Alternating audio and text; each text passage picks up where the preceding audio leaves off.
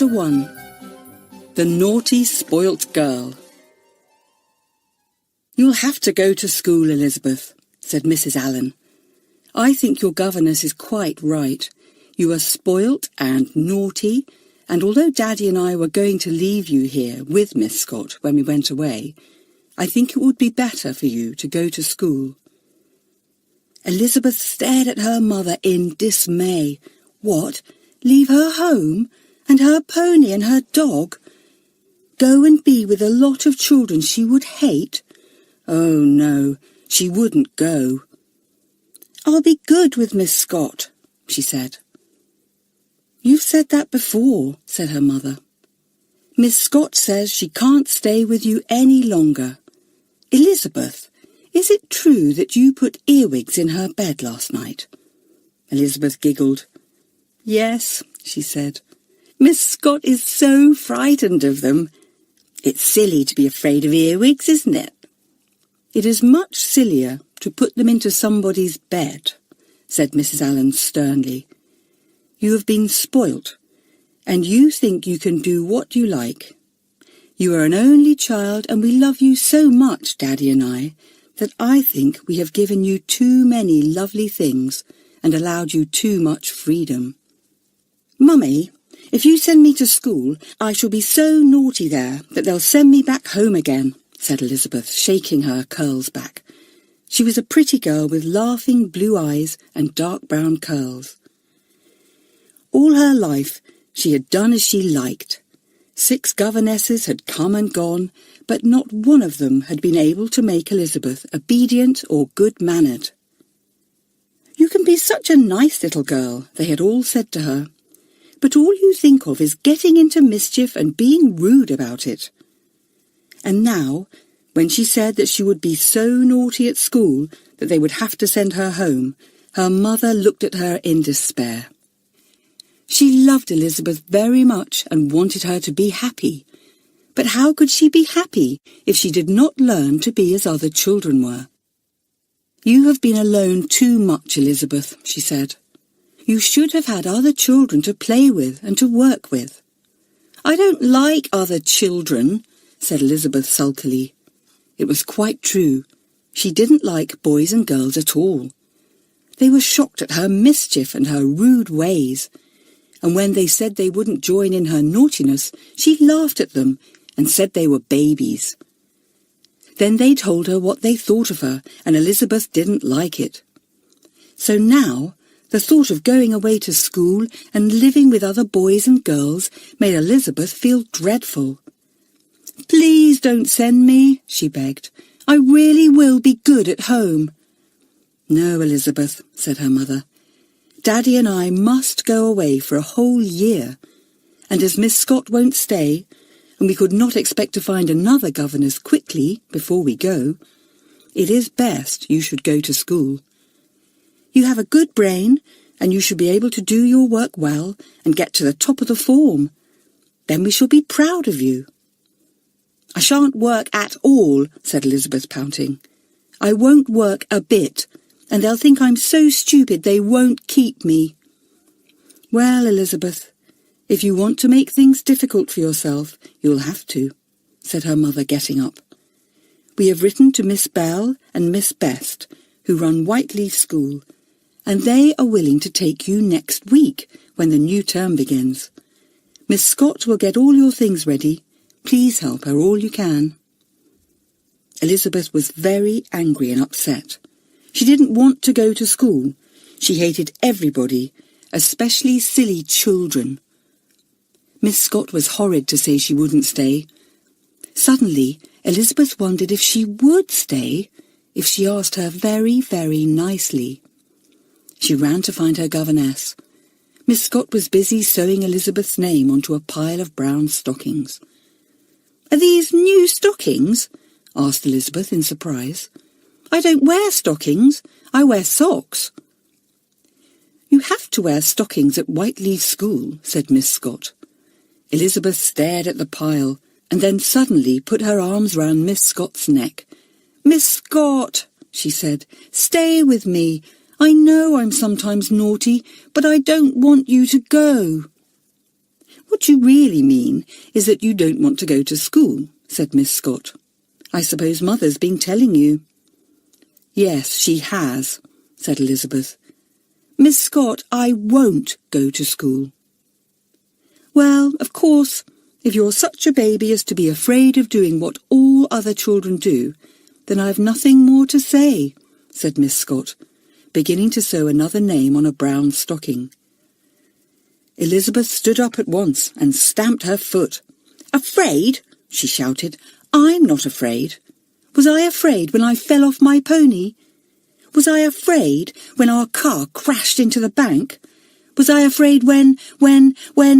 "Don't shout at me, please, Elizabeth," said Miss Scott. "I think you are afraid to go to school and mix with obedient, well-mannered, hard-working children who are not spoilt as you are. You know quite well that you wouldn't get your own way, that you would have to share everything instead of having things to yourself as you do now, and that you would have to be punctual, polite, and obedient. And you are afraid to go." I'm not, shouted Elizabeth. "I shall go, but I shall be so naughty and lazy that they won't keep me, and then I'll come back home, and you'll have to look after me again, so there." "My dear Elizabeth, I shan't be here," said Miss Scott, taking another stocking. "I'm going to another family, where I shall have 2 little boys to teach. I'm going the day you go to school. So you can't come back home, because I shan't be here. Your father and mother will be away, and the house will be shut up." Elizabeth burst into tears. She sobbed so loudly that Miss Scott, who was really fond of the spoilt, naughty girl, put her arms round her and comforted her. "Now, don't be silly," she said. "Most children simply love school. It's great fun. You play games, you go for walks all together, you have the most lovely lessons, and you will make such a lot of friends. You have no friends now, and it is a dreadful thing not to have a single friend. You are very lucky." "I'm not," wept Elizabeth. "Nobody loves me. I'm very unhappy." "The trouble is that people have loved you too much," said Miss Scott. "You are pretty and merry and rich, so you have been spoilt. People like the way you look, the way you smile in your pretty clothes, so they fuss you and pet you and spoil you, instead of treating you like an ordinary child. But it isn't enough to have a pretty face and a merry smile. You must have a good heart, too." Nobody had spoken to Elizabeth like this before, and the little girl was astonished. "I have got a good heart," she said, tossing her curls back again. "Well, you don't show it much," said Miss Scott. "Now run away, please, because I've got to count all these stockings and then mark your new vests and bodices." Elizabeth looked at the pile of stockings. She hated them. Nasty brown things. She wouldn't wear them. She'd take her socks to school and wear those if she wanted to. Miss Scott turned to a chest of drawers and began to take out some vests. Elizabeth picked up 2 brown stockings and pinned them toe to toe. Then she tiptoed to Miss Scott and neatly and quietly pinned them to her skirt. She skipped out of the room giggling. Miss Scott carried the vests to the table. She began to count the stockings. There should be 6 pairs. 1, 2, 3, 4, 5. She counted. 5. Dear me, where's the 6th? She looked on the floor. She looked on the chair. She was really vexed. She counted the pile again. Then she went to the door and looked for Elizabeth. The little girl was pulling something out of a cupboard on the landing. "Elizabeth," called Miss Scott sharply, "have you got a pair of brown stockings?" "No, Miss Scott," said Elizabeth, making her eyes look round and surprised. "Why?" "Because a pair is missing," said Miss Scott. "Did you take them out of this room?" "No, really, Miss Scott," said Elizabeth truthfully, trying not to laugh as she caught sight of the stockings swinging at Miss Scott's back. I'm sure all the stockings are in the room, Miss Scott, really."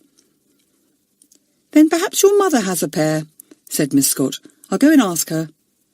Off marched the governess down the landing, the pinned brown stockings trailing behind her like a tail. Elizabeth put her head into the cupboard and squealed with laughter. Miss Scott went into her mother's room. "Excuse me, Mrs. Allen," she said, "but have you one of Elizabeth's new pairs of stockings? I've only 5 pairs." "No, I gave you them all," said Mrs. Allen, surprised.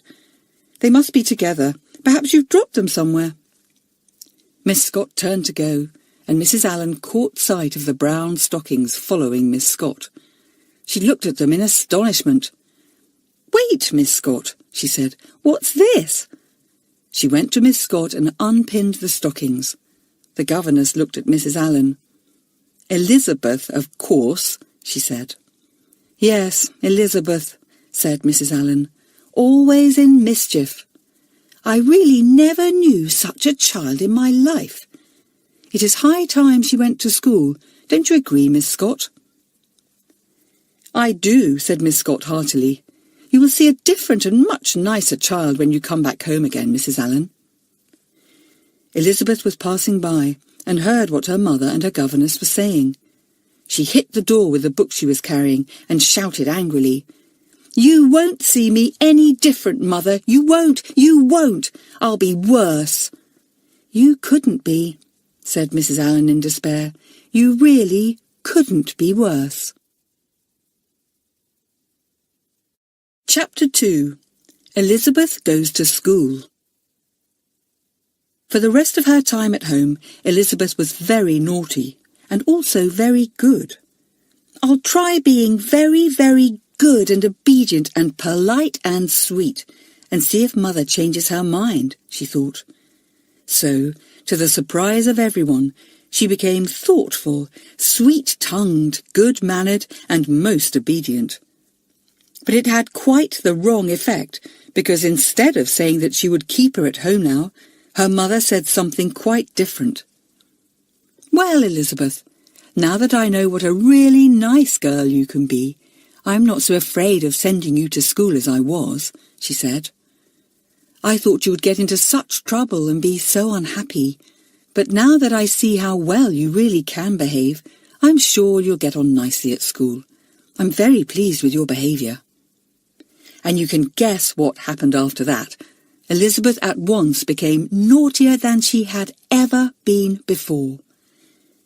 "If being good makes Mother feel like that, I'll see what being naughty does," she thought. So she emptied the ink bottle over the cushions in the drawing room. She tore a hole in one of the nicest curtains. She put 3 black beetles into poor Miss Scott's toothbrush mug, and she squeezed glue into the ends of both Miss Scott's brown shoes, so that her toes would stick there. "Well, all this makes it quite certain that Elizabeth needs to go to school," said Miss Scott angrily, as she tried to get her feet out of her sticky shoes. "I'm glad to leave her, naughty little girl. And yet she can be so sweet and nice when she likes." Elizabeth's things were packed and ready. She had a neat brown trunk with E. Allen painted on it in black. She had a tuck box too, with a big currant cake inside, a box of chocolate, a tin of toffee, a jam sandwich, and a tin of shortbread. "You will have to share these things with the others," said Miss Scott as she packed the things neatly inside. "Well, I shan't then," said Elizabeth. "Very well, don't," said Miss Scott. "If you want to show everyone what a selfish child you are, just take the chance." Elizabeth put on the outdoor uniform of Whiteleaf School. It was very neat, and she looked nice in it. But then Elizabeth looked nice in anything. The outdoor uniform was a dark blue coat with a yellow edge to the collar and cuffs, a dark blue hat with a yellow ribbon round it, and the school badge at the front. Her stockings were long and brown, and her lace shoes were brown too. "My goodness, you do look a real schoolgirl," said her mother quite proudly. Elizabeth wouldn't smile. She stood there, sulky and angry. "I shan't stay at school long," she said. "They'll soon send me back." "Don't be silly, Elizabeth," said her mother. She kissed the little girl goodbye and hugged her. "I will come and see you at half-term," she said. "No, Mother, you won't," said Elizabeth. "I shall be home long before that." "Don't make me sad, Elizabeth," said Mrs. Allen. But Elizabeth wouldn't smile or say she was sorry. She got into the car that was to take her to the station and sat there, very cross and straight. She had said goodbye to her pony, she had said goodbye to Timmy, her dog, she had said goodbye to her canary, and to each of them she had whispered the same thing. "I'll soon be back. You'll see. They won't keep the naughtiest girl in the school for long." Miss Scott took her to the station and then up to London in the train. She went with Elizabeth to a big station where trains whistled and chuffed and people ran about in a hurry. "Now we must find the right platform," said Miss Scott, hurrying too. "We have to meet the teacher there, who is in charge of the girls going by this train." They came to the right platform and went through to where a big group of girls stood with a teacher. They were all dressed in dark blue coats and hats with yellow hatbands like Elizabeth. The girls were of all ages, some big, some small, and most of them were chattering hard. 2 or 3 stood apart, looking shy. They were the new ones, like Elizabeth. The teacher spoke to them now and again, and they smiled gratefully at her. Miss Scott bustled up to the teacher. "Good morning," she said. "Is this Miss Thomas? This is Elizabeth Allen. I'm glad we're in good time." "Good morning," said Miss Thomas, smiling. She held out her hand to Elizabeth. "Well, dear," she said, "so you are going to join the happy crowd at Whiteleaf School." Elizabeth put her hand behind her back and would not shake hands with Miss Thomas. The teacher looked surprised. The other children stared. Miss Scott blushed red and spoke sharply to Elizabeth. "Elizabeth, shake hands at once." Elizabeth turned her back and looked at a train puffing nearby. "I'm so sorry she's behaving so rudely," said Miss Scott, really upset. She spoke in a low voice to Miss Thomas. "She's an only child, very, very spoilt, rich, pretty, and she doesn't want to come away to school. Just leave her alone for a bit and I expect she'll be all right." Miss Thomas nodded. She was a merry-looking young woman, and the girls liked her. She was just going to say something when a man came hurrying up with 4 boys. "Good morning, Miss Thomas," he said. "Here's my batch. Sorry I can't stop. I've a train to catch. Goodbye, boys." "Goodbye, sir," said the 4 boys. "How many boys have you at Whiteleaf this term?" asked Miss Scott. "As many as girls?" "Not quite," said Miss Thomas. "There are some more boys over there, look, in the charge of Mr. Johns." Miss Scott liked the look of the boys, all in dark blue overcoats and blue caps with yellow badges in front. "Such a good idea," she said, "to educate boys and girls together. For a child like Elizabeth, who has no brothers and not even a sister, it is like joining a large family of brothers and sisters and cousins to go to a school like Whiteleaf." "Oh, they'll soon knock the corners off your Elizabeth," smiled Miss Thomas. "Look, here comes our train. We have our carriages reserved for us, so I must find them. The boys have 2 carriages and the girls have 3. Come along, girls. Here's our train." Elizabeth was swept along with the others. She was pushed into a carriage with a big label on it, reserved for Whiteleaf School. "Goodbye, Elizabeth. Goodbye, dear," cried Miss Scott. "Do your best." "Goodbye," said Elizabeth, suddenly feeling very small and lost. "I'll soon be back," she shouted. "Gracious," said a tubby little girl next to her. "A term's a long time, you know. Fancy saying you'll soon be back." "Well, I shall," said Elizabeth. She was squashed in a heap by the tubby little girl and another girl on the other side, who was rather bony. She didn't like it. Elizabeth felt sure she would never, never learn who all the different girls were. She felt a little afraid of the big ones, and she was horrified to think there were boys at her school. Boys! nasty, rough creatures. Well, she'd show them that a girl could be rough too. The little girl sat silently as the train rattled on and on. The others chattered and talked and offered sweets round the carriage. Elizabeth shook her head when the sweets were offered to her. "Oh, come on, do have one," said the tubby little girl, whose sweets they were. "A sweet would do you good. Make you look a bit sweeter, perhaps." Everybody laughed. Elizabeth went red and hated the tubby little girl. "Ruth, you do say some funny things," said a big girl opposite. "Don't tease the poor little thing. She's new." "Well, so's Belinda, next to you," said Ruth. "But she does at least say something when she's spoken to." "That will do, Ruth," said Miss Thomas, seeing how red Elizabeth had gone. Ruth said no more, but the next time she offered her sweets round, she did not offer them to Elizabeth. It was a long journey. Elizabeth was tired when at last the train drew up in a country station, and the girls poured out of the carriages. The boys came to join them, and the children talked eagerly of all they had done in the holidays. "Come along now, quickly," said Mr. Johns, pushing them out of the station gate. "The coach is waiting." There was an enormous coach outside the station, labelled Whiteleaf School. The children took their places. Elizabeth found a place as far away as possible from the tubby little girl called Ruth. She didn't like her one bit. She didn't like Belinda either. She didn't like anyone. They all stared at her too much. The coach set off with a loud clank and a rumble.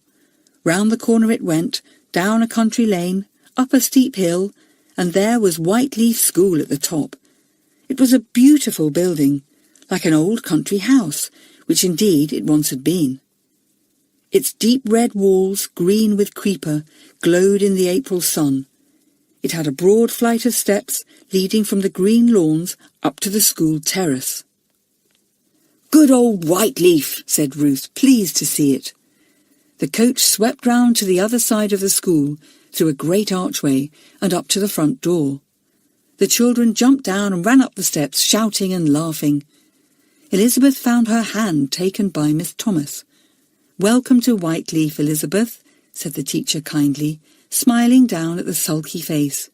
"I am sure you will do well here and be very happy with us all." "I shan't," said naughty Elizabeth, and she pulled her hand away. It was certainly not a very good beginning.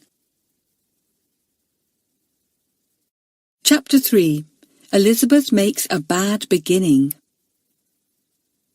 It was 1:30 by the time the children arrived, and they were all hungry for their dinner. They were told to wash their hands quickly and tidy themselves and then go to the dining hall for their dinner. "Eileen, please look after the 3 new girls," said Miss Thomas. A big girl with a kindly face and a mass of fair curls came up to Belinda, Elizabeth, and another girl called Helen. She gave them a push in the direction of the cloakrooms. "Hurry," she said. So they hurried, and Elizabeth soon found herself in a big cloakroom, tiled in gleaming white, with basins down one side and mirrors here and there. She washed quickly, feeling rather lost in such a crowd of chattering girls. Helen and Belinda had made friends, and Elizabeth wished they would say something to her instead of chattering to one another. But they said nothing to Elizabeth, thinking her rude and strange. Then to the dining hall went all the girls and took their places. The boys clattered in too. "Sit anywhere you like today," said a tall mistress, whose name Elizabeth found was Miss Bell. So the children sat down and began to eat their dinner hungrily. There was hot soup first, then beef, carrots, dumplings, onions and potatoes, and then rice pudding and golden syrup. Elizabeth was so hungry that she ate everything put before her, though at home she would certainly have pushed away the rice pudding. As it was the first day, the children were allowed to talk as they pleased, and there was such a noise as they told one another what they had done in the holidays.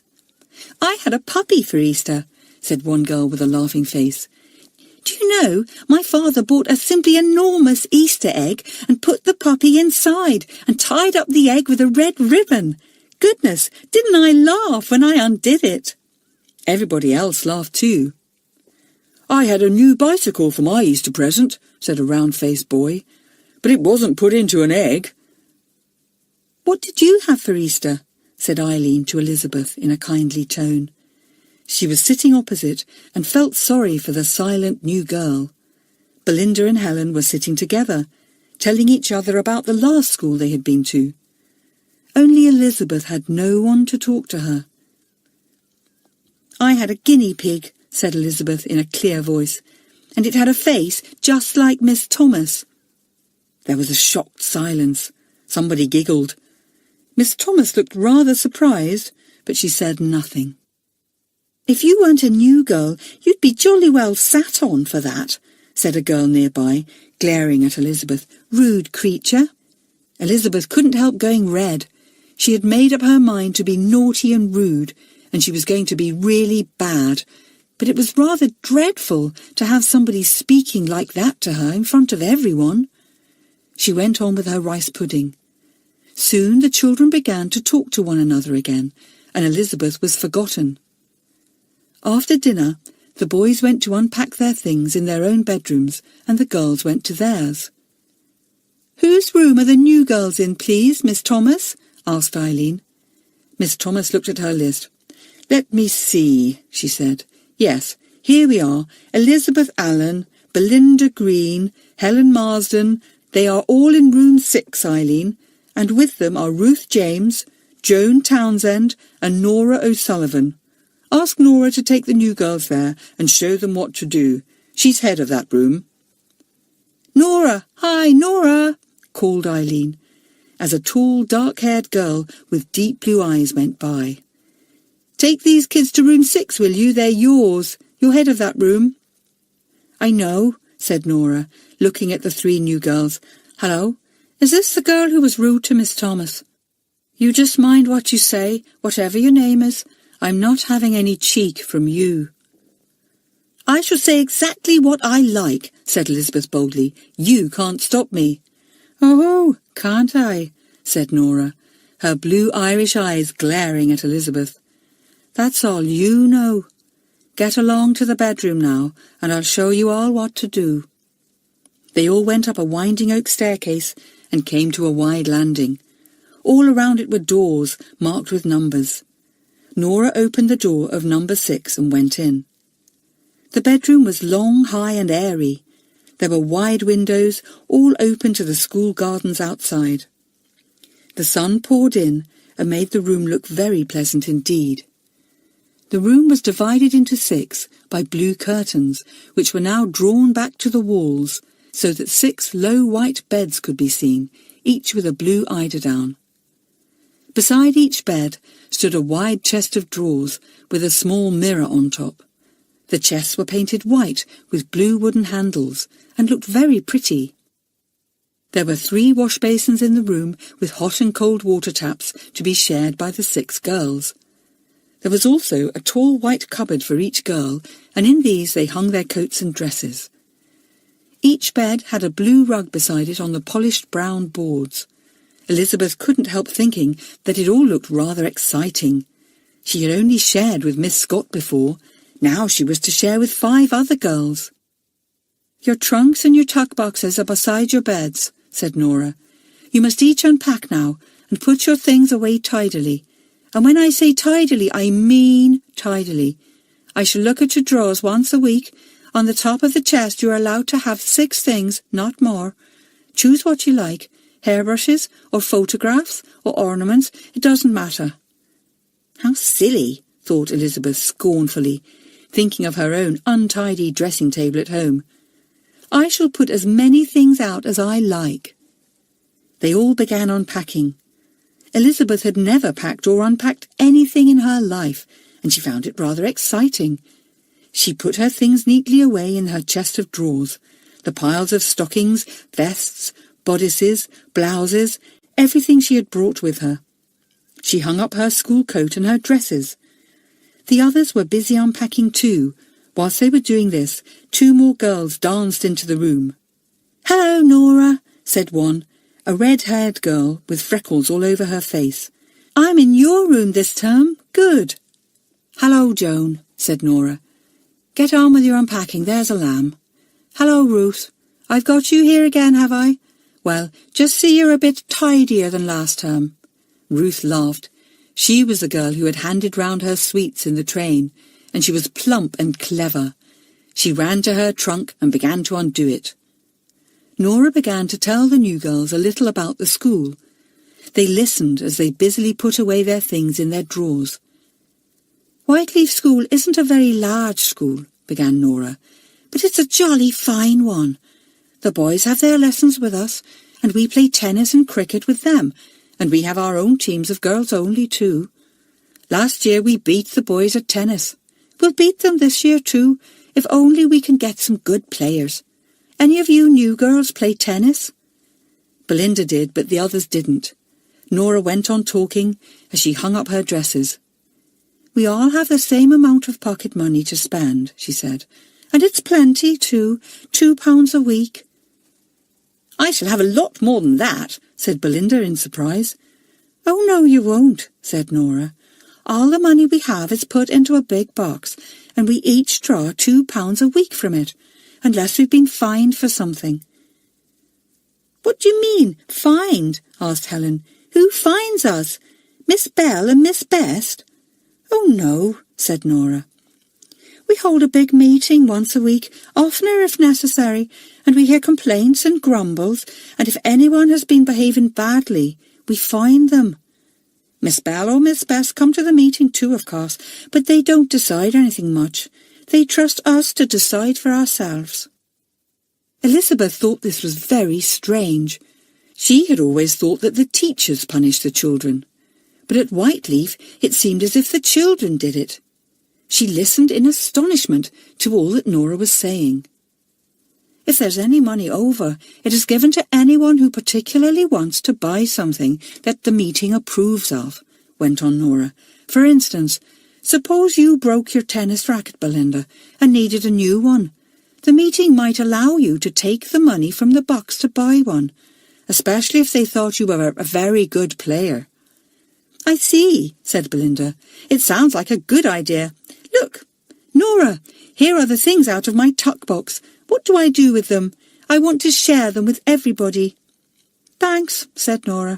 "Well, we keep all our cakes and sweets and things in the playroom downstairs. There's a big cupboard there and tins to put cakes into. I'll show you where. Elizabeth, are your tuck box things ready? If so, bring them along, and we'll put them into the cupboard to share at tea time." "I'm not going to share," said Elizabeth, remembering that she hadn't been naughty or horrid for some time. "I shall eat them all myself." There was a horrified silence. The 5 girls stared at Elizabeth as if they couldn't believe their ears. Not share her cakes and sweets. Whatever sort of a girl was this? "Well," said Nora at last, her merry face suddenly very disgusted, "you can do what you like, of course, with your own things. If they're as horrid as you seem to be, nobody would want to eat them." Chapter 4. Elizabeth Gets into Trouble. As Nora was about to lead the way down to the playroom, she glanced at the chests of drawers to see that they were tidy on the top. To her surprise, she saw that Elizabeth had put about a dozen things on her chest. Nora stopped and looked at them. There were 2 hairbrushes, a mirror, a comb, 3 photographs, a bottle of scent, 2 small vases and a clothes brush. "Look here," said Nora to the others. "This poor child can't count up to 6. She's got 11 things on her chest. Poor Elizabeth. Fancy not being able to count to 6. "I can," said Elizabeth fiercely. 1, 2, 3, 4, 5, 6. Everybody squealed with laughter. "She can count," said Nora. "Well, Elizabeth, count your things and take 5 away, or can't you do taking away? There are 11 things on your chest. Take away 5 and it will leave 6, which is the number I told you to have." "I'm not going to take any away," said Elizabeth rudely. "Aren't you?" said Nora in surprise. "Well, if you won't, I will." The angry Irish girl picked up a hairbrush, the 3 photographs and the mirror. She went to a box under the window, took a key from her pocket and unlocked it. She put the 5 things inside and locked the box. "That's what happens when people can't count," she said. Elizabeth stared at her in a rage. "Give me my things back," she said. "I want those photographs at once. They are of Mummy and Daddy and my pony too." "Sorry," said Nora, putting the key into her pocket. "You can have them back when you apologise and tell me that you know how to count." "I shan't," said Elizabeth. "Just as you please," said Nora. "Now come on, everybody, and let's take the eatables down to the playroom." "I don't want to bring mine," said Elizabeth. "I want to leave them here." "Well, if you do, they'll go into that box along with the photographs," said Nora firmly. "The rule is that all eatables go downstairs." Elizabeth stood sulking, looking at her cake, her jam sandwich, her chocolate, toffee and shortbread. Then she picked up her tuck box and followed the others. She did not want them to go into that box. She had seen enough of Nora to know that that young lady was very determined. They clattered down the oak staircase.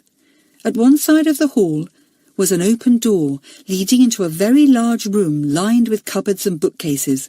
It was full of boys and girls. Some were talking, some were playing games, some were putting away cakes into tins. They were all busy and happy, and called out greetings to Nora as she came into the room. There was a gramophone going in one corner. Elizabeth stopped to listen to it, for she loved music. It was playing a tune that her mother played at home, and suddenly the little girl felt as if she wanted her mother badly. "But never mind," she thought to herself. "I shan't be here long. I don't expect they'll keep me for more than a week if I go on being awfully naughty." "Here are some empty tins," said Nora, handing some down from a shelf. "Catch, Helen. Catch, Elizabeth. Here's a big one for you, Belinda, to take in that enormous cake." Soon they were all putting away their things. Nora took slips of paper from a pile and wrote their names on. "Stick your name on your tin," she said, licking hers and sticking it to the side of her tin. "I'd like to see the classrooms," said Belinda. Ruth said she would show her round the whole school, and off she went with Belinda and Helen. Elizabeth followed a little way behind, curious to see what a school was like, for she had never seen inside one before. The dining hall she had already seen, a great high room with big windows. Tables ran down the middle of it. It was only used for meals. Then there were the classrooms, big sunny rooms all over the place, with neat desks and chairs, and a bigger desk for the teacher. There were blackboards everywhere, just like the one that Miss Scott had used for Elizabeth. "This is our classroom," said Ruth to the new girls. "I expect we shall all be in Miss Ranger's class. She's pretty strict, I can tell you. Nora's in a higher class, of course. She's older. She's a jolly good sort. Don't you think so?" "Yes," agreed Helen and Belinda at once, but Elizabeth thought differently. She pursed up her mouth and said nothing. "This is the gym," said Ruth, and the 3 new girls looked in wonder at the great room, with its ropes and climbing ladders and bars and poles. Elizabeth suddenly felt excited. She loved climbing and swinging and jumping. She hoped she could do some gym before she left. There were many other bedrooms like her own, and then there was the part of the house put aside for Miss Bell and Miss Best and the other teachers. "You'll each have to go and see the heads after tea," said Ruth. "They're good sorts."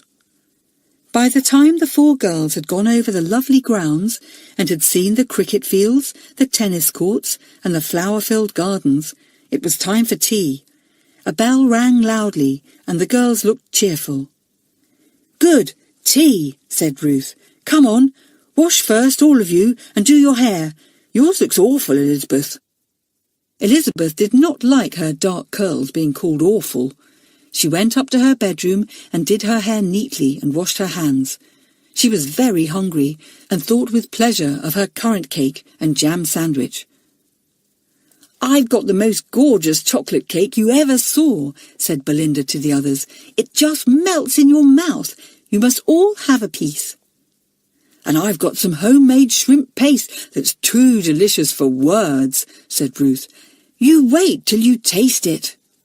Chocolate cake and homemade shrimp paste seemed even more delicious to Elizabeth than currant cake and jam sandwich, which suddenly seemed rather ordinary.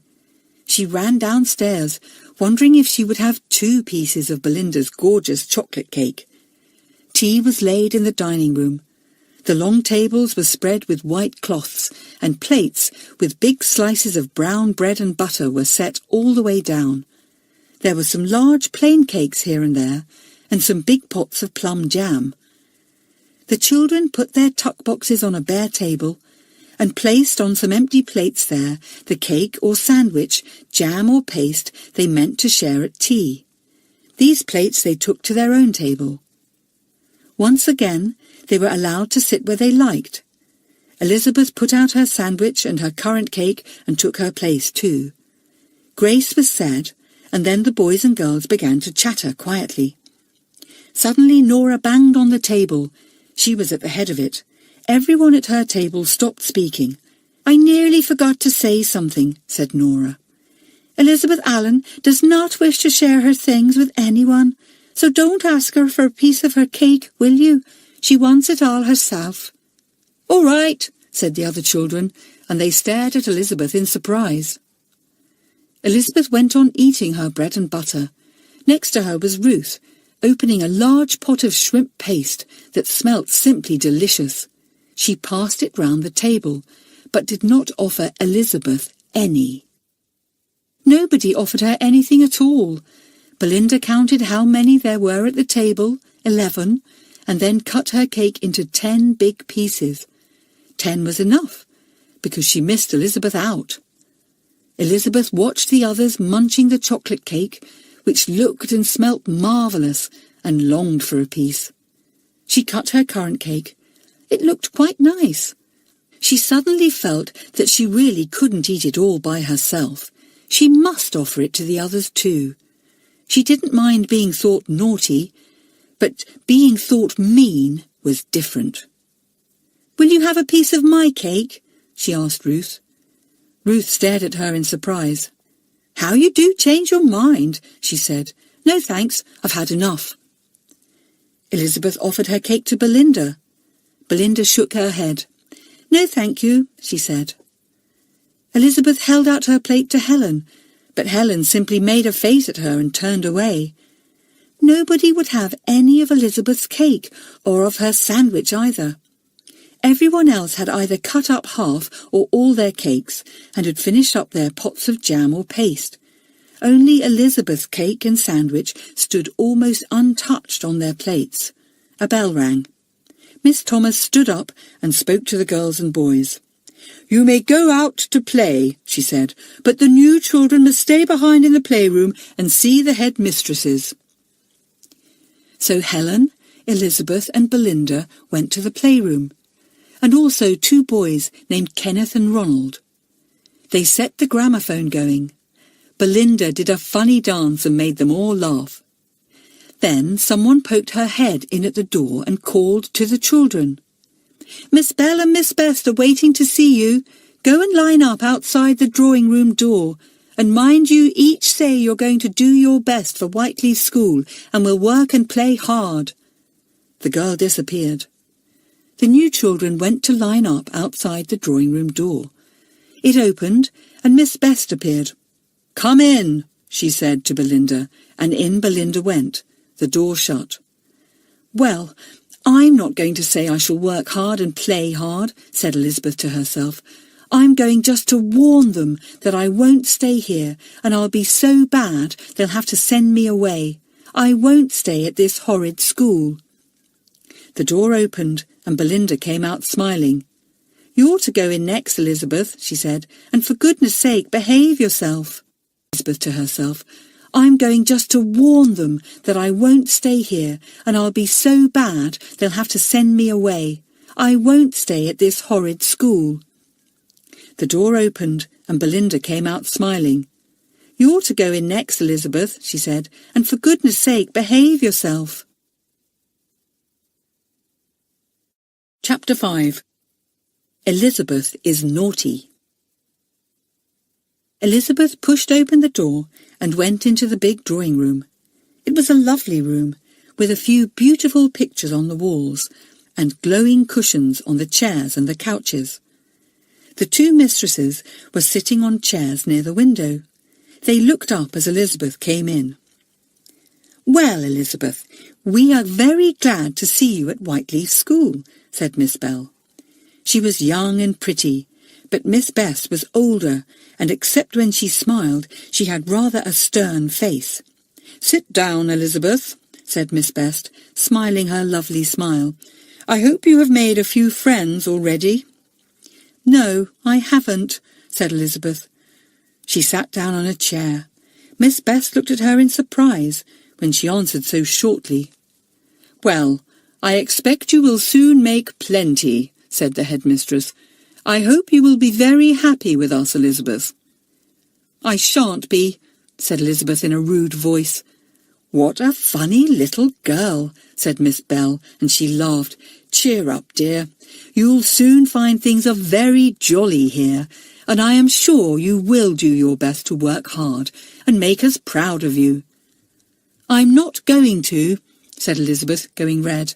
"I'm going to be as bad and naughty and horrid as I can possibly be, so there. I don't want to go to school. I hate Whiteleaf School. I'll be so bad that you'll send me home next week." The little girl glared at the two mistresses as she said all this, expecting them to jump up in anger. Instead, they both threw back their heads and laughed and laughed. "Oh, Elizabeth, what an extraordinary child you are," said Miss Bell, wiping away the tears of laughter that had come into her eyes. "You look such a good, pretty little girl, too. No one would think that you wanted to be so bad and naughty and horrid." "I don't care how you punish me," said Elizabeth, tears coming into her own eyes, but tears of anger, not of laughter. "You can do all you like. I just shan't care." "We never punish anyone, Elizabeth," said Miss Best, suddenly looking stern again. "Didn't you know that?" "No, I didn't," said Elizabeth in astonishment. "What do you do when people are naughty, then?" "Oh, we leave any naughty person to the rest of the children to deal with," said Miss Best. "Every week the school holds a meeting, you know, and the children themselves decide what is to be done with boys and girls who don't behave themselves. It won't bother us if you are naughty, but you may perhaps find that you make the children angry." "That seems funny to me," said Elizabeth. "I thought it was always the teachers that did the punishing." "Not at Whiteleaf School," said Miss Bell. "Well, Elizabeth, my dear, perhaps you'd go now and tell the next child to come in, will you? Maybe one day Whiteleaf School will be proud of you, even though you are quite sure it won't." Elizabeth went out without another word. She couldn't help liking the two headmistresses, though she didn't want to at all. She wished she had been ruder to them. What a funny school this was! She spoke to Helen outside the door. "You ought to go in now," she said. "The Beauty and the Beast are waiting for you." "Oh, you naughty girl," said Helen with a giggle. "Miss Bell and Miss Best, the Beauty and the Beast. That's rather clever of you to think of that, Elizabeth." Elizabeth had meant it to be very rude. She did not know enough of other children to know that they always loved nicknames for their masters and mistresses. She was surprised that Helen thought her clever, and secretly she was pleased. But she stuck her nose in the air and marched off. She wasn't going to be pleased with anything or anybody at Whiteleaf School. She wandered round by herself until the supper bell went at 7 o'clock. She felt hungry and went into the dining hall. The children were once more opening their tins of cakes, and a lively chatter was going on. It all looked very jolly. There were big mugs on the table and big jugs of steaming hot cocoa here and there. There were piles of bread again, butter, cheese, cheese and dishes of stewed fruit. The children sat down and helped themselves. Nobody took any notice of Elizabeth at all, till suddenly Helen remembered what she had called Miss Bell and Miss Best. With a giggle, she repeated it to her neighbour, and soon there was laughter all round the table. "The Beauty and the Beast," went the whisper, and chuckles echoed round. Elizabeth heard the whispers and went red. Nora O'Sullivan laughed loudly. "It's a jolly good nickname," she said. "Bell means beauty, and Best is very like beast, and certainly Miss Bell is lovely, and Miss Best isn't. That was pretty smart of you, Elizabeth." Elizabeth smiled. She really couldn't help it. She didn't want to. She wanted to be as horrid as possible, but it was really very pleasant to have everyone laughing at her joke. "It's strange, though," she thought. "I meant to be horrid and rude, and the others just think it's funny. I guess Miss Bell and Miss Best wouldn't think it funny, though." Nobody offered Elizabeth any of their goodies, and she did not like to offer hers, for she felt sure everyone would say no. The meal went on until 7:30, and then, after grace was said, the children all got up and went to the playroom. "When's your bedtime?" said Nora to Elizabeth. "I expect it's 8 o'clock. You'd better see. The times are on the notice board over there. My bedtime is 8:30, and when I come to bed, I expect all the rest of you to be safe in bed." "I don't want to go to bed at 8 o'clock, said Elizabeth indignantly. "I go to bed much later than that at home." "Well, you shouldn't then," said Nora. "No wonder you're such a crosspatch. My mother says that late hours make children stupid, bad-tempered and slow." Elizabeth went to see the times for going to bed. Hers was, as Nora had said, at 8 o'clock. Well, she wouldn't go. She'd be naughty. So she slipped out into the garden and went to where she had seen 2 or 3 big swings. She got onto a swing and began to push herself to and fro. It was lovely there in the evening sunshine. Elizabeth quite forgot that she was at school, and she sang a little song to herself. A boy came into the place where the swings were and stared at Elizabeth. "What are you doing here?" he said. "I bet it's your bedtime." "Mind your own business," said Elizabeth at once. "Well, what about you going off to bed and minding yours?" said the boy. "I'm a monitor, and it's my job to see that people do what they're told." "I don't know what a monitor is, and I don't care," said Elizabeth rudely. "Well, let me tell you what a monitor is," said the boy, who was just about Elizabeth's size. "It's somebody put in charge of other silly kids at Whiteleaf to see that they don't get too silly. If you don't behave yourself, I shall have to report you at the meeting. Then you'll be punished." "Pooh," said Elizabeth, and she swung herself very hard indeed, put out her foot, and kicked the boy so vigorously that he fell right over. Elizabeth squealed with laughter, but not for long. The boy jumped up, ran to the swing, and shook Elizabeth off. He caught hold of her dark curls and pulled them so hard that the little girl yelled with pain. The boy grinned at her and said, "Serve you right. You be careful how you treat me next time, or I'll pull your nose as well as your hair. Now, are you going in or not?" Elizabeth ran away from him and went indoors. She looked at the clock.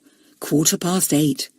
Perhaps she would have time to go to bed before that horrid Nora came up at 1:30. So she ran up the stairs and went to bedroom number 6. Ruth, Joan, Belinda and Helen were already there, half undressed. Their curtains were pulled around their cubicles, but they were talking hard all the same. Elizabeth slipped into her own cubicle. "You're late, Elizabeth," said Ruth. "You'll get into trouble if you're caught by a monitor." "I have been," said Elizabeth, "but I didn't care. I was on the swing, and I put up my foot and kicked him over." "Well, you're very silly," said Ruth. "You will get into trouble at the meeting if you don't look out, and that's not pleasant." "I don't care for any silly meeting," said Elizabeth, jumping into bed. She remembered that Nora had put her 3 photographs into the locked box, and she jumped out again. She went to the box and tried to open it, but it was still locked. Nora came in at that moment and saw Elizabeth there. "Hello, kid," she said. "Do you want your things back? Well, apologise and you can have them." But Elizabeth was not going to say she was sorry. She made a rude face at Nora and flung herself into bed. "Well, you are a sweet child, aren't you?" said Nora mockingly. "I hope you get out of the right side of your bed tomorrow." Then there was a creak as Nora sat on her bed to take off her stockings. A clock struck 8:30 downstairs. "No more talking now," said Nora. "Sleep tight, all of you." Chapter 6. Elizabeth joins her class. Elizabeth wondered where she was when she woke the next morning, but she soon remembered she was at that horrid school. A bell rang. Nora sat up in her bed and spoke to the others. "That's the bell for getting up," she said. "Stir yourselves, you've got half an hour." Elizabeth thought she wouldn't get up. She lay there warm in her bed and looked up at the white ceiling. Nora's voice came sharply to her. "Elizabeth Allen, are you getting up or are you not?" "Not," said Elizabeth cheekily. "Well, I'm in charge of you 5, and it's my job to get you down to breakfast in good time," said Nora, poking her nose round the curtain. "Get up, you lazy creature." "Are you a monitor?" asked Elizabeth, remembering the boy of the evening before. "I am," said Nora. "Come on, get up, Elizabeth, and don't make yourself such a nuisance." Elizabeth still lay there. Nora nodded to plump Ruth, and the two went beside Elizabeth's bed. Together they stripped all the clothes off the lazy girl and then tipped up the mattress. Elizabeth gave a shriek and slid onto the floor. She was very angry. She rushed at Nora, but Nora was big and strong and caught hold of the angry girl's arms at once. "Don't be silly now," she said. "Get dressed and hurry up, or I'll give you what for. Monitors do that sometimes, you know." Elizabeth felt that she couldn't bear to test Nora's threat. She washed very sulkily, dressed, cleaned her teeth and did her hair.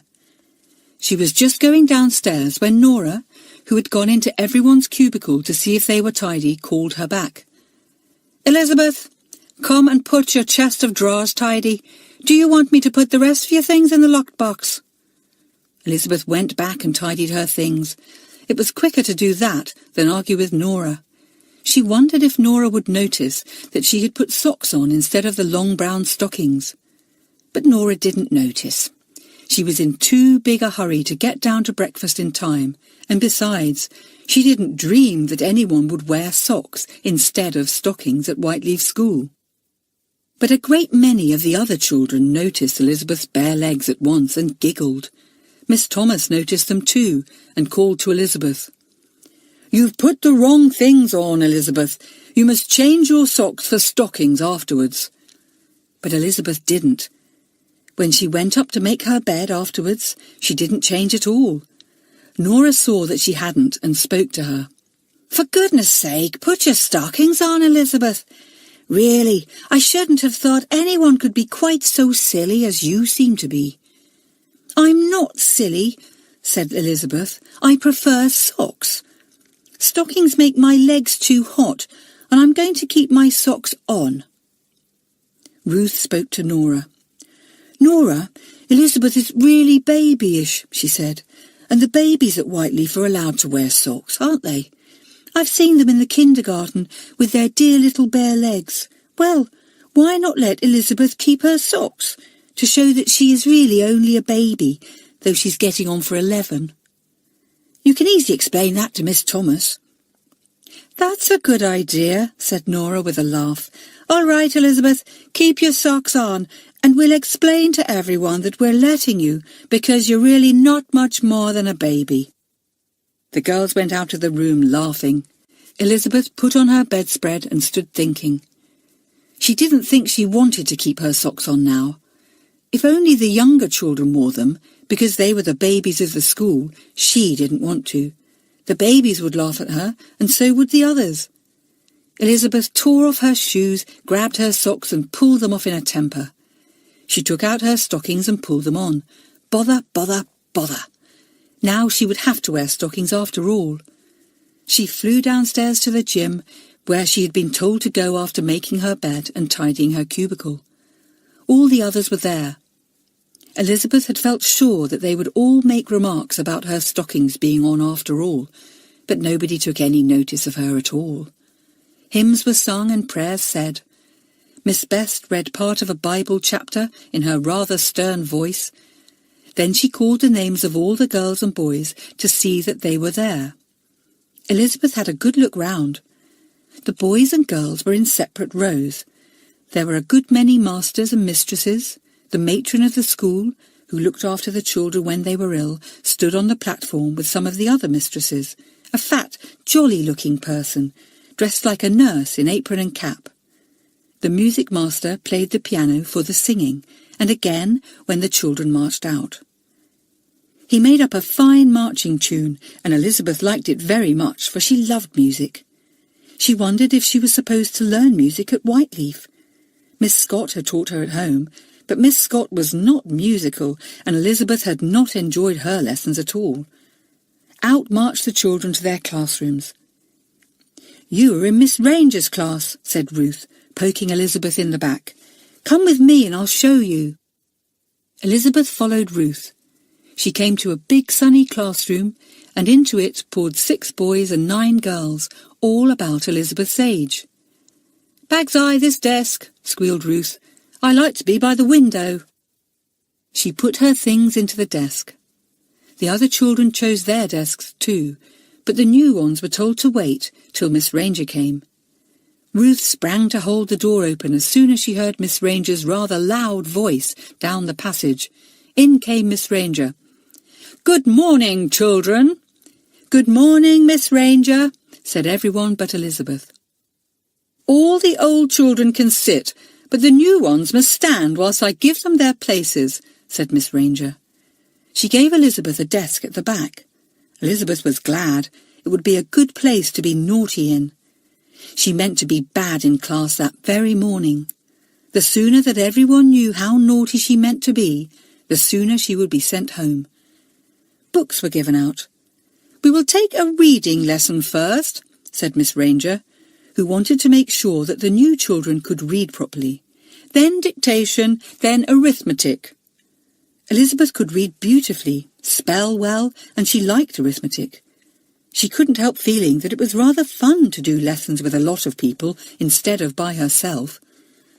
When her turn came, she read very nicely indeed, though she had a great many difficult words in her page. "Very good, Elizabeth," said Miss Ranger. "Next, please."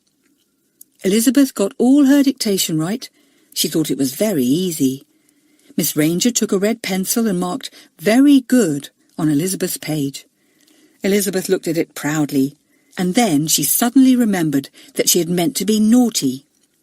"This won't do," she said to herself. "I can't get very goods like this. They'll never send me home. I'd better be naughty." She wondered what to do. She looked at Ruth by the window and wondered if she could flip her rubber at her and hit her. She took her ruler, fitted her rubber against the end of it, bent it back and let it go. Whizz! The rubber flew across the schoolroom and hit Ruth on the left ear. "Oh!" said Ruth in surprise.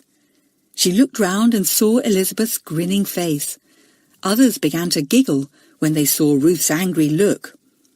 Elizabeth grew bolder. She folded up a bit of paper and flipped it at Helen, who sat in front. But Helen moved her head, and the pellet of paper flew past her and landed on Miss Ranger's desk. She looked up. "Playtime is for things like this," she said, "not lesson time. Who did that?" Elizabeth didn't answer. Miss Ranger looked up and down the rows. "Who did that?" she said again. The boy next to Elizabeth poked her hard with his ruler. "Own up," he whispered. "If you don't, we'll all be kept in." So Elizabeth owned up. "I did it," she said. "Well, Elizabeth, perhaps you would like to know that I don't allow behaviour like that in my class," said Miss Ranger. "Don't do it again." "I shall if I want to," said Elizabeth. Everybody looked at her in amazement. Miss Ranger was surprised. "You must be very bored with these lessons to want to flip paper about," she said. "Go outside the room and stay there till you feel it would bore you less to come back than to stand outside. I don't mind how long you stand there, but I do mind anybody being bored in my class. Now, children, get out your paint boxes, please." There was a clatter as the desks were opened and paint boxes were taken out. Elizabeth loved painting, and she was very good at it. She wanted to stay. She sat on in her desk and didn't move. "Elizabeth, go outside, please," said Miss Ranger. There was no help for it then. Up Elizabeth got and went outside the door. "You may come back when you think you can really behave yourself and not disturb my class," said Miss Ranger. It was very dull standing outside the door. Elizabeth wondered if she should wander away and have a swing. No, she might meet the Beauty and the Beast. Ha ha! She was being naughty all right. But it was dull, standing so long outside a door and hearing happy talking coming from inside, as the children painted blue and pink lupins that Miss Ranger had brought in. Elizabeth couldn't bear it any longer. She opened the door and went in. "I can behave myself now," she said in a low voice to Miss Ranger.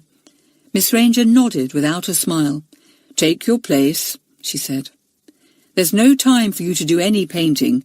You can do a few more sums." "Sums again," thought Elizabeth angrily. "Well, I'll just be bad as soon as ever I can think of something really naughty again." Chapter 7. The First School Meeting. That evening, after tea, the first meeting was held. The whole school attended it, and Miss Bell, Miss Best, and Mr. Johns came too. They sat at the back and did not seem to be taking a great deal of notice of what was going on. "But all the same, they never miss a word," said Ruth to Belinda, who was feeling just a little scared of this first important meeting. The two head children of the school, a grave-looking girl called Rita, and a merry-eyed boy called William, sat at a large table in the gym, where the meeting was held. They were the judges. 12 other children, 6 boys and 6 girls, big and small, sat round a table just in front of the 2 judges. They were called the jury. All the others sat on forms around. At first Elizabeth had thought she would not go to the meeting.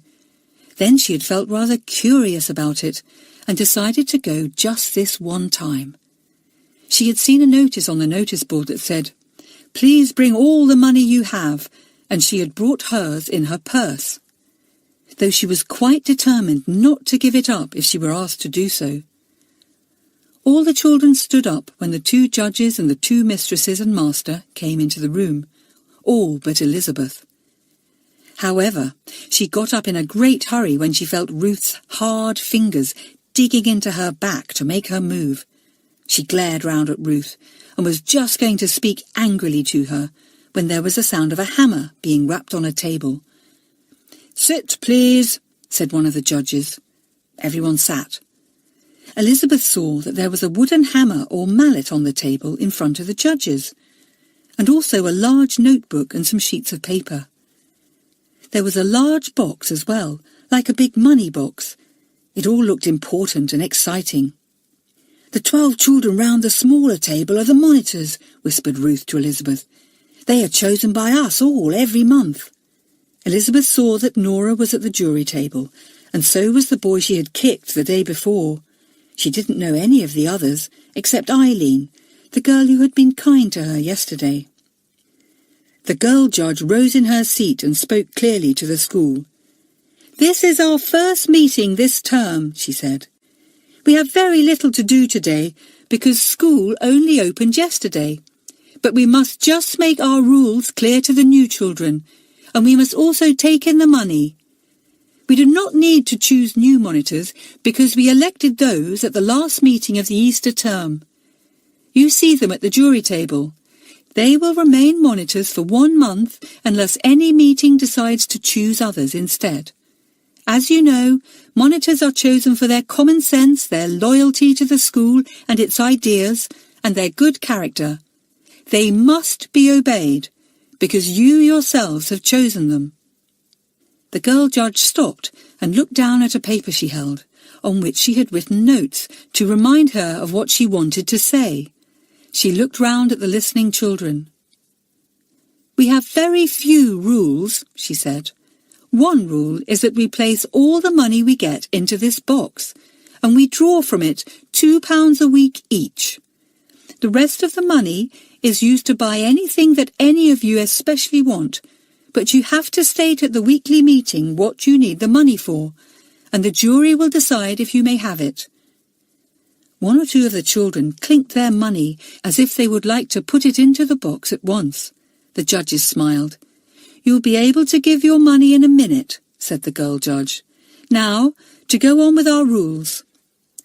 The second rule is that if we have any complaint at all, we must bring it to the meeting and announce it there, so that everyone may hear it and decide what is to be done with it.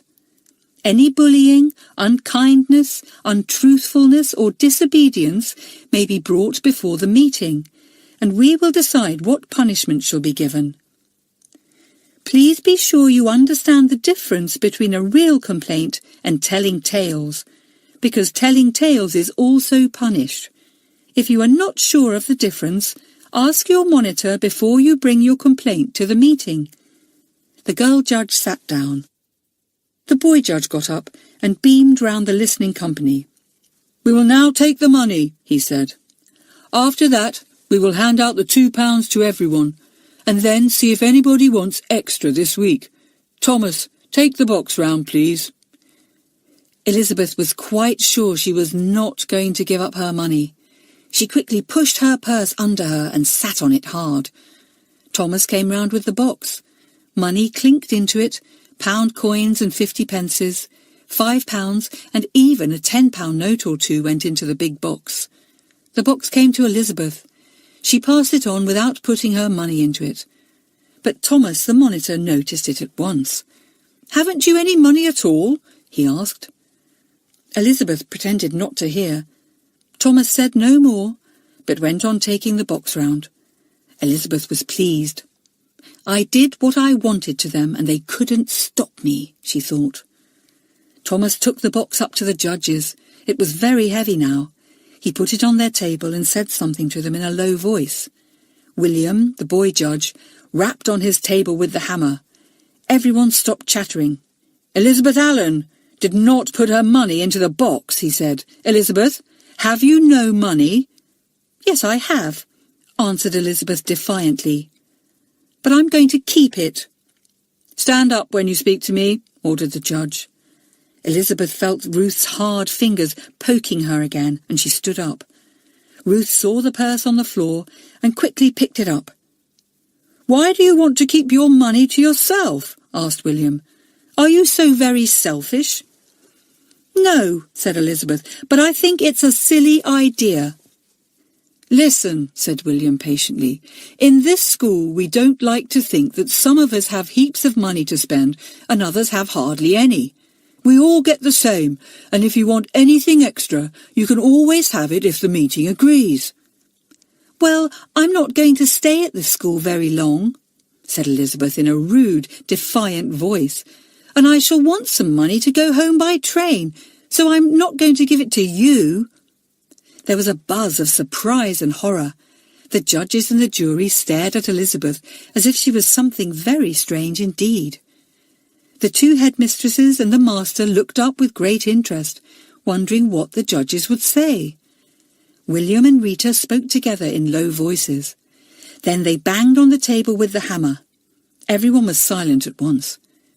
William spoke in a grave voice. "We think Elizabeth is wrong and silly," he said.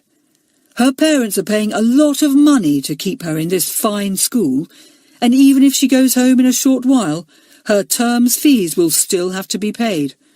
Also, we think she is very feeble not to try and see if she likes Whiteleaf." "If I'm not sent home, I'll run away," said Elizabeth, angry at being spoken of like this. "That can't be allowed," said William at once. "You would worry your parents and everyone here just because you are a selfish, silly girl. Ruth, is that Elizabeth's money I see you waving at me? Bring it here." Elizabeth made a snatch at her money, but it was too late. Ruth took the bag to the table and emptied £6 coins, 2 50-pences and 5 20-pence pieces into the money box. Elizabeth blinked her eyes. She wanted to cry, but she wasn't going to. "Elizabeth, we can't allow you to keep your money in case you are foolish enough to use it for running away," said Rita in a kind but stern voice. One of the jury stood up. It was a tall boy called Morris. "I should like to say that the jury think that Elizabeth Allen must not have any money at all to spend this week because of her behaviour," he said. All the jury put up their hands to show that they agreed. "Very well," said the judge. "Now, Elizabeth, we shan't say any more to you today because you are a new girl and must be given a chance to settle down. I hope that you will have a good report at next week's meeting. We shall be very pleased if you do." "Well, I shan't then," said Elizabeth in a furious voice. "You just wait and see what I'll do." "Sit down," said William, losing his patience with the defiant little girl. "We've had enough of you for one meeting.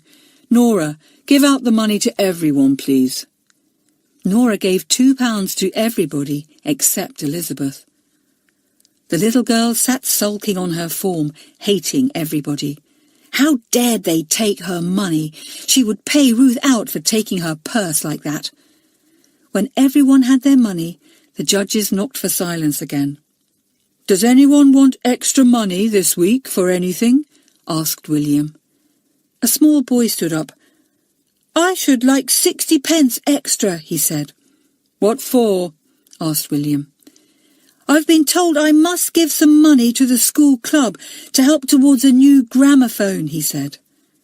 "Well, take it out of your £2, said William. "Sit down. 60 pence extra not granted." The boy sat down. A girl got up. "May I have 90 pence extra to pay for an electric light bulb I broke by accident in the playroom?" she asked. "Who's your monitor?" asked Rita. One of the jury stood up, a girl called Winnie. "Was it a proper accident, Winnie, or just fooling about?" asked Rita. "It was a proper accident," said Winnie. "Elsie was trying to open a tin, and the opener flew out of her hand and broke the light bulb." "Give her 90 pence out of the box, then," ordered Rita. Winnie took the money and gave it to the girl, who was very pleased. "Any more requests?" asked William. Nobody said anything. "Any complaints or grumbles?" asked Rita. Elizabeth felt uncomfortable. Would Nora complain about her? Would that boy she had kicked, who was a monitor, complain too? Goodness, this meeting was lasting much too long. Chapter 8. The first week at school. Nobody made any complaints at all. Elizabeth couldn't help feeling glad. All the same, they'll have plenty of complaints to make about me next week, she thought. I'll just show them that I mean what I say. Somebody had a grumble. It was a small boy called Wilfred. He stood up, looking rather shy. "I have a grumble," he said. "Go on then," said William, the judge. "Please," he said, "I learn music, and one of the times put down for my practice is half of cricket time on Tuesday. Could I have it changed? Because I do hate missing cricket." "Certainly," said William. "Mr. Johns, do you think that could be changed?" "I'll see to it," said Mr. Johns from the back of the room. "I'll speak to the music master and have it put right for Wilfred." "Thank you," said William and Wilfred together. There were no more grumbles. William hammered on the table. "The meeting is over," he said. "The next will be held at the same time on the same day next week. Everyone must attend." The children jumped up, talking loudly, and went out to their various tasks. Some had lessons to prepare for the next day. Some had pets to feed. Some wanted to practice cricket or tennis. Everyone seemed to have something to do. All except Elizabeth. She seemed to have no one to talk to, no one to walk with. She knew it was her own fault, but she didn't like it. She wandered off by herself and came to a little room where someone was playing the piano softly and beautifully. Elizabeth loved music with all her heart. She crept into the little music room and sat down to listen. Mr. Lewis, the music master, was there, playing to himself. When he finished, he turned round and saw Elizabeth. "Hello," he said. "Did you like that?" "Yes, I loved it," said Elizabeth. "It sounded to me like the sea." "It was supposed to be the sea on a summer's day," said Mr. Lewis. He was an old man, with gentle eyes and a small grey beard. "It was written by a man who loved to put the sea into his music." "I wish I could learn to play it," said Elizabeth. "I really do wish I could. Am I supposed to be learning music at this school, do you know?" "What's your name?" asked the music master, taking out a small notebook and opening it. "Mine is Mr. Lewis." "Mine is Elizabeth Allen," said Elizabeth. "Yes, here's your name," said Mr. Lewis. "You are down for music lessons with me. That's fine. We shall get on well together, and perhaps by the end of the term you will be able to play this sea piece you like so much." "I'd like that," said Elizabeth. "But I shan't be here long. I hate school." "Dear me, what a pity," said Mr. Lewis. "Most children simply love it, especially Whiteleaf School. Well, if you think you won't be here long, perhaps I'd better cross your name off my list." "It seems a waste of time to have any music lessons if you mean to go." "Well, I might as well have 1 or 2 lessons," said Elizabeth. "I suppose I couldn't have one now, could I?" Mr. Lewis looked at his watch. "Yes," he said, "I've got 20 minutes.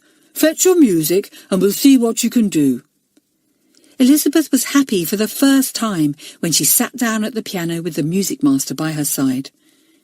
She played one of her favourite pieces. Mr. Lewis jerked his foot in time to the music and nodded his head when she had finished.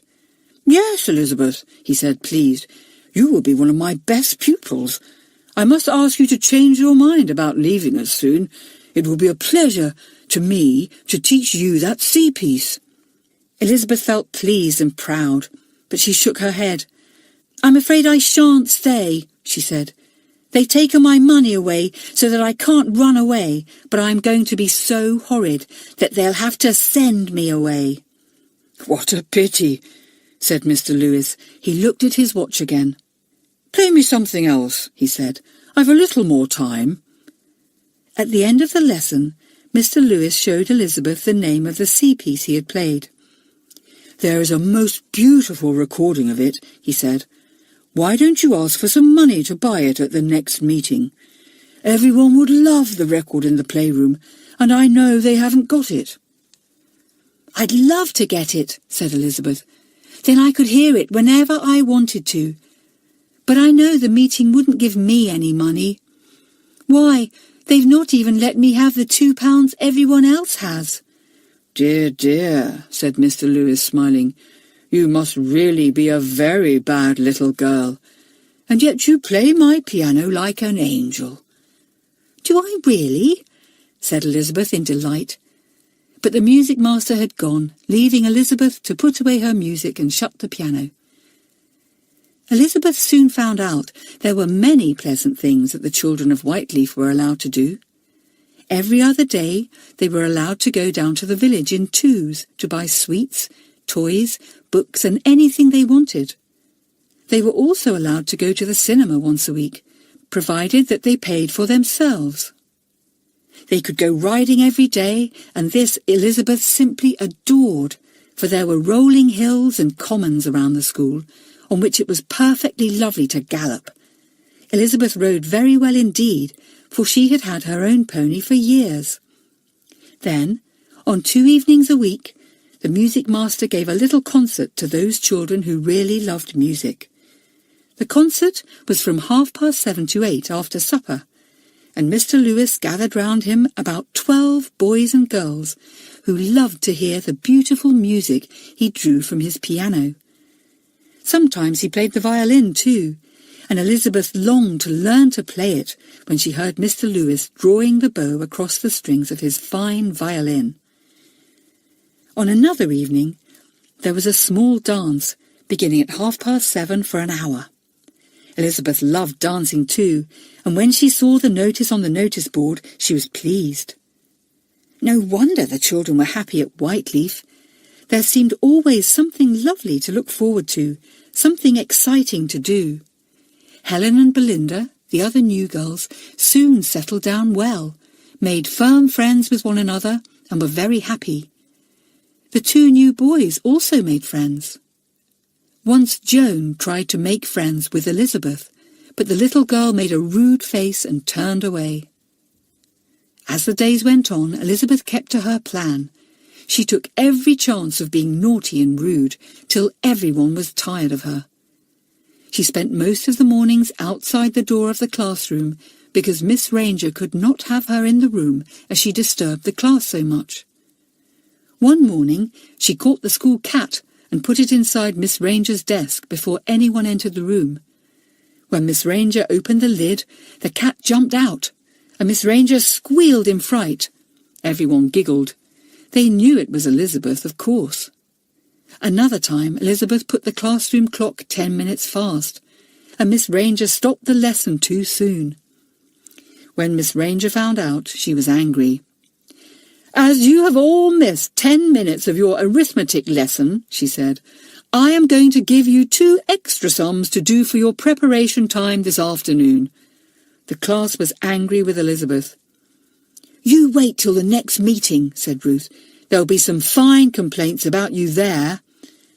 "I don't care," said Elizabeth, and she didn't. One afternoon after tea, Elizabeth wanted to go and see the village of Whiteleaf. She went to Nora, her monitor, and asked her for permission to go and look at the shops in the village. "Yes, you can go," said Nora, "but get someone to go with you. We're only allowed to go in 2s. Elizabeth went to Ruth. "Will you come with me to the village?" she asked. "I want to look at the shops." "No thanks," said Ruth. "I don't want to go with anyone like you. I don't know how you might behave in the road. I might be ashamed of you." "I know how to behave in the road," said Elizabeth crossly. "Well, you don't know how to behave at school," said Ruth, and walked away. Elizabeth asked Belinda, but Belinda shook her head.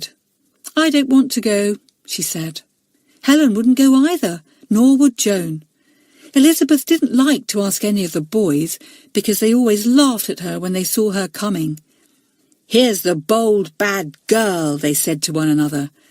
And soon poor Elizabeth began to be known as the bold, bad girl. Elizabeth went back to Nora. "Nobody will go with me," she said. "It serves you right," said Nora. "You can't go if nobody will go with you. We are not allowed to go alone." "Well, I'm going alone," said Elizabeth to herself, and she slipped out of the school door, down the steps, round to the right and through the big archway. Down the hill she ran to see the village. She had a lovely time looking into all the shops. She looked longingly into the sweet shop and wished she had some money to buy some toffee. She looked into a music shop and wondered if they had the record of the sea piece she loved. She looked into the toy shop and, good gracious, coming out of it was Rita, the head girl of Whiteleaf School. Now, what was naughty Elizabeth to do? Chapter 9. Rita has a job for Elizabeth. Elizabeth had no time to run away. Rita came out of the shop almost on top of her. She smiled at the little girl, and then saw that she was alone. Her smile faded, and she looked stern. "Surely somebody is with you?" she asked. "No," said Elizabeth. "But Elizabeth, you know by now that no one is allowed in the village by herself," said Rita. "You must always come with somebody. Why didn't you?" "Because nobody would come with me," said Elizabeth. I did ask a whole lot of them." "Well, you had better come with me now," said Rita. "I am alone because the girls of the top class are allowed to shop by themselves, so walk along with me." Elizabeth was just going to say that she didn't want to, when she saw what lovely kind eyes Rita had. Rita was looking at her, and Elizabeth thought she was the kindest looking girl she had ever seen, even nicer than Eileen, so she walked along by Rita in silence. "You know, Elizabeth, it is strange that no one would go with you," said Rita. "Doesn't anybody at all like you?" "No," said Elizabeth. "Don't you remember, Rita, that I told you I was going to be as horrid as could be so that I could go home? Well, everybody thinks I am very horrid, so nobody wants to talk to me or walk with me." "And are you really horrid?" asked Rita. Elizabeth looked up. She was surprised that Rita should talk to her kindly after having found her out in disobedience. But Rita did not look angry, only very understanding and wise. Elizabeth thought for a moment. Was she really horrid? She remembered all the governesses she had had. She remembered that Miss Scott wouldn't stay with her. Perhaps she really and truly was a horrid girl. "I don't know," she said at last. "I believe I am horrid really, Rita. I make myself horrider than I truly am, but all the same, I believe I can't be very nice." "Poor little Elizabeth," said Rita. "I wonder what has made you grow so horrid. You look such a nice little girl, and when you smile you are quite different. I do feel sorry for you." A lump suddenly came into Elizabeth's throat and tears into her eyes. She blinked away the tears angrily. Now Rita would think she was a baby. "Don't feel sorry for me," she said. "I want to be horrid, so that I can go home." "Couldn't you try to be nice for a change and just give yourself a chance?" asked Rita. "No," said Elizabeth. "I shan't be sent home if I'm nice. I simply must be as bad as I can be." "But you will make yourself very unhappy," said Rita. "And you will make other people unhappy too." "Shall I?" said Elizabeth in surprise. "Well, I don't mind making myself unhappy, if I can get what I want in the end. But I don't want to make other people unhappy. I think I am a horrid girl, but, Rita, I wish you'd believe me when I say that I really don't mean to make the others unhappy." "Well, listen, Elizabeth," said Rita, walking all the time back towards the school. "There is someone in your room who isn't very happy. Have you noticed it? You might at least do what you can to make things nicer for her." "Who is it?" asked Elizabeth in surprise. "It is Joan," said Rita. "She hasn't a happy home, and she comes back to school very miserable each term. She worries about her father and mother all the time, because they don't seem to want her or to love her. They never come to see her at half-term." "Oh," said Elizabeth, remembering that Joan usually did look rather sad. "I didn't know." "Nobody knows except me," said Rita. "I live near Joan at home, so I know. I am telling you this, Elizabeth, because if you really do mean what you say about not wanting to make other people unhappy, you can just try to make things better for Joan. She hasn't any friend, any more than you have. But for a different reason. She is afraid of making friends in case anyone asks her to stay with them for the holidays. And she knows her mother wouldn't bother to ask any friend back to stay with Joan. And Joan is very proud and can't bear to take kindnesses she can't return. Now, there's a job for you. Can you do it?" "Oh, yes, Rita," said Elizabeth at once. Although she was spoilt, she had a tender heart, and when she saw that someone was in trouble, she would always go to help them. "Thank you for telling me. I won't tell anyone else." "I know you won't," said Rita. "It is such a pity that you mean to be bad, Elizabeth, because I can see you would be splendid if you would give yourself a chance." Elizabeth frowned. "It's no good," she said. "I'm going to do what I'm meant to do, get sent home as soon as ever I can. And I can't be sent home if I'm good." "Well, come and talk to me any time you think you would like to," said Rita as they walked in at the school gates. "And I say, Elizabeth, don't go alone into the village again, will you? Can you promise that?" Elizabeth was just going to say no, she wouldn't promise, when she thought of how kind and gentle Rita had been, and she felt she must promise. "I promise, Rita," she said, and thank you for being so nice. You make it rather difficult for me to be as horrid as I want to be." "That's a good thing," said Rita with a laugh, and the tall head girl walked away to her own room. Nora met Elizabeth as she walked to the playroom.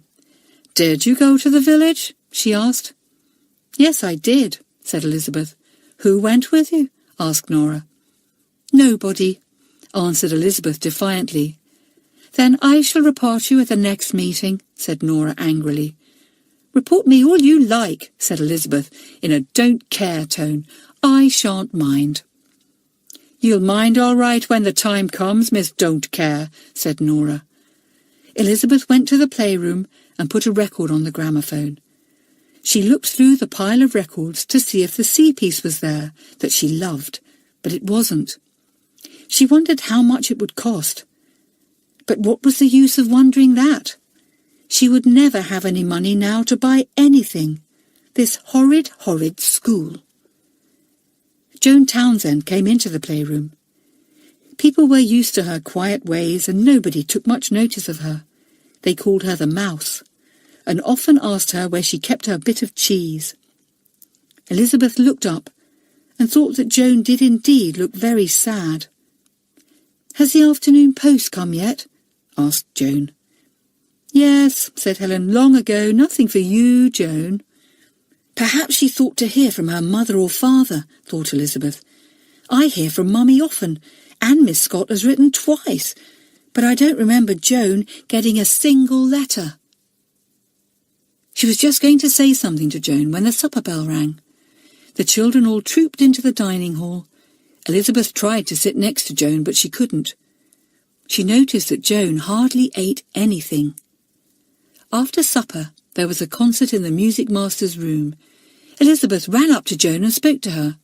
"Joan, come and hear Mr. Lewis playing tonight. He's going to play a lovely thing to us. My mummy plays it at home and I know it very well." "No, thanks," said Joan. "I've got a letter to write." Elizabeth stared after her as Joan went to the playroom. Joan always seemed to be writing letters, but none ever came for her. Elizabeth ran to tell Mr. Lewis she was coming to his little concert, and then she ran and peeped in at the playroom. Joan was there alone, but she was not writing letters. She sat with her pen in her hand, and 2 big tears dropped onto the writing pad on the desk below. Elizabeth was horrified. She hated to see anyone crying. She stepped into the room, but Joan turned and saw her coming. She wiped her tears away at once and spoke fiercely to Elizabeth. "What are you spying on me for, you horrid thing? Can't you leave anybody alone? You're always making a nuisance of yourself." "Joan, I only wanted to—" "Yes, I know what you wanted," said Joan just as fiercely. "You wanted to see me crying, and then laugh at me and tell all the others I'm a baby. You say you want to be as horrid and nasty as you can, but just you try telling the others you saw me crying." "Oh, please, Joan, I wouldn't do that. I really wouldn't," said Elizabeth, full of dismay to think that Joan should think such a thing of her. "Joan, please listen. I'm not quite as horrid as I make myself be. Oh, do please let me be friends with you." "No," said Joan, who was almost as obstinate as Elizabeth when she was unhappy. "Go away. Do you suppose I'd let the naughtiest girl in school be my friend? I don't want any friend. Go away." Elizabeth went. She felt dreadful. How could she help Joan if Joan wouldn't believe that she was not quite as horrid as she pretended to be? She thought of Joan's unhappy, freckled face, and although the music master played really beautifully that evening, for once Elizabeth did not listen in delight. For once she was thinking of somebody else and not herself. If only Joan would let me help her, thought Elizabeth. Rita wouldn't have told me if she hadn't thought I could do it. I wish I could have a chance of showing Rita I can really do something for somebody. Elizabeth's chance came that very night, when she and the other 5 girls in her room were in bed, and Elizabeth was almost asleep. She heard a sound from the end bed where Joan slept. Joan was sobbing quietly under the bedclothes. Elizabeth was out of bed at once, although she knew that the rule was that no one was to leave her own cubicle till morning. But Elizabeth didn't care for rules anyhow, and she meant to go to Joan, even if Joan pushed her away as fiercely as before. Chapter 10. Joan's Secret. Elizabeth slipped by Nora's bed and by Belinda's. She came to Joan's at the end beside the wall. She slipped in between the curtains and went to sit on Joan's bed. Joan stopped crying at once and lay quite stiff and still, wondering who it was on her bed. Elizabeth whispered to her, "Joan, it's me, Elizabeth. What's the matter? Are you unhappy?" "Go away," said Joan in a fierce whisper. "I shan't," said Elizabeth. "It makes me unhappy myself to hear you crying all alone. Are you homesick?" "Go away," said Joan, beginning to cry softly again. "I tell you I shan't," said Elizabeth. "Listen, Joan, I'm unhappy too. I was so bad at home that no governesses would stay with me, so my mother had to send me away to school. But I love my mummy, and I can't bear to be sent away from home like this. I want my dog and my pony and even my canary, so I do know how you feel if you are homesick." Joan listened in surprise. So that was why Elizabeth was so horrid. Partly because she was unhappy too and wanted to be at home. "Now, Joan, tell me what's the matter with you," begged Elizabeth. "Please do. I won't laugh, you know that. I only want to help you." "There's nothing much the matter," said Joan, wiping her eyes. "It's only that I don't think my mother and father love me, and I do love them so much. You see, they hardly ever write to me, and they never come to see me at half-term. And it's my birthday this term, and everyone knows it, and I shan't get a present from them or a birthday cake or anything. I know I shan't, and it makes me feel so dreadful." "Oh, Joan," said Elizabeth, and she took the girl's hand in hers and squeezed it. "Oh, Joan, that's awful. When I think how my mummy spoilt me and gave me everything I wanted and fussed me, and I was cross and impatient all the time, and here are you, just longing for a little tiny bit of everything I had, I feel rather ashamed of myself." "Well, so you ought to be," said Joan, sitting up. "You don't know how lucky you are to be loved and fussed.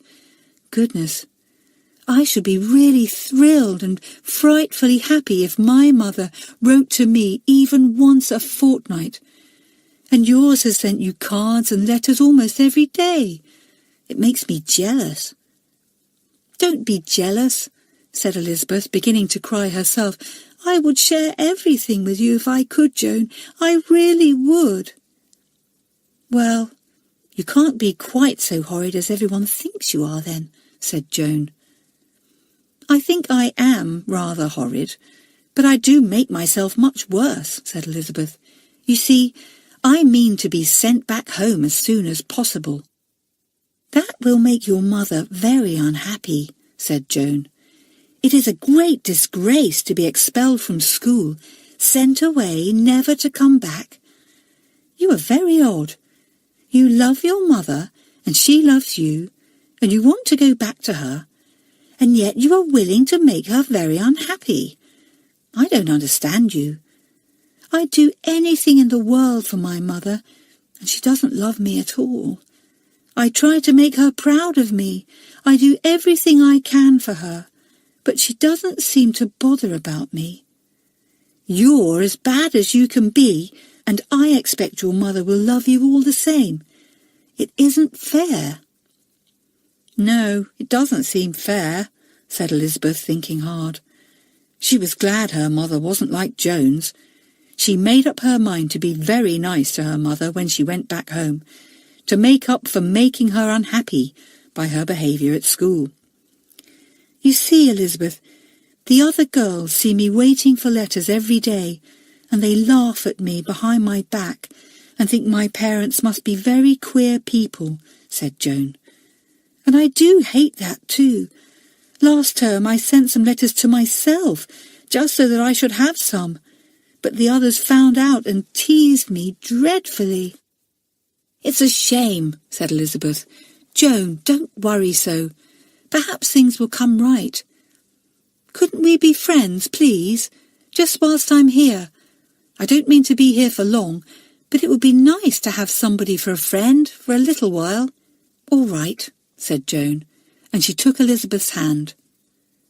"Thank you for coming to me tonight. I'm so glad that you're not as horrid as I thought. I think you're very nice." Elizabeth slipped back to her own bed, her heart feeling warm and glad. It was good to have a friend. It was lovely to be thought very nice. No boy or girl had ever said that of Elizabeth before. "I won't let the others laugh at Joan," thought Elizabeth fiercely. "She's my friend now. I shall look after her. She's just a timid mouse." To the astonishment of everyone, the two girls soon became fast friends. They went down to the village together. Joan spent some of her 2 shillings on sweets, which she shared with Elizabeth. Elizabeth helped Joan with her sums during preparation in the afternoon, for Joan was bad at arithmetic and Elizabeth was quick. Joan asked Elizabeth many questions about her father and mother. She was never tired of hearing how wonderful they were, and the presents they gave Elizabeth, and the fuss they made of her. "What are they like to look at?" asked Joan. "I could show you their photographs, but Nora locked them up in her box by the window," said Elizabeth. "Well, fancy letting them stay there, when all you've got to do is to say you're sorry, and that you know how to count," said Joan, remembering what had happened. "Goodness, I wouldn't let my mother's picture stay in that dirty old box." "I shan't apologise to Nora," said Elizabeth sulkily. "I don't like her, interfering creature." "She's not," said Joan. "She's a good sort. Sometimes I think you're an awful baby, Elizabeth. Only a baby would talk like that." "Oh, so you think I'm a baby, do you?" cried Elizabeth, flaring up in a rage and tossing her curls over her shoulder. "Well, I'll just show you." Nora was coming into the bedroom at that very moment.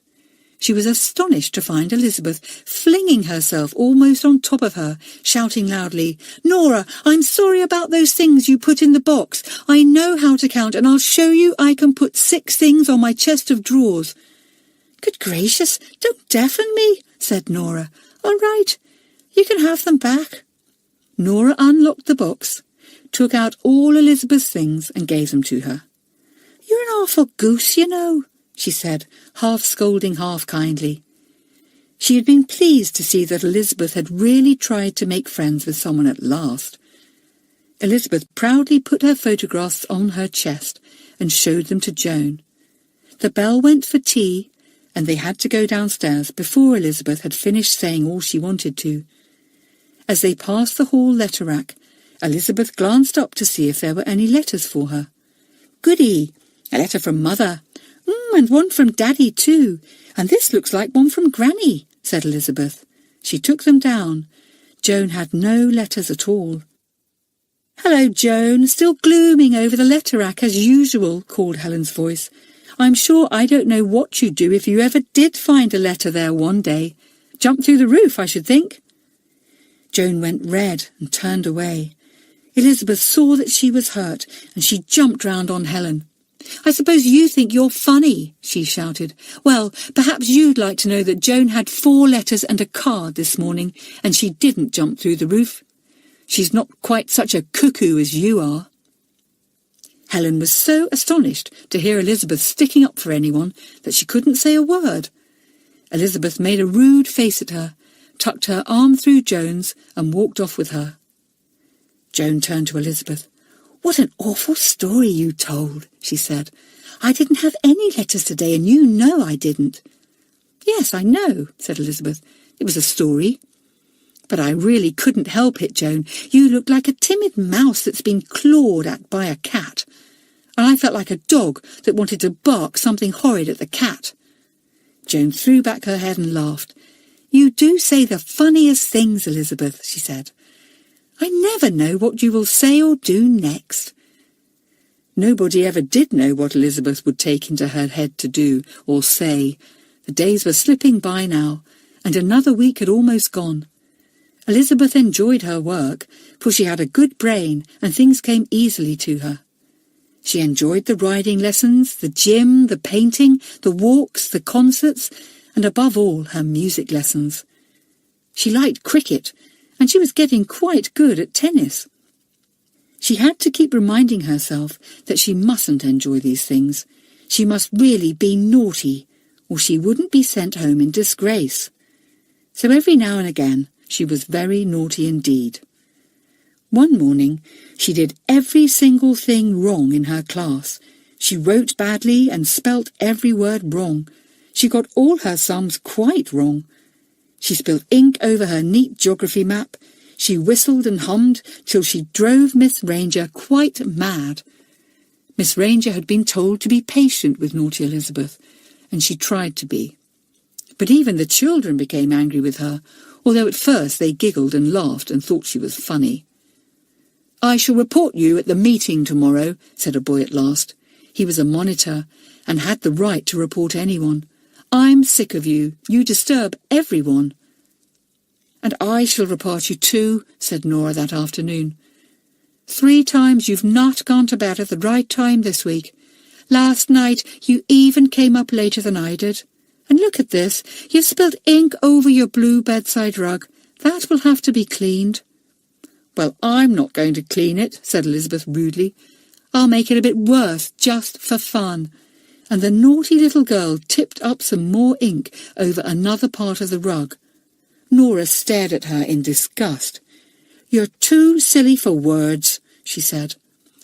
"Well, you'll be sorry at the meeting tomorrow." "Pooh, that's all you know," said Elizabeth. Chapter 11. The meeting punishes Elizabeth. The meeting the next day was at the same time as before. All the children went, and once again the 2 judges, Rita and William, sat at the big table, and the 12 monitors, the jury, sat at the smaller table. Other teachers were there too this time, besides Miss Bell and Miss Best. They sometimes came to hear what was being done at the meeting, although they never interfered. Rita hammered on the table for quiet. Elizabeth sat looking sulky. She knew quite well that she would be scolded and punished, and she kept telling herself that she didn't care. But 1 week at Whiteleaf School had made her see that it really was a splendid school, and she couldn't help feeling rather ashamed of her behaviour. "Well, it can't be helped. They won't send me home unless I behave badly," she kept saying to herself. "Has anyone any more money to put into the box?" asked William. He looked at a sheet of paper. "Jill Kenton and Harry Wills have received money this week and have already put it in. Has anyone else any?" Nobody had. "Nora, give out the £2 to everyone, please," ordered William. Nora began to give out the money. She even gave it to Elizabeth, who was most surprised. She had quite thought that, owing to her behaviour, she would get no money at all. She made up her mind to buy some peppermints and some toffee and share them with Joan.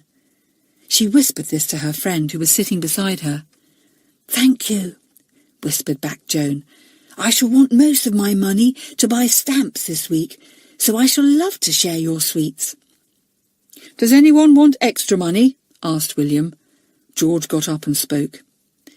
"We need a new cricket ball for a practice game," he said. "We lost ours in the shrubbery." "You must look for it again before you get the money," said William. "Come to me tomorrow." George sat down. Queenie got up. "Could I have some money to buy a birthday present for somebody?" she asked. "It's my old nurse's birthday this week, and I'd like to send her something. £1 will do nicely." £1 was given to Queenie. "I'd like a new garden spade," said John Terry, standing up. "I'm afraid it will cost rather a lot, though." Mr. Warlow, the games master, got up and spoke for John. "I should just like to say that in my opinion John deserves a new spade," he said. "He is the best gardener in the school, and I believe the peas we had for dinner today were due to his hard work." John's spade was passed at once. "Give him the money," said William. "How much is it, John?" "I'm afraid it is £5, said John. "I've asked at 3 shops, and the price is the same in each." £5 was handed out. John sat down, blushing with pleasure. Other things were asked for. Some were granted and some were refused. Then came the complaints and grumbles. "Any reports or complaints?" asked Rita, knocking on the table for silence. "I want to report Harry Dunn for cheating," said a monitor firmly. There was a buzz at once. Everyone knew Harry Dunn, a sly-faced boy in the class above Elizabeth's. He sat on his form, looking red. "Cheating is awful," said William, shocked. "We haven't had a proper case of that here for 3 terms. "Don't give him any money to spend for the rest of term," called someone. "No, that's a silly punishment for cheating," said William at once. "It wouldn't stop him and would only make him angry." There was a loud discussion about Harry. Rita banged on the table with her hammer. "Quiet," she said. "I want to ask Harry something. Harry, what lesson do you cheat in?" "Arithmetic," said Harry sulkily. "Why?" asked William. "Well, I missed 5 weeks last term, and I got behind in my arithmetic," said Harry. "My father doesn't like me to be bad at arithmetic, and I knew I'd be almost bottom if I didn't cheat. So I thought I'd better cheat and copy Humphrey's sums, that's all."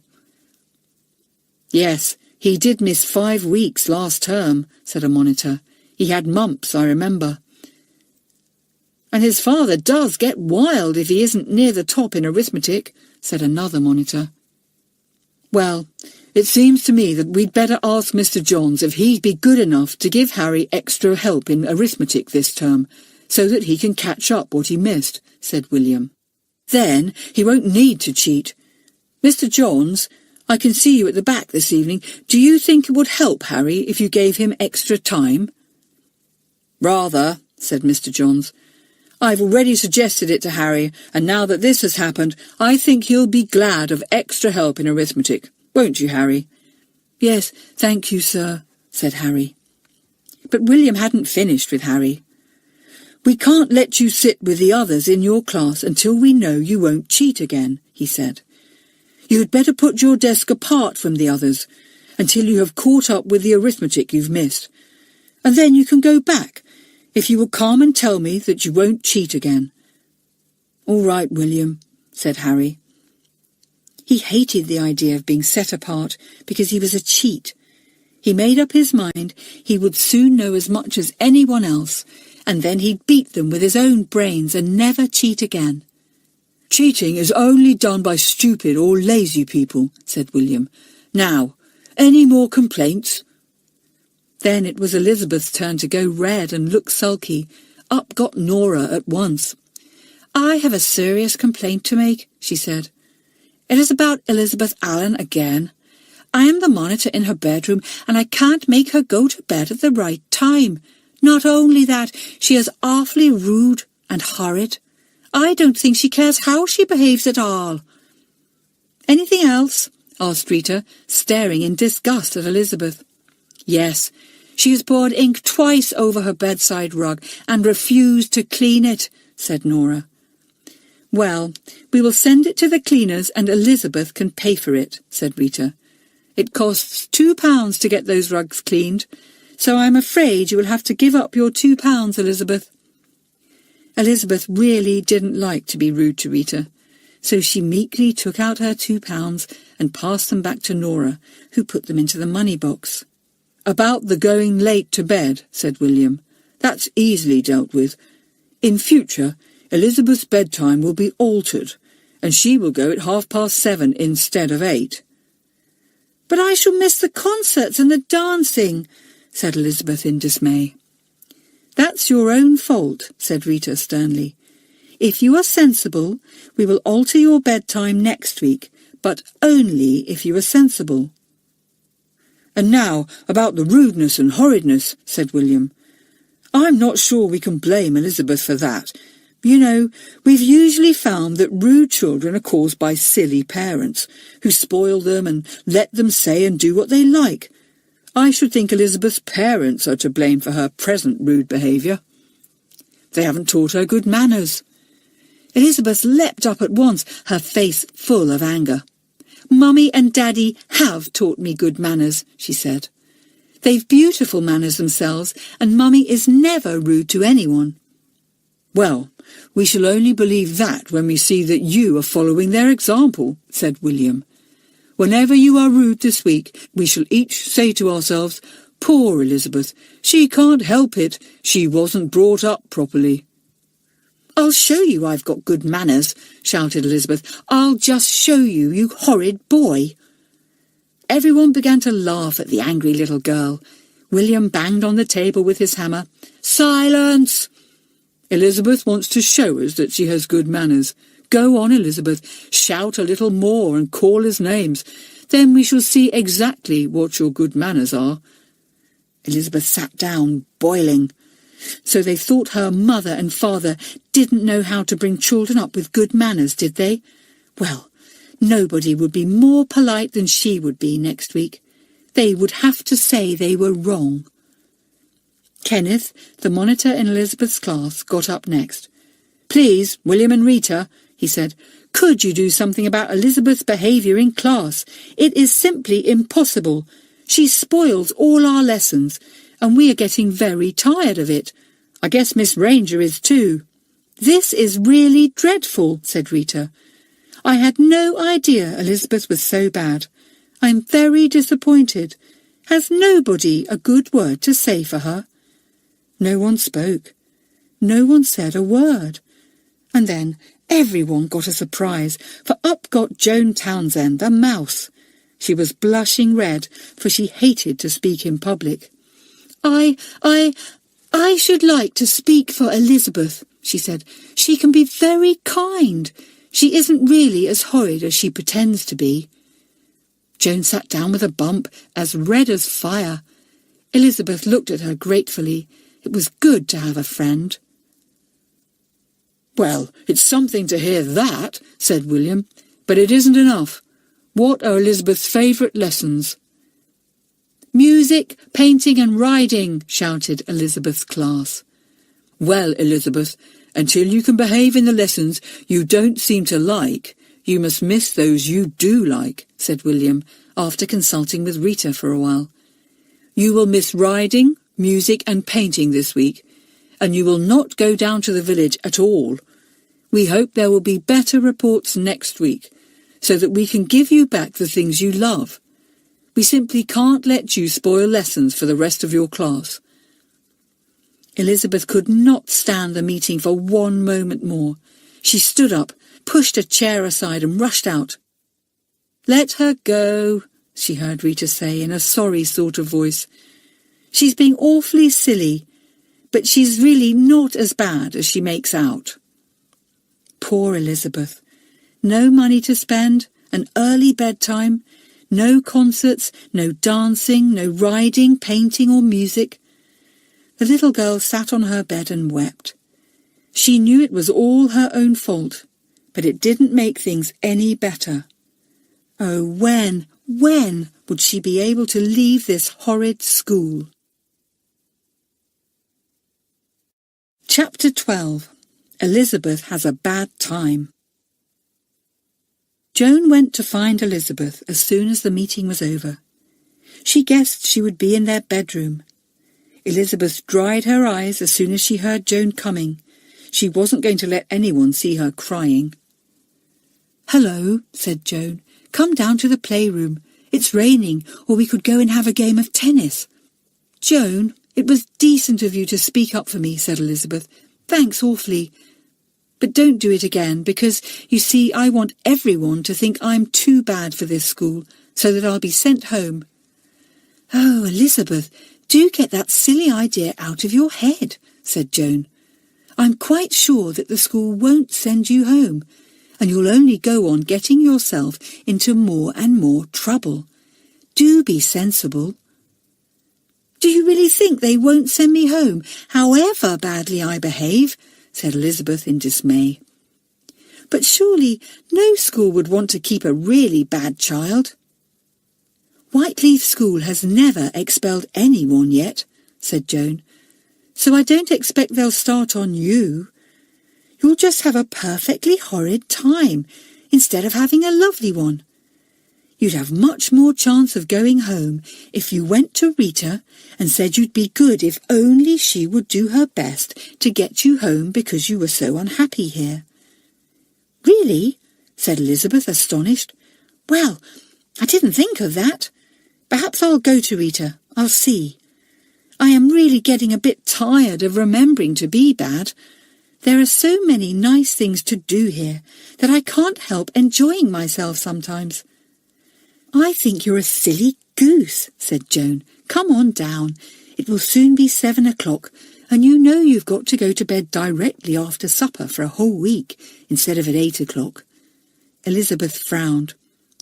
"I've a good mind to go at 8 o'clock, just to spite them." "Oh, don't be foolish," said Joan. "Do you suppose the meeting cares if you go to bed at 7 or 8? You'll only be hurting yourself, not anyone else, if you're silly." "Oh," said Elizabeth, seeing for the first time that she was spoiling things for herself far more than she was spoiling them for other people. She sat and thought for a minute. "Listen, Joan," she said. "I'll do as I'm told this week. See? I'll obey the orders of the meeting and go to bed early and miss all the things I love. And at the end, I'll go to Rita and tell her I'm so unhappy that I simply must go home. And I'll see what she says.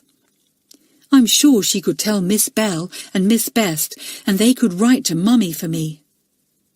"Well, you do that," said Joan, getting a bit tired of Elizabeth's curious ideas. "Now do come on. Bother, that's the supper bell, and we've wasted all this time." They had supper, and then poor Elizabeth had to go straight upstairs to bed. Nora popped in to see that she had obeyed the orders of the meeting, and felt quite surprised to see Elizabeth under the sheets. "Good gracious," she said. "You are learning to be sensible at last. Now just you listen to me, Elizabeth. The meeting hates punishing anyone as much as they have punished you this week. So be good and sensible and obedient, and you'll find that everything will be all right at the next meeting. By the way, I'll take up your bedside rug. The cleaner comes tomorrow, and I'll see that it's put ready for him to take." "Thank you, Nora," said Elizabeth in a very good voice. The week that followed was not a pleasant one for Elizabeth. She had to see the others go out riding without her. She had to sit indoors and copy out sums instead of going out sketching with the painting class. Worst of all, she had to tell Mr. Lewis that she couldn't have her music lessons that week. Mr. Lewis was disappointed. "Well, aren't you a little silly?" he said, patting her on the shoulder. "What a pity. And we were going to do something rather exciting this week too. I've got Richard Watson to learn a duet, and I thought you and he could play it together. Duets are fun." "Oh dear," said Elizabeth in dismay. "I've never played a duet, and I've always thought it would be fun. Could you wait till next week, do you think, Mr. Lewis? I might get all my punishments taken off by that time." "I should hope you would," said the music master. "Now, Elizabeth, although you are going to miss your lessons with me this week, there is no need for you to miss your practice. Take this duet and try to learn your part by yourself. And next week I'll have Richard alone too, and we'll all have a go at it. Practice your other pieces too, and don't forget your scales." "I won't forget," promised Elizabeth, and she ran off. Richard Watson was a big boy, and Elizabeth couldn't help feeling rather proud to think that Mr. Lewis had chosen her to play a duet with him. She knew that Richard Watson played the piano and the violin beautifully. Elizabeth turned over a new leaf that week.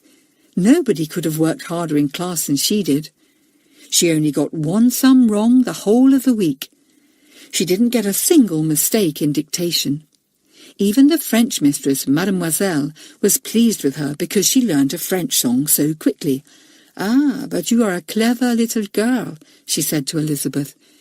"Will you not help this poor little Joan to learn her piece? Always she makes mistakes, and is at the bottom of my class." "Yes, I'll help Joan," said Elizabeth eagerly. "I can easily teach her the song." "You have a good heart," said Mademoiselle. Elizabeth went red with pleasure. The other children stared at her. They couldn't understand this strange girl who was so bad and horrid one week and so good and helpful the next. Elizabeth helped Joan to learn the song. She and Joan went off to a corner of the garden, and Elizabeth sang each line of the song in her clear voice and made Joan sing it after her. It wasn't long before Joan knew it perfectly. "You are very decent to me, Elizabeth," said Joan gratefully. "I wish I was going to have a birthday cake on my birthday. I'd give you the biggest piece of all." "When is your birthday?" asked Elizabeth. "It's in 2 weeks' time," said Joan.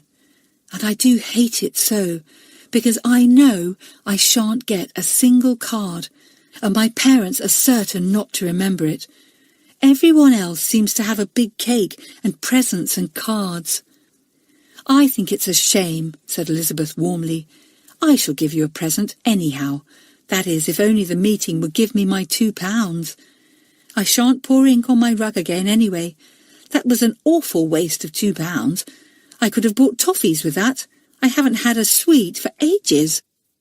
"I'll buy some sweets this afternoon and share them with you," said Joan. "I want most of my money for stamps, but I shall have a few pence over for sweets. It's a pity you can't go down to the village with me and choose the sweets. It would be fun to go together." "It would," agreed Elizabeth, "but I'm not going down till I'm allowed to. For one thing, I promised Rita I wouldn't go alone, and for another thing, I'm jolly well not going to have the meeting take away my good times any more." They went indoors. On the way, they met 3 of the boys going out to practice bowling. "Hello, bold, bad girl," said one of them. Elizabeth went red and tried to rush at them, but Joan held her arm firmly. "Don't take any notice," she said. "They only want to see you get angry, and after all, you do deserve the name, you know." The boys went off to the cricket field grinning. Elizabeth felt very angry. She still had not got used to the good-natured teasing that went on all around her. She wished she could tease back or laugh as the other children did. Miss Ranger was delighted with Elizabeth that week. The little girl really had a fine brain and was fond of a joke. She could say clever things that made Miss Ranger and the class laugh heartily.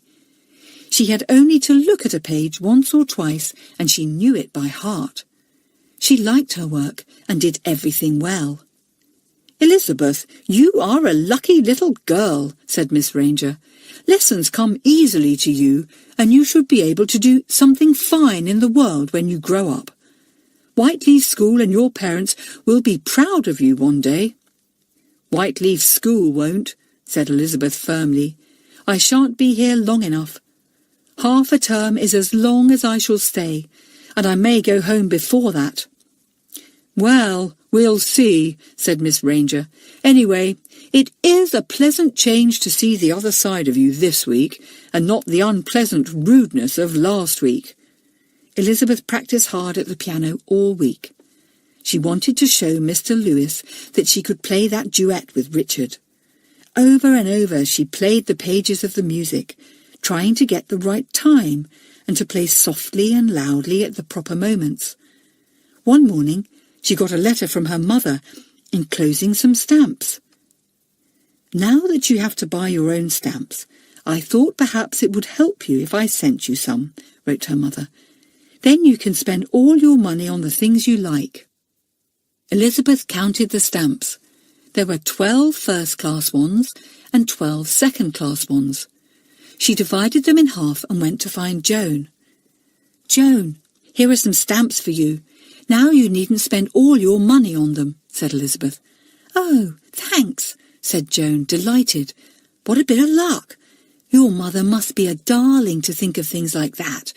I'll go straight down and buy some toffee." She did, and the two girls sucked it happily after tea that day as they wandered round the school garden. They came across John Terry, busy gardening with his new spade. He showed it to the girls, and they admired it. Elizabeth told John about the garden she had at home. "You sound as if you know a lot about gardening," said John. "Not many girls do. I suppose you wouldn't like to come and help me sometime, would you, Elizabeth? There's a lot to do, and in the summertime not many people come and help." "I'd love to," said Elizabeth proudly. "Fancy clever John Terry asking her to help him. I'll come whenever I can." "You do look happy, Elizabeth," said Joan, staring at her friend's bright eyes. "I don't believe you want to leave Whiteleaf at all." "Well, I do then," said Elizabeth quite fiercely. "I don't change my mind as quickly as all that. You'll soon see. I'll ask Rita to get me sent back home before half-term." Chapter 13. The Third Meeting. The third meeting came. Everyone went to the gym as before and took their places. Some of the teachers sat at the back as usual. Rita and William came in last of all, and the children rose and stood until their two judges sat down. Joan was sitting next to Elizabeth. She was hoping very much that Elizabeth would not say anything silly and so spoil her week's good work and behaviour.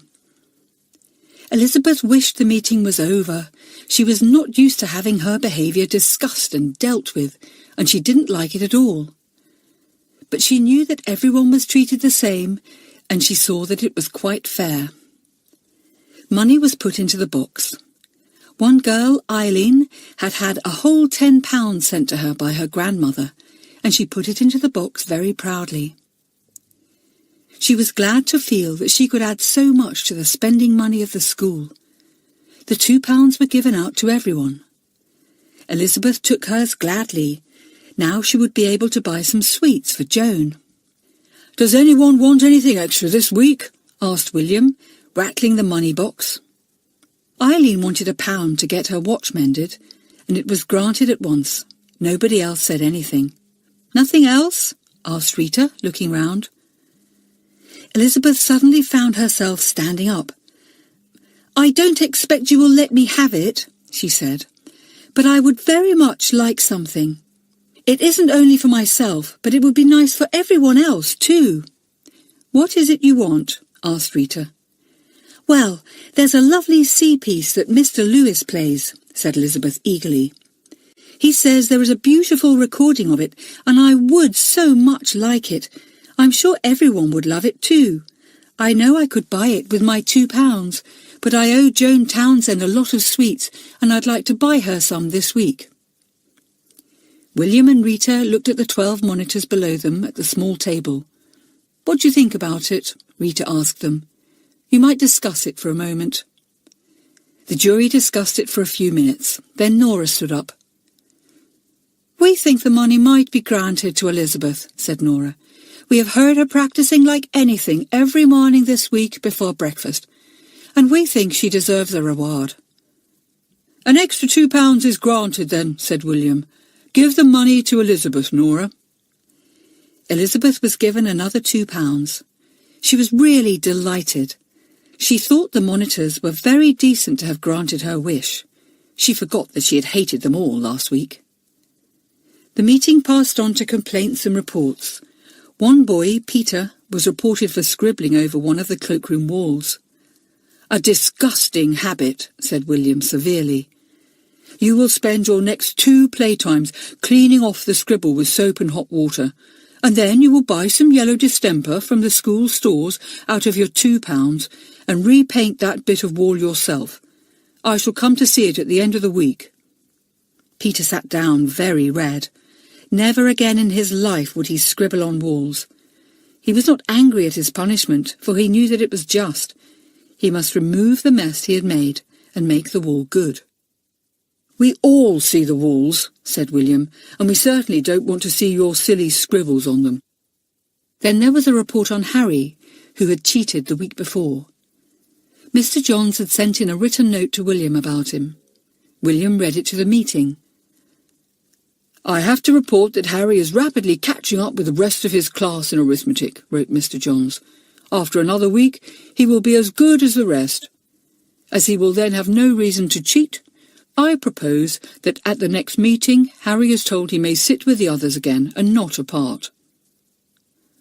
"What about letting Harry sit with the rest of his class this week?" asked one of the monitors. "He's had a week of sitting apart, and it's not very nice." "No," said William firmly. "He cheated before because he didn't know as much as the others, and if we let him go back too soon, he'll be tempted to cheat again. We don't want it to become a habit.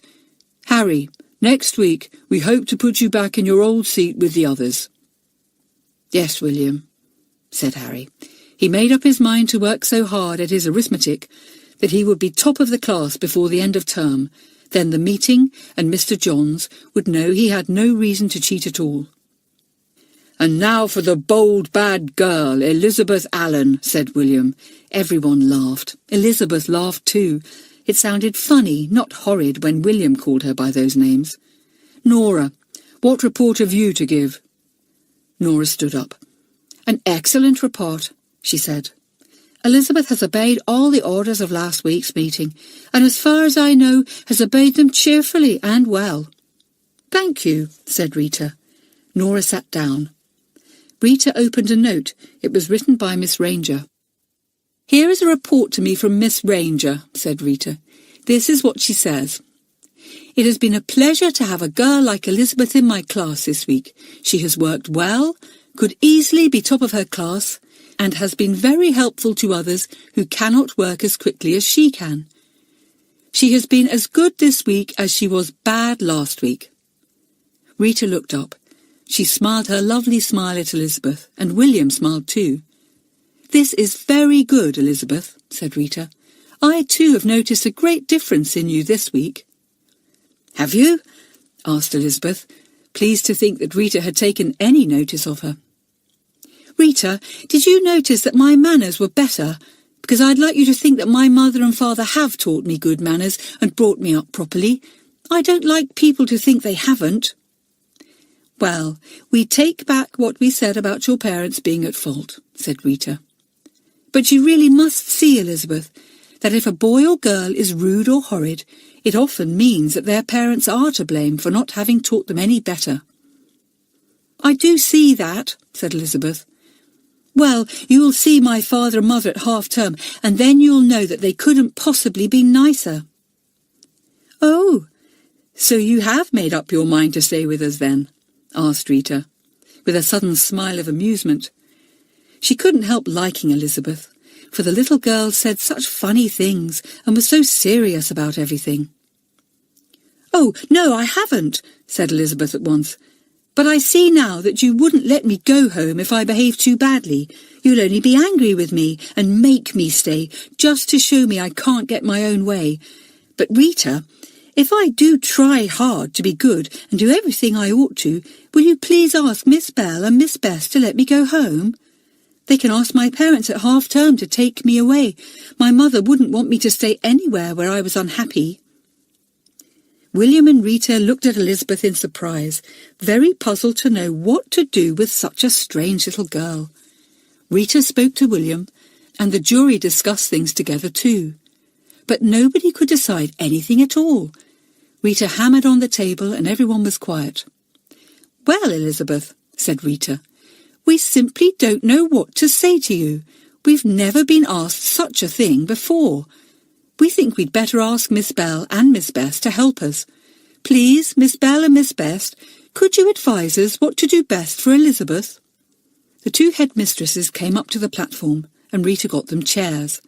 Mr. Johns came too and sat with them.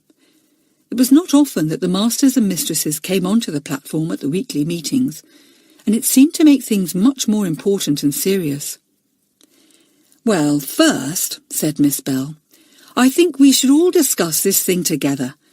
And as it is not very pleasant to discuss a person when she is present, and Elizabeth may find it a little awkward to hear us, I suggest that she should be given the chance to leave the room until we have finished. What do you think about it, Elizabeth?" "I'd rather go out of the gym and wait till you say what's decided," said Elizabeth.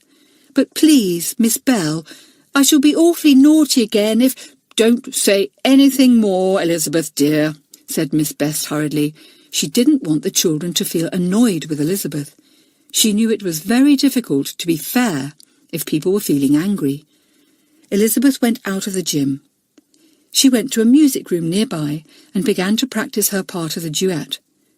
She hoped that she would be able to have her music lessons the next week.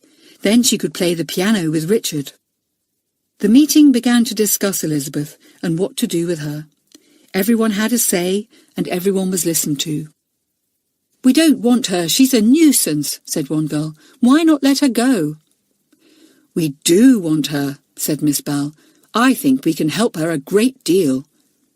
"She's been spoilt," said William. "It's always difficult for spoilt children to fit in anywhere. They think the world's made for them, and them alone." "But you can't think how kind Elizabeth is really," said Joan eagerly. "I'm her only friend, and I know more about her than anyone. She really has a good heart. Mademoiselle said she had too." "That is quite true," came Mademoiselle's voice from the back of the gym. "This little Elizabeth is a good child at heart, and a clever one, but she is so obstinate." Everyone laughed at Mademoiselle's long "so." "It's so silly to think that Elizabeth can be simply splendid, but means to be awful if we don't give her what she wants," said William. "Fancy wanting to leave Whiteleaf School. I've never known anyone want to do that before." The discussion went on. Nobody could imagine how Elizabeth could want to leave such a fine school as Whiteleaf, where the children were so happy, and where they ruled themselves. Miss Bell, Miss Best, and Mr. Johns smiled at one another when they heard the excited children blaming Elizabeth for wanting to leave Whiteleaf.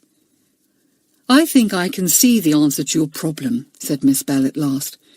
"Shall we say this to Elizabeth, that she may certainly leave us after the half-term if she is really unhappy, and can say so honestly to the meeting?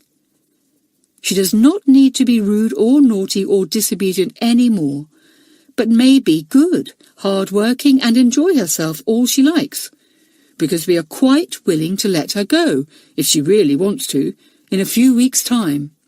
"Oh, I see," said Rita, her eyes shining. "You mean that Elizabeth can't possibly come and say she is unhappy after enjoying herself at Whiteleaf till half-term. So she won't want to go after all. But we're offering her what she wants, so she needn't be bad any more." "That's right," said Miss Bell. "If Whiteleaf School is all you say it is, and I am very proud to hear it, then I think we can safely say that you children in the school will be able to keep Elizabeth here of her own free will. We shall see Elizabeth at her best, and we can all help her to be good and happy." Everyone stamped their feet and agreed. It seemed comical to them. They were going to tell Elizabeth she could leave when she wanted to, but when the time came, they were sure she wouldn't want to. What a good idea! They all made up their minds to be as nice as possible to Elizabeth, so that she simply couldn't say she was unhappy when half-term came. "Call Elizabeth in," said Miss Best. "We'll tell her." Chapter 14. A Lovely Week. Elizabeth was called back to the gym by Nora. She stopped playing the piano and went back to her place in the gym. She wondered what the judges were going to say. They looked serious, but not angry. Rita knocked on the table. "Quiet," she ordered. "Elizabeth, we have all discussed what you want us to do, and we have decided that if you come to us at the meeting after half-term and tell us honestly that you are unhappy here and want to go home, Miss Bell and Miss Best will advise your parents to take you away." "Really?" said Elizabeth in delight. "Oh, thank you, Rita. I am pleased. Now I don't need to be horrid and rude any more. I can wait till half-term, but I warn you that at the very first meeting after that, I shall ask to go home. I hate being at school." Elizabeth wondered why everyone roared with laughter when she said that. She looked round in surprise. Even Joan was laughing. "Well, Elizabeth, that's settled then," said Rita. "Please be as nice as you know very well how to be until half-term, and then, if you wish, you can certainly go home if your parents will take you away." "I know they will if I'm unhappy," said Elizabeth. "Thank you, Rita. I promise to be really good now." "Very well," said William. "All your punishments are lifted from now on. Your bedtime will be as before at 8 o'clock. You can take riding and painting and all your favourite lessons." "Good," said Elizabeth, beaming. She felt very pleased with herself. She had got what she wanted. She could go home at half-term. "I'm glad it's not before then," thought the little girl. "I do want to learn that duet with Richard, and I want to give Joan a present for her birthday, and I want to do some more riding. Oh yes, and buy that record too. How everyone will love to hear it when I first put it on." Elizabeth was very happy. She beamed round at everyone, not listening to anything else that was said at the meeting. There was very little else to discuss anyway, and very soon the gym was empty, and the children ran off to their various tasks or hobbies. "Well, Elizabeth, I've got you till half-term anyway," said Joan, tucking her arm into Elizabeth's. "That's something." "Well, make the most of me," said Elizabeth with a laugh, "for you won't have me afterwards. I jolly well mean to go back home to my pony and my dog. I mean to show my parents that I just won't be sent away to school." A lovely week began for Elizabeth then. After supper that night, there was a little dance, and the boys and girls had great fun. When 8 o'clock struck, Elizabeth and the others of her age went upstairs to bed, leaving the older ones to go dancing. The next day, she and Joan went down to the village to buy sweets and the gramophone record that Elizabeth wanted. The music shop didn't have it, but they said they would send for it to the town over the hill and get it for Elizabeth. They would send it up to the school for her. Joan bought some chocolate and a book. Elizabeth bought some toffee and 2 packets of lettuce seeds. She hadn't forgotten that she was going to help John Terry with his gardening. Dear me, what a lot of things there were to do.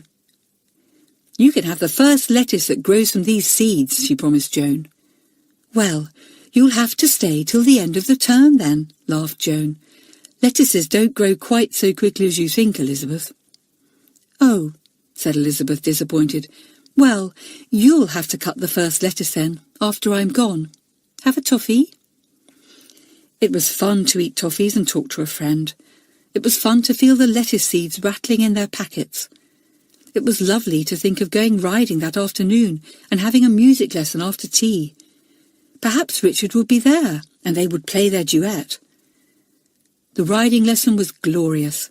12 boys and girls were taken out on the hills by the riding master. Elizabeth had been used to her pony, and she rode well, enjoying the jog, jog, jog, and sniffing the fresh early summer breezes. This was much better fun than cantering along on her old pony at home. That afternoon, the postman brought a parcel for Elizabeth. She undid it, and inside she found a large chocolate cake, sent to her by her granny. "Oh, I say, look at this!" cried Elizabeth. "We can all share it at tea time." "My word, Elizabeth, you're rather different from when you first came," said Nora, staring at the excited girl as she put her cake into her tin in the playroom. "You wouldn't share a thing, then?" Elizabeth blushed. "Don't remind me of that, Nora," she begged. "I'm ashamed of it now. All I hope is that you won't all say no when I offer you some of this cake." Well, nobody did say no. Elizabeth counted the number of people at her table, 11. She cut the cake into 12 pieces. They were very large. Elizabeth offered the plate round, and soon there were only 2 pieces left. "Thanks, Elizabeth, said everyone, taking a piece. They were delighted to have it, because by now everyone's tuck box was empty, and no more goodies had yet come from their homes, for no one had had a birthday. "Your granny must be jolly generous," said Nora. "This is the finest cake I've ever tasted." Elizabeth was proud and pleased. She took the plate to Miss Ranger and offered her one of the 2 pieces that remained on it. Miss Ranger took it and nodded. "Thank you, Elizabeth," she said. Then Elizabeth helped herself to the last piece and settled down happily to eat it. This was better than keeping everything to herself. It was lovely to share. She looked round at all the contented faces and liked to see the girls and boys eating her cake. "Miss Scott would be surprised at me," thought Elizabeth suddenly. "She wouldn't know me. What a horrid girl I must have seemed to her." After tea, Elizabeth got her music and raced off to Mr. Lewis. Richard was there too, a big, serious boy with long, clever fingers. He meant to be a musician when he grew up. He looked at Elizabeth and didn't smile. "I suppose he doesn't think girls can play at all," thought Elizabeth. She was right. Richard was disgusted to find that he was expected to play a duet with a girl, and Elizabeth too, that bold, bad girl. What would she know of music? They began. Elizabeth had practised so hard that she knew her part wonderfully well. She took the lower part, the bass, and Richard had the more difficult part, the treble, where the higher notes were. "I shall count the first few bars," said Mr. Lewis. "Now, 1, 2, 3, 4. 1, 2, 3, 4. 1, 2, 3, 4. He soon stopped, for the 2 children found their own time, and the duet went with a swing. Mr. Lewis let them play it all the way through, and then he smiled. "Very good," he said. "You have a feeling for each other's playing. Now, Richard, wasn't I right when I said I had found someone you need not be afraid of playing with?" But Richard was as obstinate in his way as Elizabeth was in hers. He looked at the little girl's flushed face and did not answer. Elizabeth was disappointed. Mr. Lewis laughed. "Thank you, Richard," he said. "You may go, but come back in half an hour's time, and I'll give you your lesson then. I'm going to give Elizabeth hers now. Can you manage to practice together sometimes?" "I suppose so," said Richard ungraciously. "Well, don't if you don't want to," said Elizabeth, flaring up. "I play my part just as well as you play yours. You made 2 mistakes." "And you made 3, said Richard. "Now, this won't do," said Mr. Lewis, patting Richard on the back. "You can choose which you would rather do, Richard. Play the duet with Harry or with Elizabeth. I can find someone else for her, you know, but she's the best, after you." "Well, I'll have Elizabeth," said Richard. "Harry plays the piano as if his fingers were a bunch of bananas." Elizabeth went off into a peal of laughter. It tickled her to think of a bunch of bananas playing the piano. Richard laughed too. "I'll practice with Elizabeth, sir," he said to Mr. Lewis. "She's really jolly good." Elizabeth glowed with pride, because Richard was one of the bigger boys. She settled down to her music lesson happily. Mr. Lewis made her play over the duet with him, and pointed out places where she went wrong. Elizabeth used to get cross when Miss Scott pointed out her mistakes. But with Mr. Lewis it was different. She thought he was very clever indeed, and she could listen all day long to his playing. "I've ordered that gramophone record, Mr. Lewis," she said. "The shop is getting it for me." "I'll come and hear it when it arrives," promised Mr. Lewis. "Now, let's get on with tackling the C piece on our piano, Elizabeth. You want to learn it, don't you? But it won't be easy. Perhaps you could play it for me at the school concert at the end of term, if you're good enough." "Oh, I'd love to," said Elizabeth, pleased, and then she stopped and looked disappointed. "Oh, but I can't. I forgot.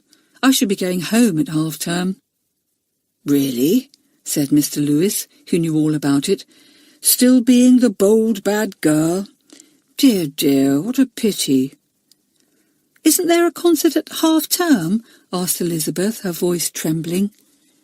"Afraid not," said Mr. Lewis. "Come along. Get on with your scales now. Don't worry about not being able to play that sea-piece.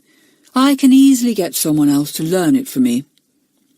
"Let me learn it anyhow," said Elizabeth. "Even if I can't play it for you at a concert, I can still learn it for myself because I love it." "Good," said Mr. Lewis. "All right, I'll play it for you now, and you must listen hard." So Elizabeth listened and was happy. She was happy all the day, and she couldn't help being surprised at herself. "It is a nuisance," thought funny Elizabeth. "I really can't go about being happy like this. Whatever shall I say to the meeting at half-term?" Chapter 15. 2 Tricks and a Quarrel. The week slipped by quickly. Elizabeth practiced her pieces and loved her music lessons. She and Richard practiced their duet together and had such fun that they asked Mr. Lewis for an even harder piece. "I'm glad you chose me to play with you instead of Harry," said Elizabeth to Richard. "I do love the way you play, Richard. You are as good as Mr. Lewis." "No, I'm not," said Richard. "But some day I shall be far, far better, Elizabeth. Some day you will come to London to hear me play at a great big concert, and some day you will hear the music I make up played all over the world." It didn't seem like boasting when Richard spoke like this. Elizabeth didn't mock at him or laugh at him. She believed him, and although he was sometimes very moody and bad-tempered, she grew to like him very much. "I always hated boys before," thought Elizabeth, surprised at herself. "I do seem to be changing. I'd better be careful, or I will be different when I leave here, just as Miss Scott said." So, to show that she really did still hate boys, she played a trick on Harry. She knew that he would have to go to the music room to fetch some music he had left behind. Elizabeth took a sponge, filled it so full of water that it dripped, and then, climbing on a chair, she balanced the wet sponge on the top of the door. She arranged the sponge so that anyone who opened the door would move the sponge, which would at once drop down onto the surprised person's head. Then Elizabeth hid in a cupboard in the passage outside and waited for Harry. He soon came along, rushing to fetch his forgotten music before the bell rang. He pushed open the door, and down fell the sponge on top of his head, squelch, squash. "Oh!" said Harry, in the greatest astonishment. "Whatever is it?" He soon found out. He took the sponge off his neck and threw it down on the floor in a rage. "Now I've got to go and change my coat," he said. "Who did that?" Nobody answered, of course. But as Harry knew quite well that people who set traps for others usually like to hide somewhere near to see what happens, he guessed that the joker was in the passage cupboard. He stole up to the cupboard and flung the door open. Inside was Elizabeth, trying her best not to laugh loudly. Her handkerchief was stuffed into her mouth, and tears of laughter were trickling down her cheeks. "Oh, it's you, is it?" said Harry, hauling her out. "It's the bold, bad girl. Well, I'll just stuff this wet sponge down your neck, see?" But he didn't have time to, because the bell rang and he had to run. "I'll pay you out for that," he yelled, but Elizabeth only laughed mockingly. "I hate boys," she shouted. "They're silly. Ha! I tricked you properly, Harry." But Harry soon paid Elizabeth back for her trick. He waited until the painting class, and then, when Elizabeth was quite lost in her work, bending over her painting, he stole up behind her. In his hand was a large sheet of paper. He neatly pinned it to Elizabeth's back. The little girl felt something and shook herself, but the paper was safely on, and she didn't know it. She went on with her painting. Harry went back to his place, giggling. The class was nearly over, and if Miss Chester, the art mistress, did not notice what he had done, there was a good chance of Elizabeth going about with the paper on her back. Everyone saw the paper and giggled. On it was printed in big letters, "I'm the bold, bad girl. Beware! I bark, I bite, I hate everybody." Joan was not in that painting class, or she would have told Elizabeth what Harry had done.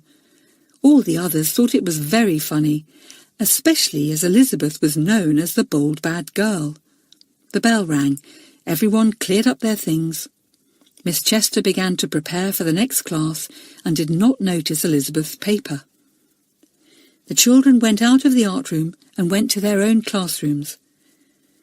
Once in her classroom, all the others there saw the paper. They nudged one another and giggled.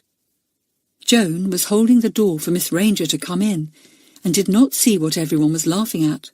Soon Elizabeth noticed that the class was giggling at her, and she grew red.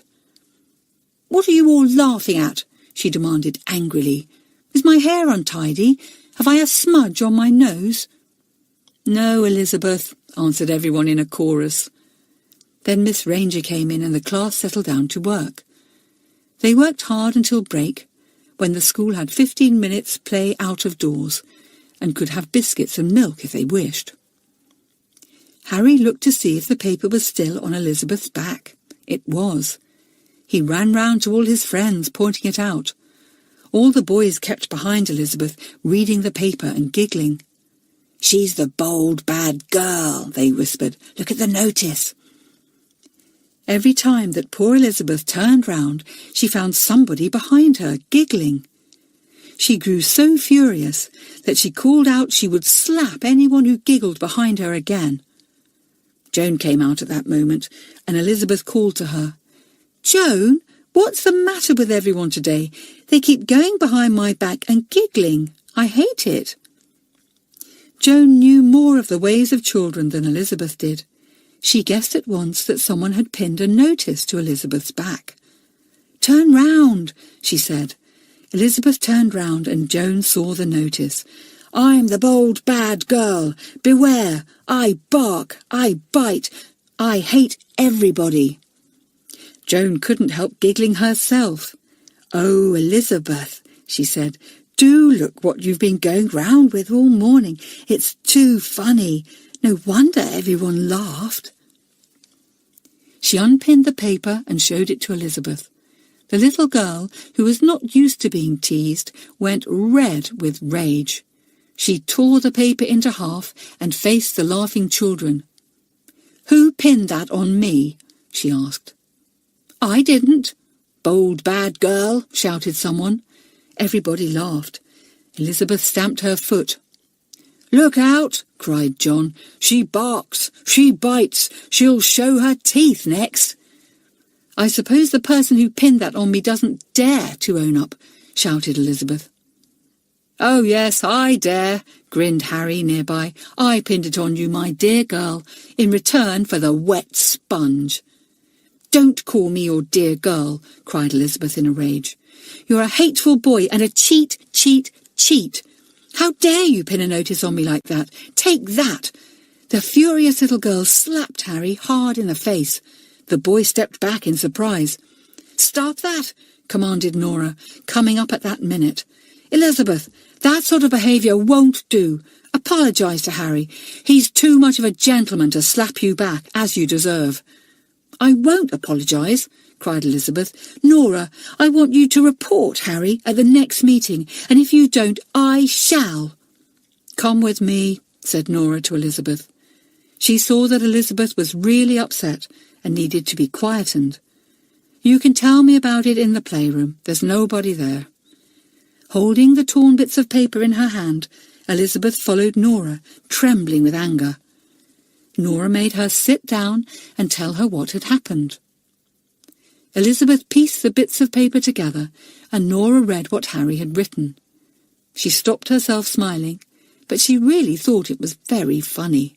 "And why did Harry play this trick on you?" asked Nora.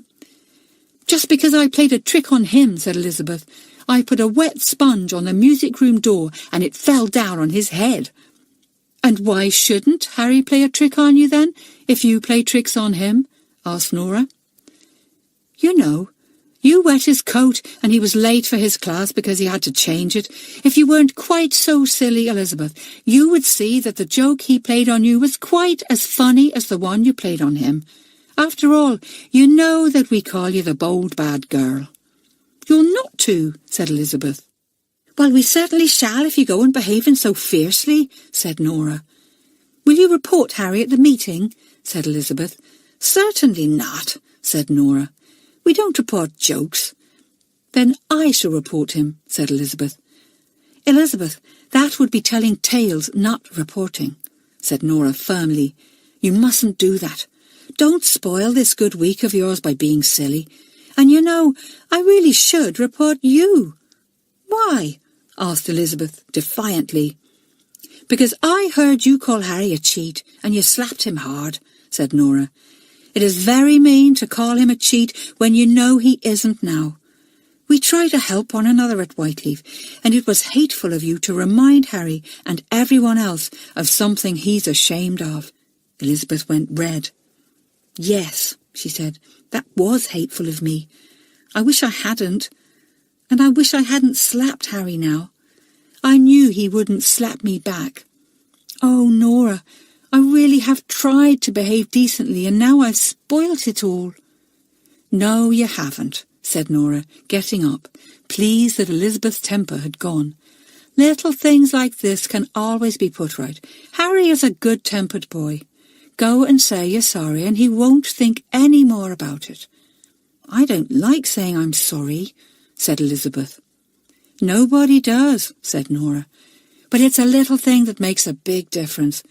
Go and try it and see if I'm not right."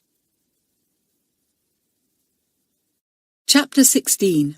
An Apology and Another Meeting. Elizabeth went to find Harry. She noticed that everyone turned away as she came, and she was sad. "They were all so friendly to me," she thought, "and now I've been silly again, and they don't like me any more. I do wish I didn't lose my temper." She didn't want to say she was sorry. She felt sure Harry would say something horrid or would laugh at her. All the same, Elizabeth was truly sorry that she had called Harry a cheat.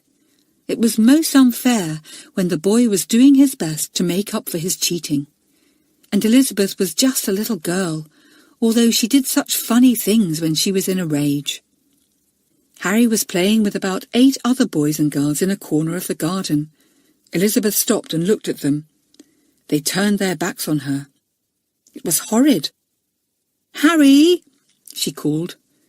"I don't want to speak to you," said Harry. "But Harry, I want to say something to you in private," said Elizabeth, almost in tears. "Say it in public then, in front of everyone," said Harry. "It can't be anything important." "All right then," said Elizabeth, going up to the group of children. "I've come to say I'm sorry for calling you a cheat, when I know you're not now, and I'm sorry for slapping you, Harry. Nora has explained things to me, and I feel different now." The children stared at her. They all knew how hard it was to apologize, especially in front of others, and they admired the little girl. Harry went up to her. "That's decent of you," he said warmly. "You've got an awful temper, Elizabeth, but you're a good sort all the same." Everybody smiled. Everybody was friendly again. What a difference a little apology made. Elizabeth could hardly believe it. She suddenly felt that everything was perfectly all right, and she wanted to skip for joy. "Come and see my rabbits," said Harry, slipping his arm through Elizabeth's. "I've got 2, called Bubble and Squeak, and they've got 3 babies. Would you like one?" Elizabeth had always longed for a rabbit. She stared at Harry in delight. "Oh, yes," she said. "Let me buy one from you." "No, I'll give you one," said Harry, who was a very generous boy and was eager to make Elizabeth forget all about the quarrel. "I've got a little old hutch you can have for it. It will be ready to leave its mother about half-term." "Oh," said Elizabeth, disappointed. "I shan't be here after that. I shall be going home, you know. I can't have the rabbit." The bell rang for school again, so she couldn't see the baby rabbit. She didn't want to now either, because she wouldn't be able to have it. What a pity she couldn't have it now and give it back to Harry at half-term. She asked Harry and Richard to come and listen to the new gramophone record that evening. It had come and was, as Mr. Lewis said, very lovely. The three children sat and listened to it. They played it 5 times. They were all fond of music, and Harry played quite well, although his fingers were, as Richard had said, rather like a bunch of bananas. But he couldn't help that. "You know, Elizabeth, we have a marvellous concert at the end of term," said Harry, putting the record on for the 6th time, and letting the sea piece flood the room again. "It's a pity you won't be here for it. You could have played at it, and your parents would have been jolly proud of you." Elizabeth had a quick picture in her mind of herself playing the lovely grand piano at the concert, and her mother and father sitting proudly to listen to her. For the first time, she really wished she was staying on at Whiteleaf School. "But it's no good," she said to herself quickly. "I've made up my mind, and that's that. I shan't stay a minute longer than half-term." After supper that night, Mr. Lewis gave one of his little concerts. About 9 children were in the music room listening, all music lovers. Mr. Lewis had asked Elizabeth to bring her new record for them all to hear, and the little girl proudly put it on Mr. Lewis's fine gramophone. It was such fun to sit around listening. When 2 of the children thanked Elizabeth for getting £2 to buy such a fine record, Elizabeth nearly burst with pride and pleasure. "It really is fun to share things," she thought. "I simply loved all the others listening to my record. How could I ever have thought it was horrid to share things? I didn't know much." Joan was not such a music lover as Elizabeth was, but she came to the concerts to be with Elizabeth. Joan was much happier now that she had a friend, though, as she said, it was rather like being friends with a thunderstorm. You never quite knew what Elizabeth was going to do next. Elizabeth looked forward to the next school meeting. She knew now that it was the most important thing of the whole school week. She was beginning to see that each child was one of a big gathering, and that, because its behaviour brought good or ill to the school as a whole, each child must learn to do its best, so that the whole school might run smoothly and happily. This was a difficult thing for a spoilt only child to learn, but Elizabeth was not stupid, and she soon saw what a fine thing it was for the children to rule themselves and help each other. But she also saw that they would not be able to do this as well as they did if they had not had excellent teachers, able to teach and guide the classes in the best way. "I see why everyone is so proud of Whiteleaf School now," said Elizabeth to herself. "I'm beginning to feel proud of it myself." Elizabeth enjoyed the next meeting very much. Nora had said that she had nothing bad to report of her, and so Elizabeth had nothing to fear. She sat listening to the reports, complaints and grumbles, and beamed with delight when she heard that Harry had been second in his class in arithmetic, and was now to be allowed to sit with the others again. "Thank you," said Harry to William. "I shall never in my life cheat again, William." "Good," said William.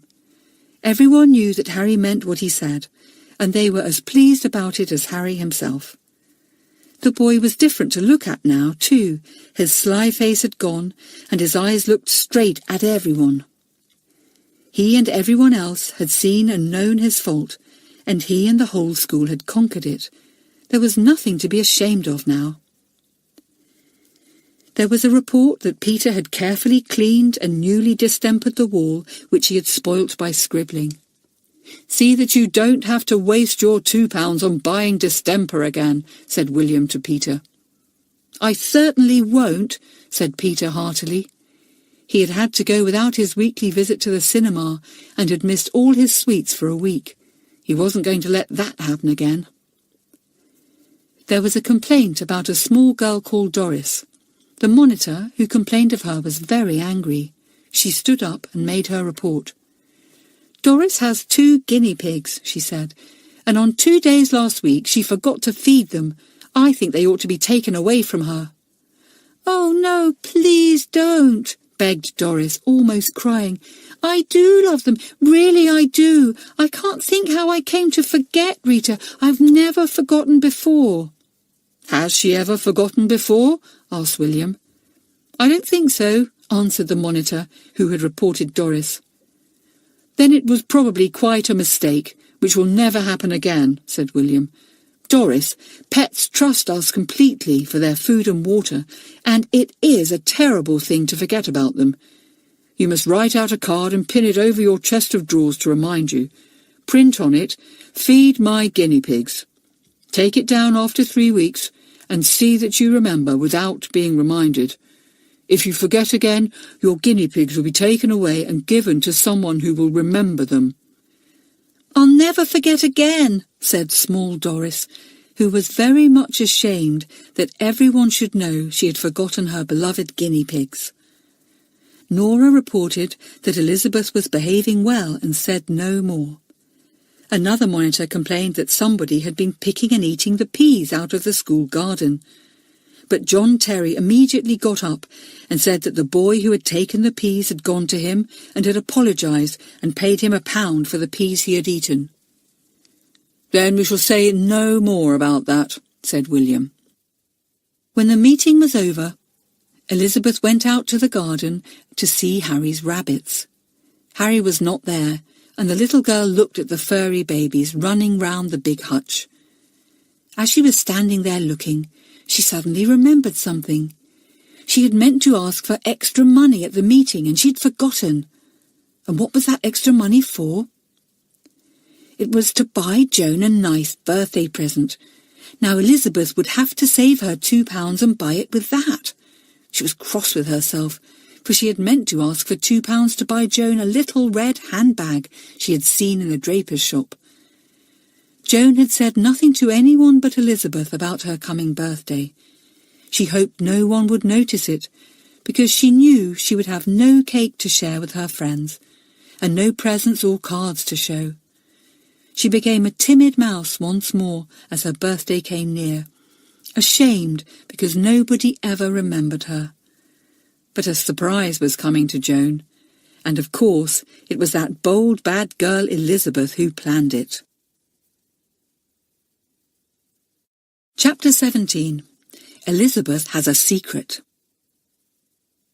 During the next week, a registered letter came for Elizabeth from her Uncle Rupert. She opened it and stared in delight. There was a £10 note inside. £10, said Elizabeth in surprise. Ooh, how kind of Uncle Rupert. She read her uncle's letter. He said that he had just heard that she had gone to school and had sent her some money to buy some nice things to eat. A whole £10 note, said Elizabeth, hardly believing her eyes. I can buy heaps of things with that. I can buy Joan a lovely present. She went off to her bedroom to put the money into her purse. Plans began to form in her mind, wonderful plans. Ooh, said Elizabeth, sitting on her bed as she thought of the plans. What fun! I shall go down to the village and order a fine birthday cake for Joan. She will think it comes from her mother, and she'll be so pleased. Elizabeth went on thinking, and I shall order the new book that Joan wants, and send that through the post too. And I'll put a card in with love from Mother. Then Joan won't be unhappy any more. The little girl thought these were marvellous plans. She didn't stop to think that Joan would find out, sooner or later, that the cake and the book were not from her mother. She just longed to give her friend a fine surprise. She couldn't ask Joan to come down to the village with her, in case Joan found out what she was doing. So she asked Belinda. All right, said Belinda. I want to buy some stamps, so I'll go after tea with you. Don't spend your £2 all at once, Elizabeth. All day Elizabeth thought about the cake and the presents for Joan. She thought about them so much in the French class that Mademoiselle got cross with her.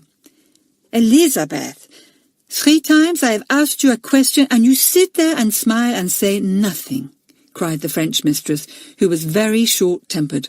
Elizabeth jumped. She hadn't heard the questions at all. What was it that you asked me, mademoiselle? She asked.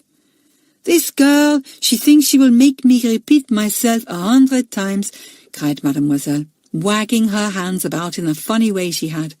You will listen to me properly for the rest of the lesson, Elizabeth, or you will come to me for an extra half-hour after tea. Gracious, thought Elizabeth, remembering that she wanted to go shopping after tea. I'd better stop dreaming and think of the French lesson. So for the rest of the lesson she did her best, and mademoiselle smiled graciously at her. She liked Elizabeth and found her very amusing, though she sometimes wanted to shake her when she said, Well, you see, mademoiselle, you needn't bother about whether I should be top or bottom in exams, because I'm not staying after half-term. You are the most obstinate child I have ever seen, mademoiselle would say, and rap loudly on her desk, half angry and half smiling. After tea, Elizabeth went to get her money and to find Belinda. Helen said she would come too, so the three of them set off. What are you going to buy, Elizabeth? Asked Helen curiously. It's a secret, said Elizabeth at once. I don't want you to come into the shops with me, if you don't mind, because I really have got some secrets today. It's to do with somebody else, that's why I can't tell you. All right, said Helen. Well, we are going to have strawberry ice creams in the sweet shop. You can join us there when you've finished your shopping. Don't be too long. Helen and Belinda went off to the sweet shop and sat down at a little marble-topped table there to enjoy their ice creams. Elizabeth disappeared into the baker's shop. The baker's wife came to see what she wanted. Please, do you make birthday cakes? Asked Elizabeth. Yes, miss, said the woman. They are £1.50, £2, or for a very big one with candles on and the name, £5. Would the £5 one be big enough for heaps of children? Asked Elizabeth, feeling certain that Joan would like to share the cake with everyone. It would be big enough for the whole school, answered the woman, smiling. It's the size people often order for Whiteleaf School. Oh, good, said Elizabeth. Well, will you make a cake like that for Friday? Put 11 candles on it, all different colours, and put a happy birthday for my darling Joan on it. Will there be enough room for all that, do you think? Oh, yes, said the woman. I'll decorate it with sugar flowers and make it really beautiful, and it shall have 2 layers of thick cream inside. I'll pay now, said Elizabeth. Oh, and will you please send it to Miss Joan Townsend, Whiteleaf School, on Friday morning, early? Any message inside, miss? Asked the baker's wife, writing down the name and address. No, said Elizabeth.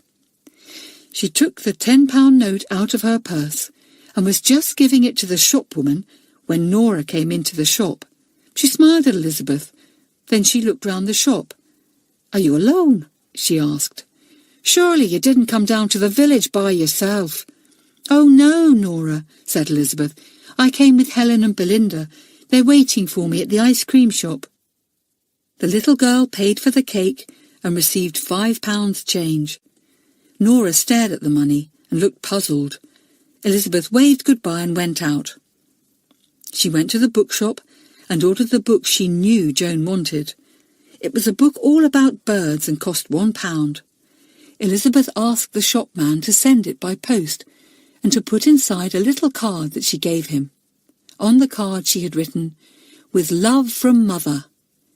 Now Joan will think her mother sent her a fine cake and a present, thought Elizabeth, pleased to think of Joan's surprise.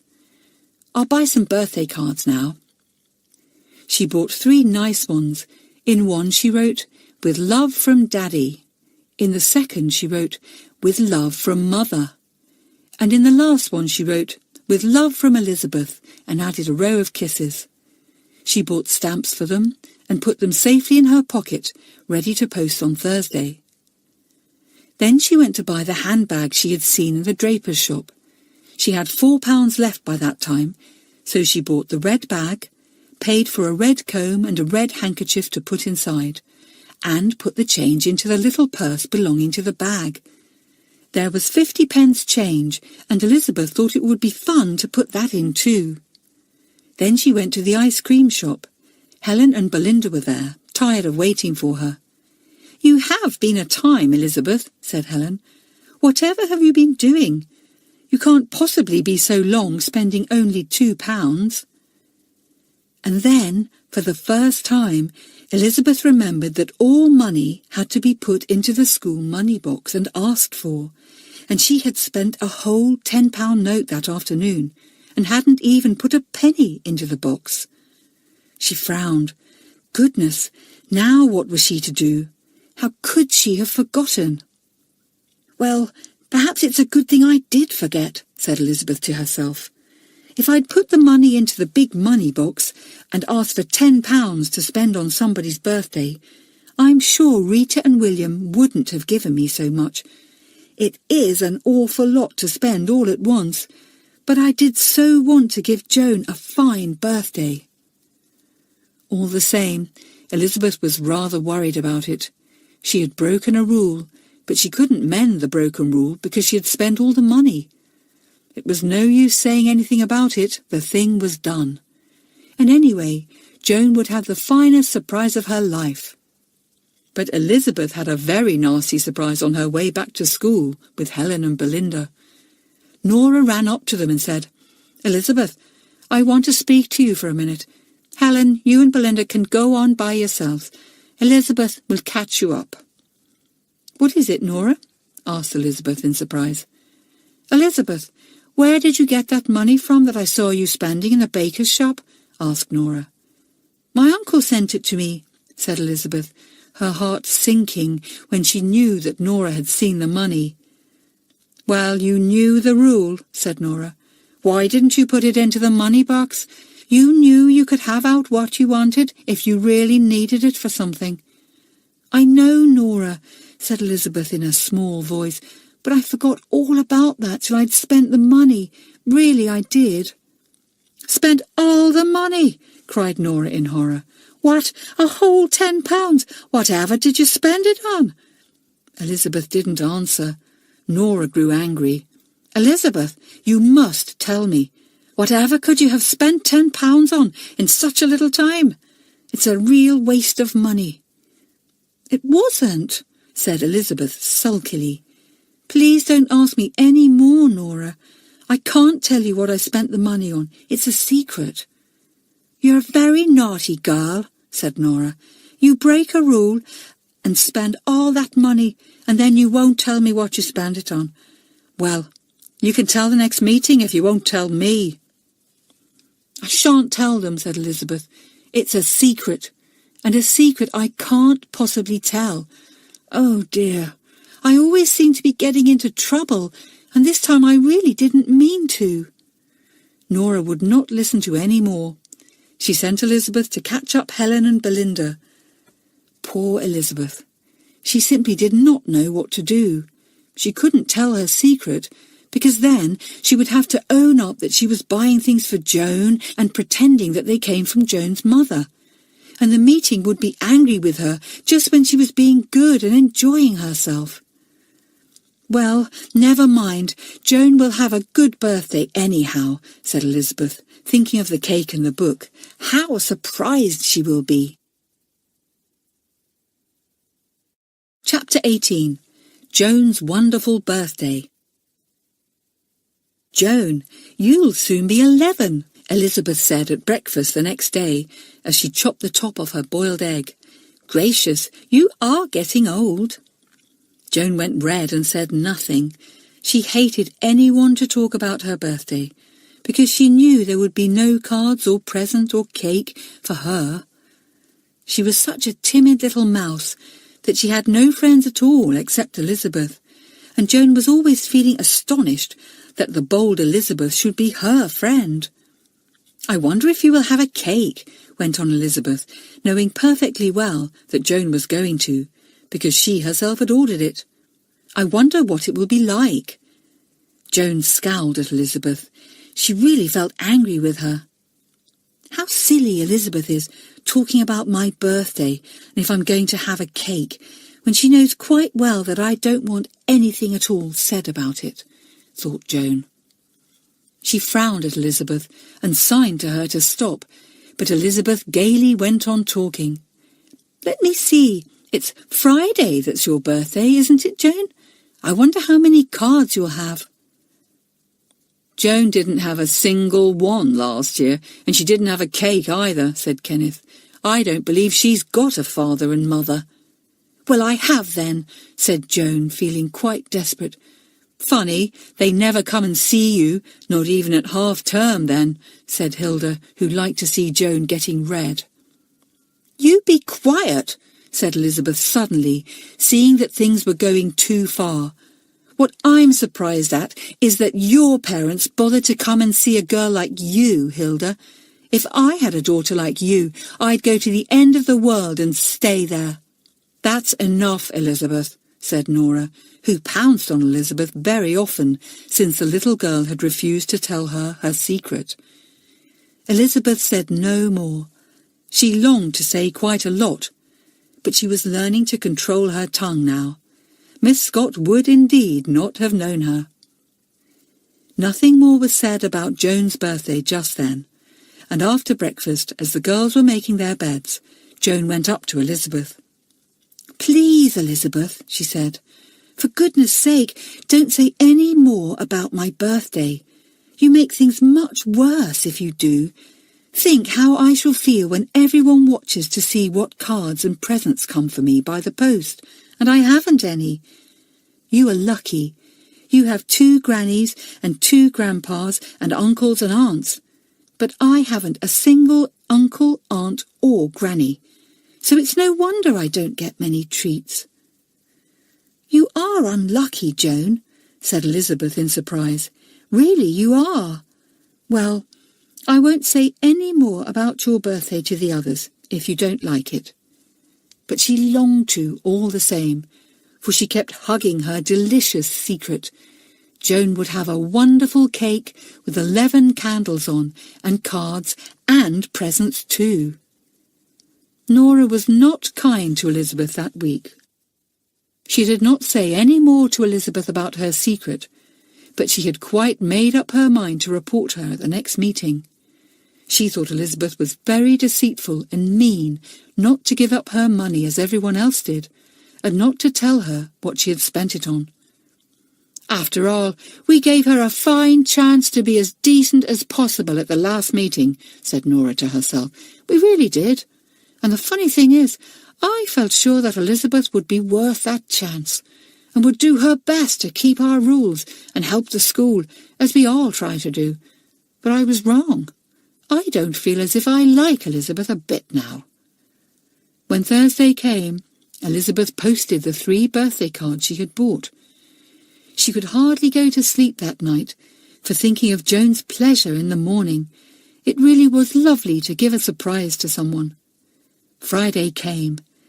Elizabeth leapt out of bed, ran to Joan's bed, hugged her and cried, "Many happy returns of the day, Joan. I hope you'll have a lovely birthday. Here's a little present for you from me." Joan took the parcel and undid it. When she saw the red handbag inside, she was delighted, and she was even more thrilled when she found the comb, the handkerchief, and the 50-pence piece. She flung her arms round Elizabeth and squeezed her so hard that Elizabeth almost choked. "Oh, thank you, Elizabeth," she cried. "It's perfectly lovely. I did so badly want a handbag. I only had that little old purse. Oh, how I shall love using it. It's the nicest present I have ever had." There was another surprise for Joan before she went down to breakfast. Hilda slipped into the bedroom with a lace-edged handkerchief for Joan. She had felt rather ashamed of herself for teasing Joan the day before, and had taken one of her best hankies to give for a present. Joan was thrilled. In fact, she was so thrilled that a bright idea came into Elizabeth's head.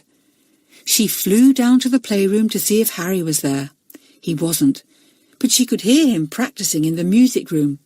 "Harry! Harry!" cried Elizabeth, rushing up to him, and startling him so much that his music fell to the floor. "Will you do something for me?" "Depends what it is," said Harry, picking up his music. "Harry, it's Joan Townsend's birthday," said Elizabeth. You know you said you'd give me one of your rabbits, don't you?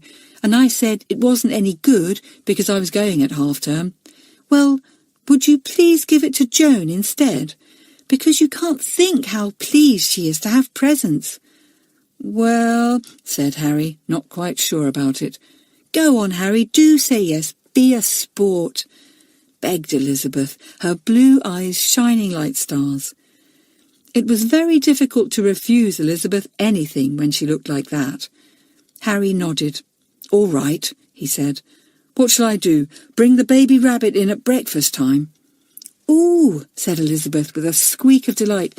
"Yes, do. Say, 'Shut your eyes, Joan, and feel what I've brought you,' and then put it into her arms. What a surprise for her!" "Well, I'll go and get it now," said Harry, putting his music away. "But she'll have to look after it herself, Elizabeth. It will be her rabbit." "I'll look after it for her," said Elizabeth, feeling delighted at the thought of mothering a baby rabbit each day. "Hurry, Harry!" Elizabeth went back to the bedroom. The breakfast bell rang as she was tidying her chest of drawers. She slipped her arm through Joan's, and they went downstairs together. They stopped at the letter rack. There was one card for Elizabeth from Mrs. Allen, and in Joan's place were 3 envelopes in which were the cards that Elizabeth had bought. Joan took them down, going red with surprise.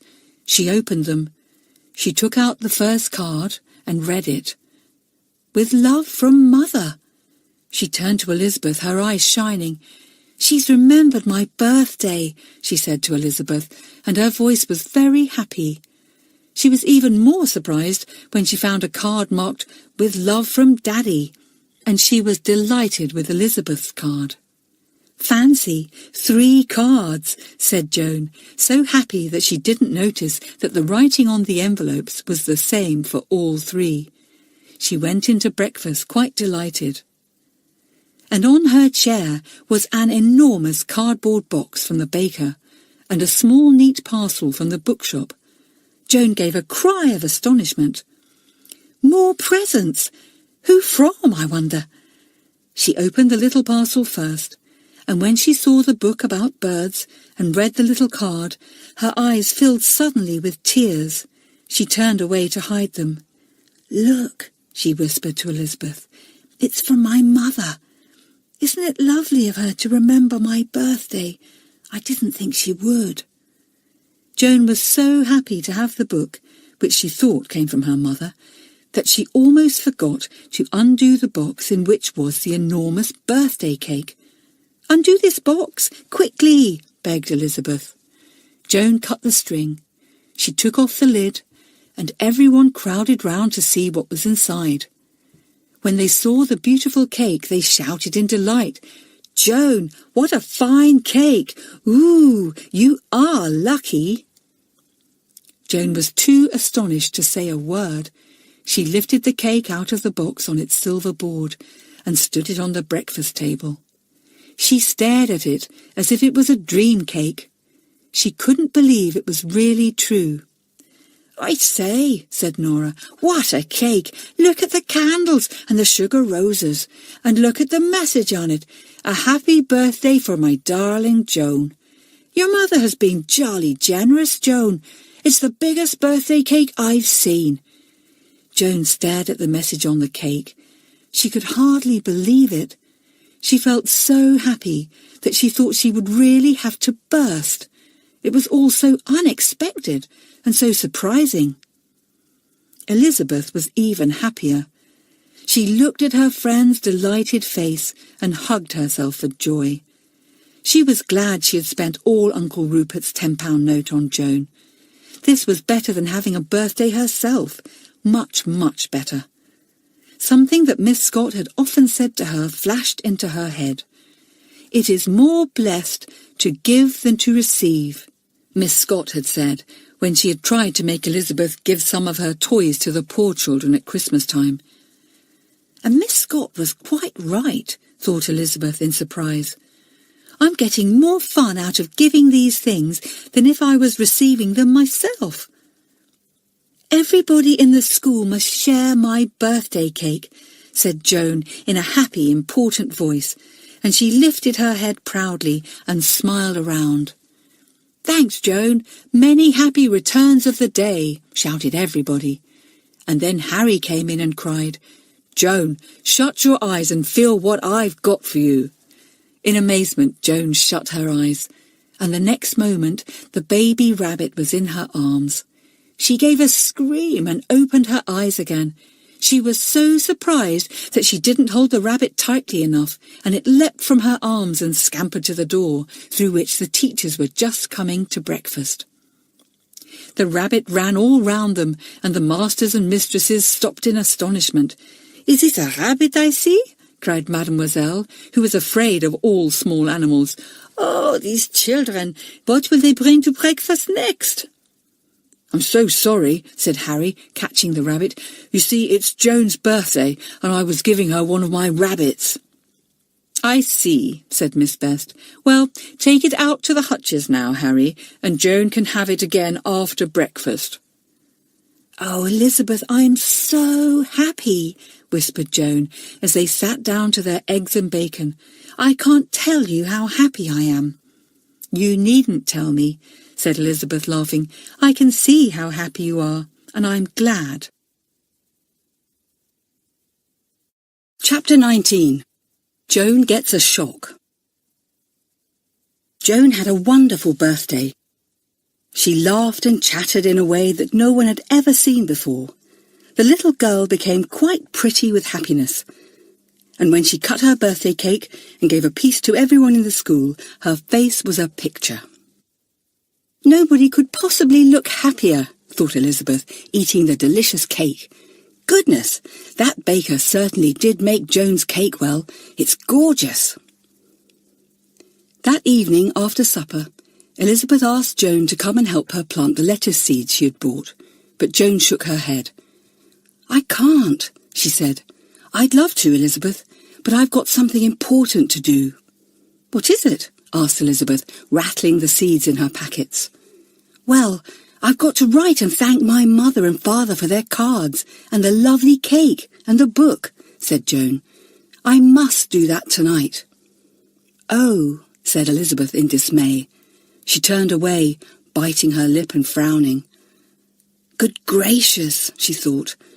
"I didn't think of Joan writing to say thank you.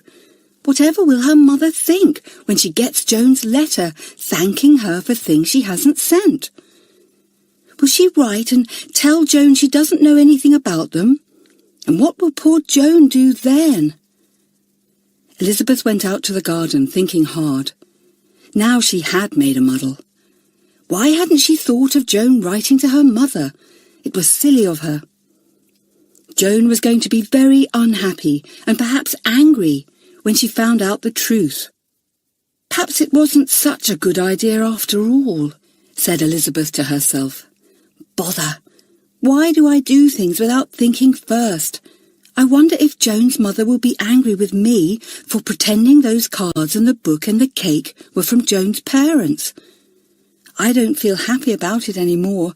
I feel dreadful." She went to give John Terry the seeds. He was delighted. "Good," he said. "Just what I wanted. I plant a new row of lettuce every week, Elizabeth. And then we have new lettuces growing in different sizes, so that each week I have a fresh row to pull. Did you like the lettuces we had for tea yesterday? Those are out of the frames. I was rather proud of them." "They were simply lovely, John," said Elizabeth, still busy thinking about Joan. She simply couldn't imagine what would happen, and she felt worried. She helped to plant the lettuce seeds, but John scolded her because she sowed them so thickly. "I thought you knew something about gardening," he said. "Do you want the lettuces to come up like a forest?" "Sorry, John," said Elizabeth. "I was thinking about something else." "You haven't been naughty, I hope?" asked John, who liked Elizabeth and was always pleased when she came to help him in his garden. "I hope you won't get ticked off at the meeting again. You've had enough of that." "I'm afraid I shall be," said Elizabeth, sighing. She was worried about that too. She was sure Nora would report her for spending a whole £10. And whatever would she say about it? She wasn't going to give away her secret and let everyone know that it was she and not Joan's parents who had sent the cake and the book. Things were suddenly getting very difficult. Joan was very happy for 2 days, and then she got a letter from her mother that took away all her happiness. Elizabeth was with Joan when she found the letter at tea time in the letter rack. "Oh, Mother has written very quickly to answer my letter," said Joan happily. And she took the letter down. She tore it open and stood reading it. Then she turned very pale and looked with wide, miserable eyes at Elizabeth. Mother says she didn't send me a card. She forgot," said Joan in a trembling voice. And she says she didn't send me a cake or that book. She can't understand why I'm writing to thank her. Oh, Elizabeth." Elizabeth didn't know what to do or say. She put her arm round Joan and took her to the playroom. No one was there, for everyone had gone in to have tea. Joan sat down, still very white, and stared at Elizabeth. "I don't understand it," said poor Joan. "Oh, Elizabeth, I was so very happy, and now I feel dreadful. Who could have sent those things if it wasn't my mother?" Still, Elizabeth couldn't say a word. How could she say she had done it? Her kindness now seemed like a cruel trick. Poor Joan. "Come in and have some tea," said Elizabeth at last, finding her voice. "You look so pale, Joan. Come and have some tea. It will do you good." But Joan shook her head. "I'm not hungry. I couldn't eat anything," she said. "Let me alone. You go in to tea without me. I want to be alone, please, Elizabeth. You're kind and sweet to me, but I don't want anybody just now. I'm going out for a walk. I'll be better when I come back." Joan slipped out of the playroom. Elizabeth stared after her, unhappy and worried. Joan had gone out alone, without anyone, which wasn't allowed. Elizabeth simply didn't know what to do. She went into tea very late and was scolded by Nora. "You're late, Elizabeth," snapped Nora. "You'll have to go without cake today." Elizabeth slipped into her place and said nothing. As she ate her tea, she noticed that the room was getting very dark indeed. "There's a good old storm blowing up," said Harry. "My goodness, look at that rain." "Splendid," said John. "I badly need it for my broad beans and peas." But Elizabeth did not think it was splendid. She was thinking of poor Joan, out for a walk all alone in the storm. A roll of thunder sounded, and lightning flashed across the window. "Joan hadn't even got a hat on," said Elizabeth to herself. "She'll be soaked. If only I knew which way she had gone, I'd go and meet her with a mackintosh. Oh dear, everything's going wrong." She could hardly eat any tea. When the meal was over, she ran to the playroom and then to the bedroom to see if Joan was back. She wasn't. Elizabeth looked out of the window. She felt very ashamed and guilty. "I meant to be so kind, and all I've done is to give Joan a dreadful shock, make her very unhappy, and now she's out in this dreadful thunderstorm," thought Elizabeth. For a whole hour, Elizabeth watched for Joan to come back. The thunder gradually rolled itself away, and the lightning stopped.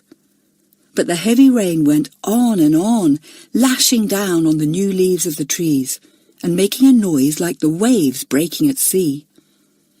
At last Joan came back. Elizabeth saw a small dripping figure coming in through the garden door. She rushed to Joan at once. "Joan, you're simply soaked through. Come and change at once." Water dripped off Joan's dress, for the rain had been tremendous. The little girl was soaked through to the skin. She was shivering with cold. "Oh, poor Joan," said Elizabeth, dragging her friend upstairs. "You'll catch a dreadful cold. Come on, you must change into dry things straight away." On the way up, the two girls met the matron of the school, who looked after them when they were ill, and who bandaged their arms and legs when they hurt themselves. She was a fat, jolly woman, and everyone liked her, though she could be very strict when she liked. She stopped when she saw Joan. "Good gracious," she said, "wherever have you been to get into that state, you silly child?" "She's been out in the rain," said Elizabeth. "She's awfully cold, matron. She's going to put on dry things." "I've got some of Joan's things airing in my hot cupboard," said matron. "She'd better come along with me. Gracious, child, what a sight you look." Joan went with matron. She was hurriedly stripped of her soaking clothes, and matron rubbed her down well with a rough towel. Joan said nothing at all, but stood looking so sad and miserable that matron was worried. "I think I'd better take your temperature," she said. "You don't look right to me. Put this warm dressing gown round you for a minute. I'll get the thermometer." She sent Elizabeth away. The little girl went off to the music room to practice, feeling very upset. She practiced her scales steadily, and somehow it comforted her. She went to look for Joan at supper time, but she was nowhere to be seen. "Haven't you heard?" said Belinda. "Joan's ill. She'd got a high temperature, and she's in bed in the San." The San, or sanatorium, was where any boy or girl was put when they were ill. It was a cheerful, sunny room, built apart from the school, so Joan was there, ill. Elizabeth's heart sank. She felt that it was all her fault. "Cheer up. She'll be all right tomorrow, I expect," said Belinda, seeing Elizabeth's dismayed face. But Joan wasn't all right. She was worse. The doctor came and went with a grave face. It was dreadful. "I know what would make Joan better," thought Elizabeth in despair. If only her mother could come and see her and love her a bit, Joan would be quite all right. Her chill would go and she'd be happy again. Elizabeth sat and wondered what she could do. Then an idea came into her head. She would write to Joan's mother. She would tell her of the presents she had given to Joan, pretending that they were from Joan's mother. She would tell her how much Joan loved her mother and wanted her to think of her and remember her, and she would beg her to come and see Joan because she was ill. Elizabeth jumped up. She ran to Joan's writing paper, which was kept on a shelf in the playroom. In it she found the letter from Joan's mother, and Elizabeth copied the address for herself. Then she slipped the letter back. "Now, I'll write to Mrs. Townsend," said the little girl. "It will be the most difficult letter I've ever written, but it's got to be done. Oh dear, what an awful lot of trouble I'm going to get into." Chapter 20. More Trouble. Elizabeth sat down to write to Joan's mother. She bit the end of her pen. She began twice and tore the paper up. It was very, very difficult. It took her a long time to write the letter, but at last it was done and put in the box to be posted. This is what Elizabeth had written. "Dear Mrs. Townsend, I am Elizabeth Allen, Joan's friend. I'm very fond of Joan, but I've made her unhappy, and now she is ill. I will tell you what I did. You see, Joan told me a lot about you and how she loved you, and she said she didn't think you loved her very much because you hardly ever wrote to her, and you didn't remember her birthdays. It is awful not to have your birthday remembered at school, because most people have cards and a cake. Well, I had £10 from my Uncle Rupert, and I thought of a good idea. At least, I thought it was a good idea, but it wasn't. I ordered a big birthday cake for Joan with a loving message on it, and I got cards and wrote in them, 'With love from Mother' and 'With love from Daddy,' and sent them. And I got a book and pretended that was from you too. Well, Joan was awfully happy on her birthday because she thought you had remembered her. You can't think how happy she was. Then she wrote to thank you for the things. I quite forgot she would do that, and of course you wrote back to tell her that you hadn't sent them. Joan got a dreadful shock, and she went out for a walk by herself and a thunderstorm came. She was soaked through, and now she is very ill. I am very unhappy about it, because I know it is all my fault. But I did really mean to make Joan happy. What I am writing for is to ask you if you could come and see Joan and make a fuss of her, because then I think she would be so glad that she would soon get better. I know you will be very angry with me, and I am very sorry. Elizabeth Allen. That was Elizabeth's letter, written with many smudges because she had to stop and think what she wanted to say, and each time she stopped, she smudged her letter. She licked the envelope, stamped it, and left it to be posted. What would Joan's mother say? If only she would come and see Joan and put things right for her. It would be lovely, but goodness, she would be very, very angry with Elizabeth. Elizabeth missed Joan very much. The next day she went to ask Matron if she might see Joan, but Matron shook her head. "No," she said. "The doctor says no one must see her. She is really ill." Elizabeth went to find John. He was putting sticks in for his peas to climb up. Every spare moment he spent in the school garden. That was a nice part of Whiteleaf School. If you had a love for something, you could make it your hobby, and everything was done to help you. "John," said Elizabeth, "Joan is ill. Do you think you could spare me some flowers for her?" "Yes," said John, standing up straight. "You can pick some of those pink tulips if you like." "Oh, but they are your best ones, John," said Elizabeth. "Aren't you keeping them for something special?" "Well, Joan's being ill is something special," said John. "Pick them with nice long stalks. Slit the stalks at the end before you put them into water. The tulips will last a long time then." Elizabeth just had time to pick the tulips, find a vase, and run to Matron with it before the school bell went.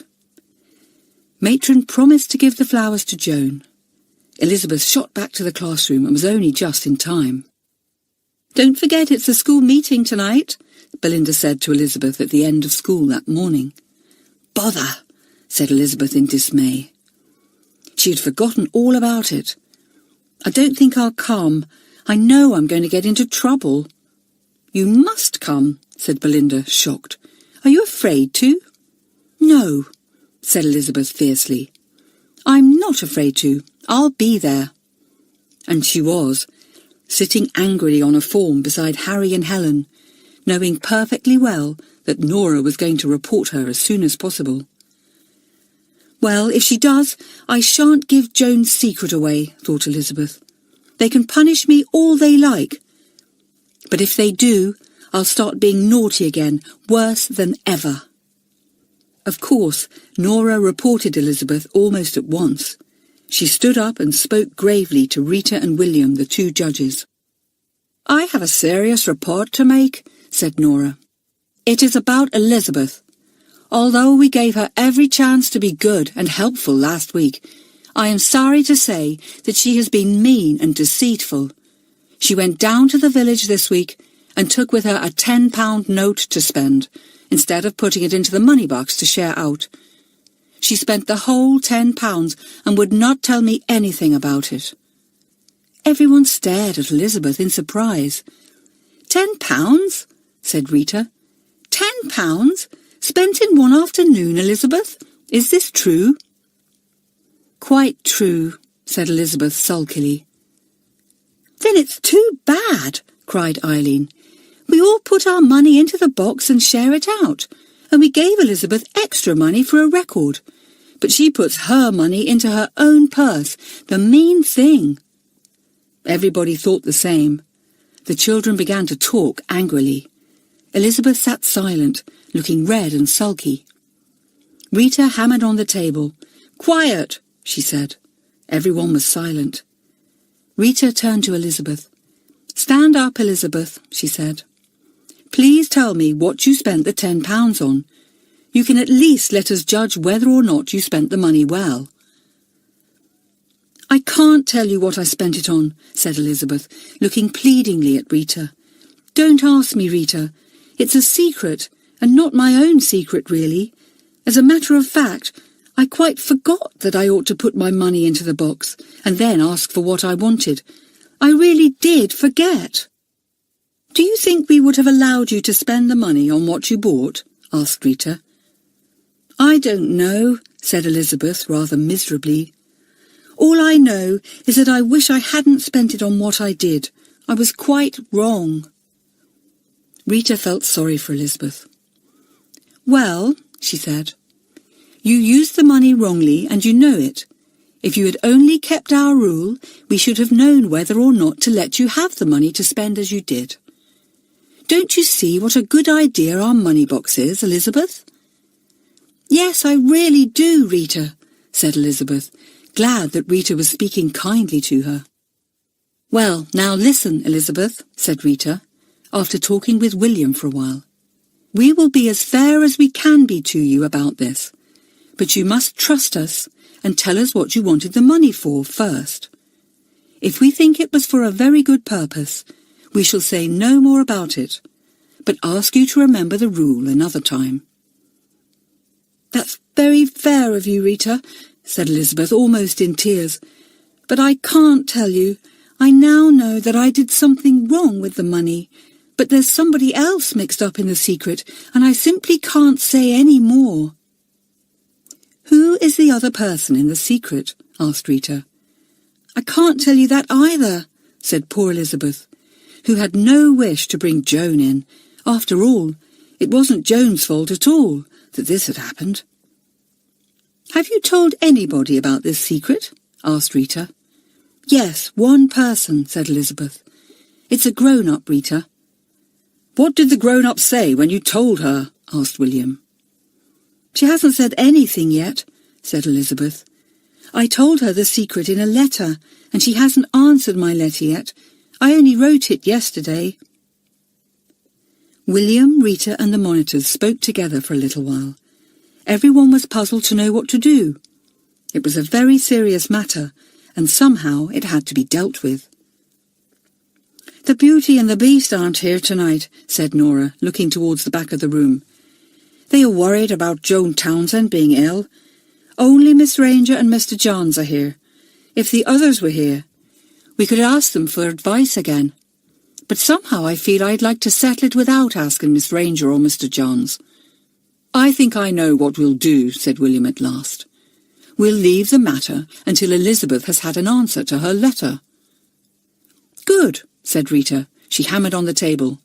"Elizabeth," she said, "we are going to leave the matter until you have had an answer to your letter. Will you please come to me and tell me when you have?" "Yes, Rita," said Elizabeth gratefully. "I think the person I wrote to will be very, very angry with me, and I wish I could tell you all about it, but I can't." "Well, it seems to me as if Elizabeth is being punished quite enough without us saying any more," said William. "We'll leave it for a day or two. Then please go to Rita, Elizabeth, and tell her what answer you've received." Elizabeth sat down, glad things were not worse. She thought the children were very fair and just. She hadn't even been punished. When the £2 were given out to everyone, Elizabeth put hers back into the box. "I won't have it this week," she said. "I'll do without it." "Good girl," said William. There was a nicer feeling in the room at once. Everyone felt that Elizabeth had tried to make up a bit for her mistake. After the meeting, Elizabeth went to ask how Joan was. The matron came to the door of the San and shook her head. "She's not any better," she said. "She's worrying about something, the doctor says. And she even says she doesn't want to see her mother, though we have asked her if she would like us to send for her." "Oh," said Elizabeth, and ran away in dismay. Now Joan didn't want to see her mother, and Elizabeth had written to ask her to come. "I always seem to do the wrong thing," said Elizabeth to herself. "I wish I could go and tell Rita everything. Then perhaps she could help me. But I can't do that without giving Joan away. She would hate to think that anyone knew her cake didn't come from her mother after all. Oh dear, whatever is going to happen? I wish Mrs. Townsend would hurry up and write to me. Chapter 21. Joan's mother arrives. 2 days later, Joan was seriously ill, and the matron and doctor were very worried indeed. "We must send for her mother," said Miss Bell at once. "The child begs us not to send for her," said matron in a puzzled voice.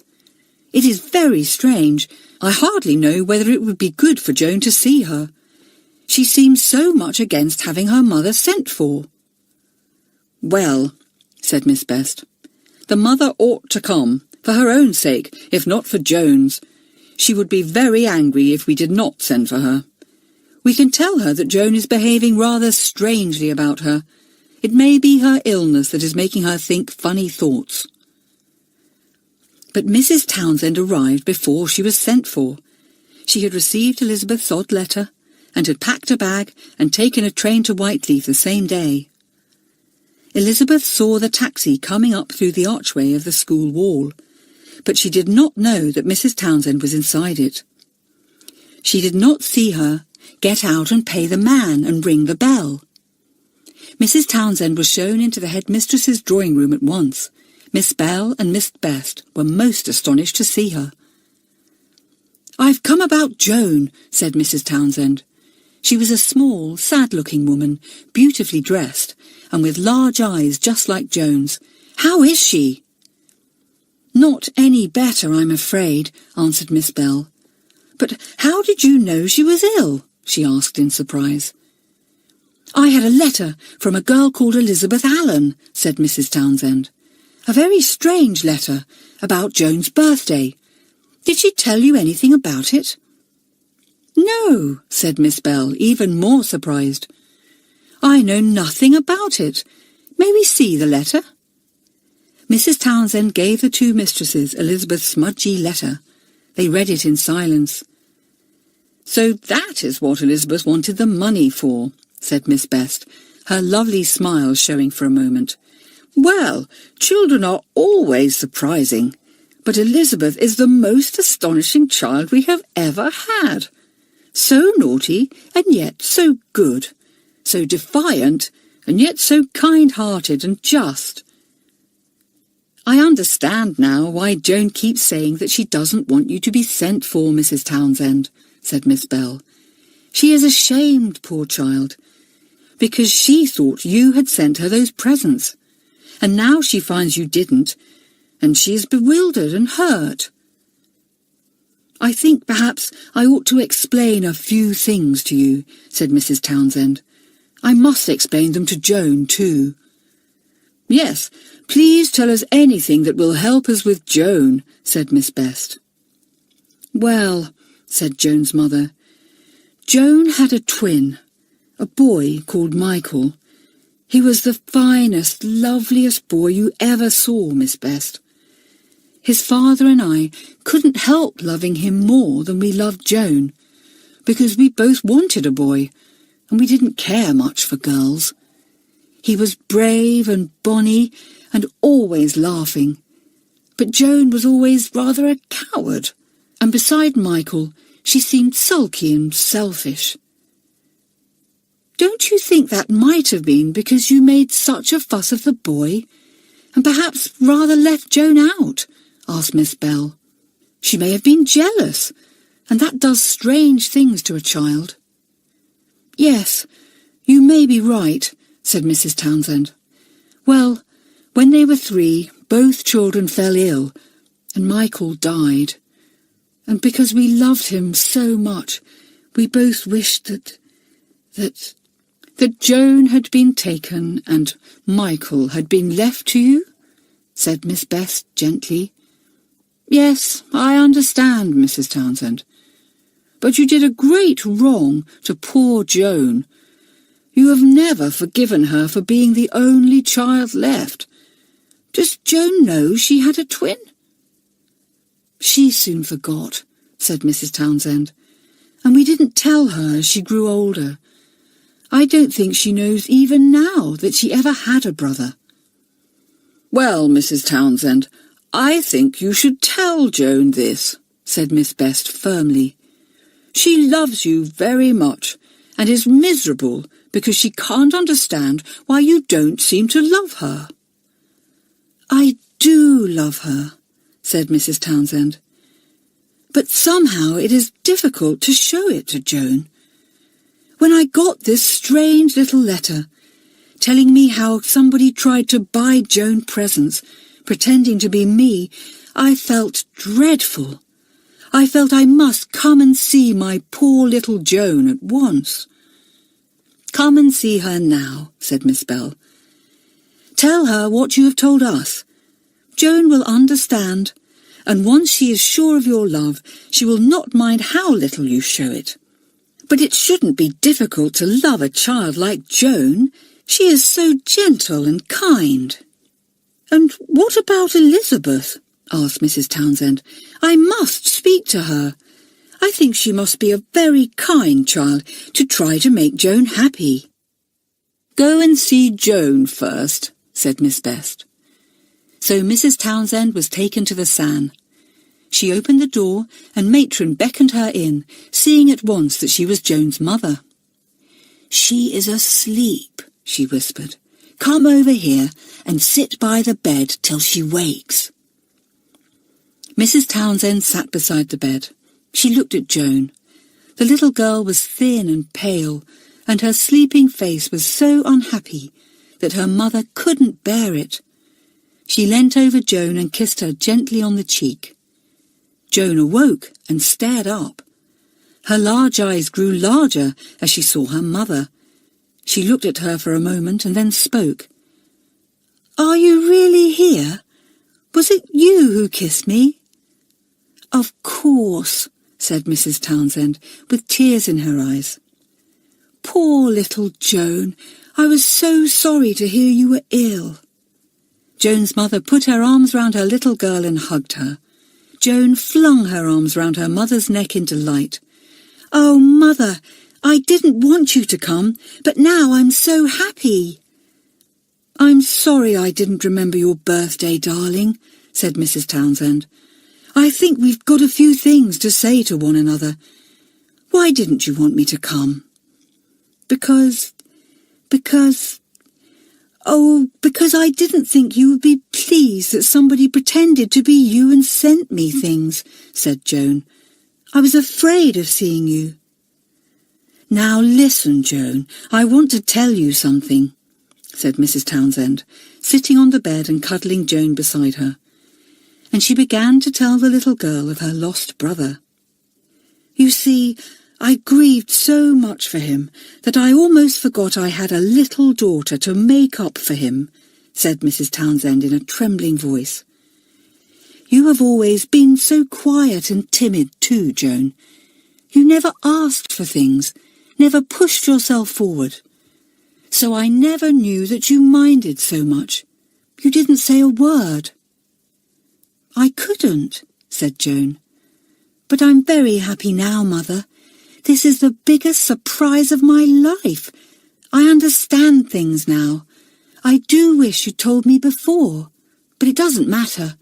Nothing matters now that I've got you close beside me, and I know you really do love me and won't forget me again." "I will never forget you," said Mrs. Townsend.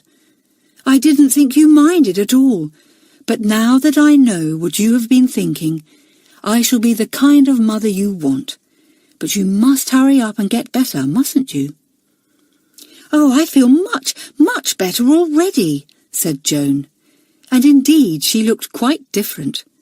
When Matron came in, she was surprised to see such a happy-looking child.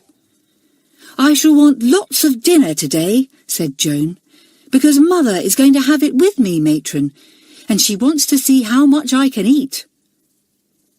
As they were eating their dinner together, they talked about Elizabeth. "I guessed that it was Elizabeth who sent those things when you said it wasn't you," said Joan. "It was just the sort of mad, kind thing she would do. You know, Mother, she's the first real friend I've had, and I think she's splendid. Though the first week she was here, she was really the naughtiest, rudest girl in the school. The sad thing is, She's made up her mind to go at half-term, so I shan't have her very much longer." "I want to see Elizabeth," said Mrs. Townsend. "She wrote me such a funny, sad letter. If it hadn't been for her letter and what she did for your birthday, we shouldn't have come to understand one another as we do now, Joan. And although she thinks she did a very wrong thing, somehow or other it has come right, because she really did mean to be kind. Matron, do you think Elizabeth might come and see me whilst my mother is here?" asked Joan, when Matron came in to take her temperature. "We'll see what your temperature's doing," said Matron, pleased to see the empty plates. She slipped the thermometer into Joan's mouth. She waited a minute and then took it out again. "Good gracious, just below normal," she said. "You are getting better quickly. Yes, I think Elizabeth might come. I'll send for her." Elizabeth was practicing her duet with Richard when the message came. One of the school maids brought it. "Mrs. Townsend is in the sand with Joan, and she says she would like to see you," said the maid. "Matron says you can go for 20 minutes. Elizabeth's heart sank. So Mrs. Townsend had come to the school. She'd got the letter, and now she was here and wanted to see Elizabeth. "I don't want to go to the sand," said Elizabeth. "Oh dear, isn't there any excuse I can make?" "But I thought Joan was your friend," said Richard in surprise. "She is," said Elizabeth. "But you see, oh dear, I can't possibly explain. Things have just gone wrong, that's all." The little girl put her music away, looking glum. "Cheer up," said Richard. "Things aren't so bad when you go and face them properly." "Well, I'll face them all right," said Elizabeth, throwing her curls back. "I wonder what's going to happen to me now." Chapter 22. Rita talks to Elizabeth. Elizabeth went to the sand. Matron was just coming out, smiling. "How is Joan now?" asked Elizabeth. "Much better," said Matron. "We shall soon have her out and about again now." "Oh, good," said Elizabeth. "Can I go in?" "Yes," said Matron. "You can stay for 20 minutes, till afternoon school. Talk quietly and don't excite Joan at all." Elizabeth went in. She shut the door quietly behind her. Joan was lying in a white bed under a big sunny window, and Mrs. Townsend was sitting beside her. "And is this Elizabeth?" asked Mrs. Townsend with a welcoming smile. Elizabeth went forward and shook hands, thinking that Mrs. Townsend didn't look very angry after all. She bent over and kissed her friend. "I'm so glad you're better, Joan," she said. "I do miss you." "Do you really?" said Joan, pleased. "I've missed you too." "Come here, Elizabeth," said Mrs. Townsend, drawing Elizabeth to her. "I want to thank you for your letter. I was so surprised to get it, and I know it must have been hard to write." "Yes, it was," said Elizabeth. "I was awfully afraid that you would be angry with me when you got it, Mrs. Townsend. I meant to make Joan so happy on her birthday, and I didn't think she'd find out it wasn't you who sent the things. I know it was a silly thing to do now." "Never mind," said Joan's mother. "It has made things come right in the end." "Have they come right?" asked Elizabeth in surprise, looking from Joan to her mother. "Very right," said Mrs. Townsend, smiling. "Joan will tell you all we have said one day, and you will understand how they went wrong. But now I want to tell you that I am very, very glad Joan has such a kind little friend. I know she will be much happier at Whiteleaf now that she has you. It is so horrid to have no friends at all." "Oh, Elizabeth, I do so wish you were staying on at Whiteleaf," sighed Joan, taking her friend's hand. "Couldn't you possibly stay?" "Don't ask me to, Joan," said Elizabeth. "You know I've made up my mind to go, and it's feeble to change your mind once you've made it up. I said I shall go, and if the meeting says I can, I shall go back with my parents when they come to see me at half-term." "Do you think you will be able to come and see me at half-term?" asked Joan, turning to her mother. "Yes, I will," answered Mrs. Townsend. "I hope by then that you will be up and about, and we will go to the next town and spend the day there, Joan." "Oh, good," said Joan happily. It was the first time her mother had ever come to take her out at half-term, and the little girl was delighted. "I shall get better quickly now, so that I shall be ready for you at half-term." A bell rang in the school. Elizabeth got up quickly. "That's my bell," she said. "I must go. Goodbye, Mrs. Townsend, and thank you for being so nice about my letter. Goodbye, Joan. I'm so glad you're happy. I'll come and see you again if Matron will let me." She ran off. Mrs. Townsend turned to Joan. "She is a very nice child," she said. "How funny that she should have been so naughty at first. And what a pity she wants to leave. She's just the sort of girl that Whiteleaf School would be proud of." Elizabeth thought of Rita as she sat in class that afternoon doing her painting. "I told Rita I would go to her as soon as I had an answer to my letter," she thought. "Well, I haven't exactly had an answer, yet I do know the answer, because Mrs. Townsend came herself and told me." She wondered if she should go to Rita after tea. What should she tell her? She didn't know. She need not have worried herself. Miss Bell and Miss Best had sent for Rita that day and had told her about Elizabeth and her odd letter to Joan's mother. "She spent the money her uncle gave her on buying that big birthday cake for Joan and the other presents and cards," said Miss Bell. "That is where the money went, Rita." "But why didn't Elizabeth say so?" asked Rita, puzzled. "Because if she explained that, the school would know Joan's unhappiness at being forgotten by her mother," said Miss Best. "If Elizabeth had been longer at Whiteleaf School, she would have gone to you, Rita, or to one of the monitors she trusted, and would have asked their advice. But she has been here such a short time, and is such a headstrong, independent child, that she takes matters into her own hands and gets into trouble. All the same, she has the makings of a very fine girl in her," said Miss Bell. "She is fearless and brave, kind and clever, and although she has been the naughtiest, rudest girl we have ever had, that only lasted for a little while." "Yes," said Rita, "I liked her almost from the beginning, although she has been very difficult. But she really is the sort of girl we want at Whiteleaf. I'm afraid now, though, that she will go home, for we have promised that she shall, if she wants to." "You must send for her and have a talk with her, Rita," said Miss Best. "She was supposed to come and tell you when she had an answer to her letter to Mrs. Townsend, wasn't she? Well, we know the answer now, and it is not an answer that can be explained fully to a school meeting. Have a talk with Elizabeth, and then decide what to do. I think you will feel that although Elizabeth did wrong, the kindness that was at the bottom of it more than makes up for the upset she caused." "Yes, I think so too," agreed Rita, who had been very interested in all that Miss Bell and Miss Best had told her. She was glad to know that Elizabeth had spent the £10 on somebody else. Glad that it was only kindness that had caused such a disturbance. She went out to look for Elizabeth. It was after tea. Elizabeth was running to see if Matron would let her sit with Joan again. She bumped into Rita round a corner. "Good gracious, what a hurricane you are," said Rita. Her breath bumped out of her. "You're just the person I want to see. Come to my study."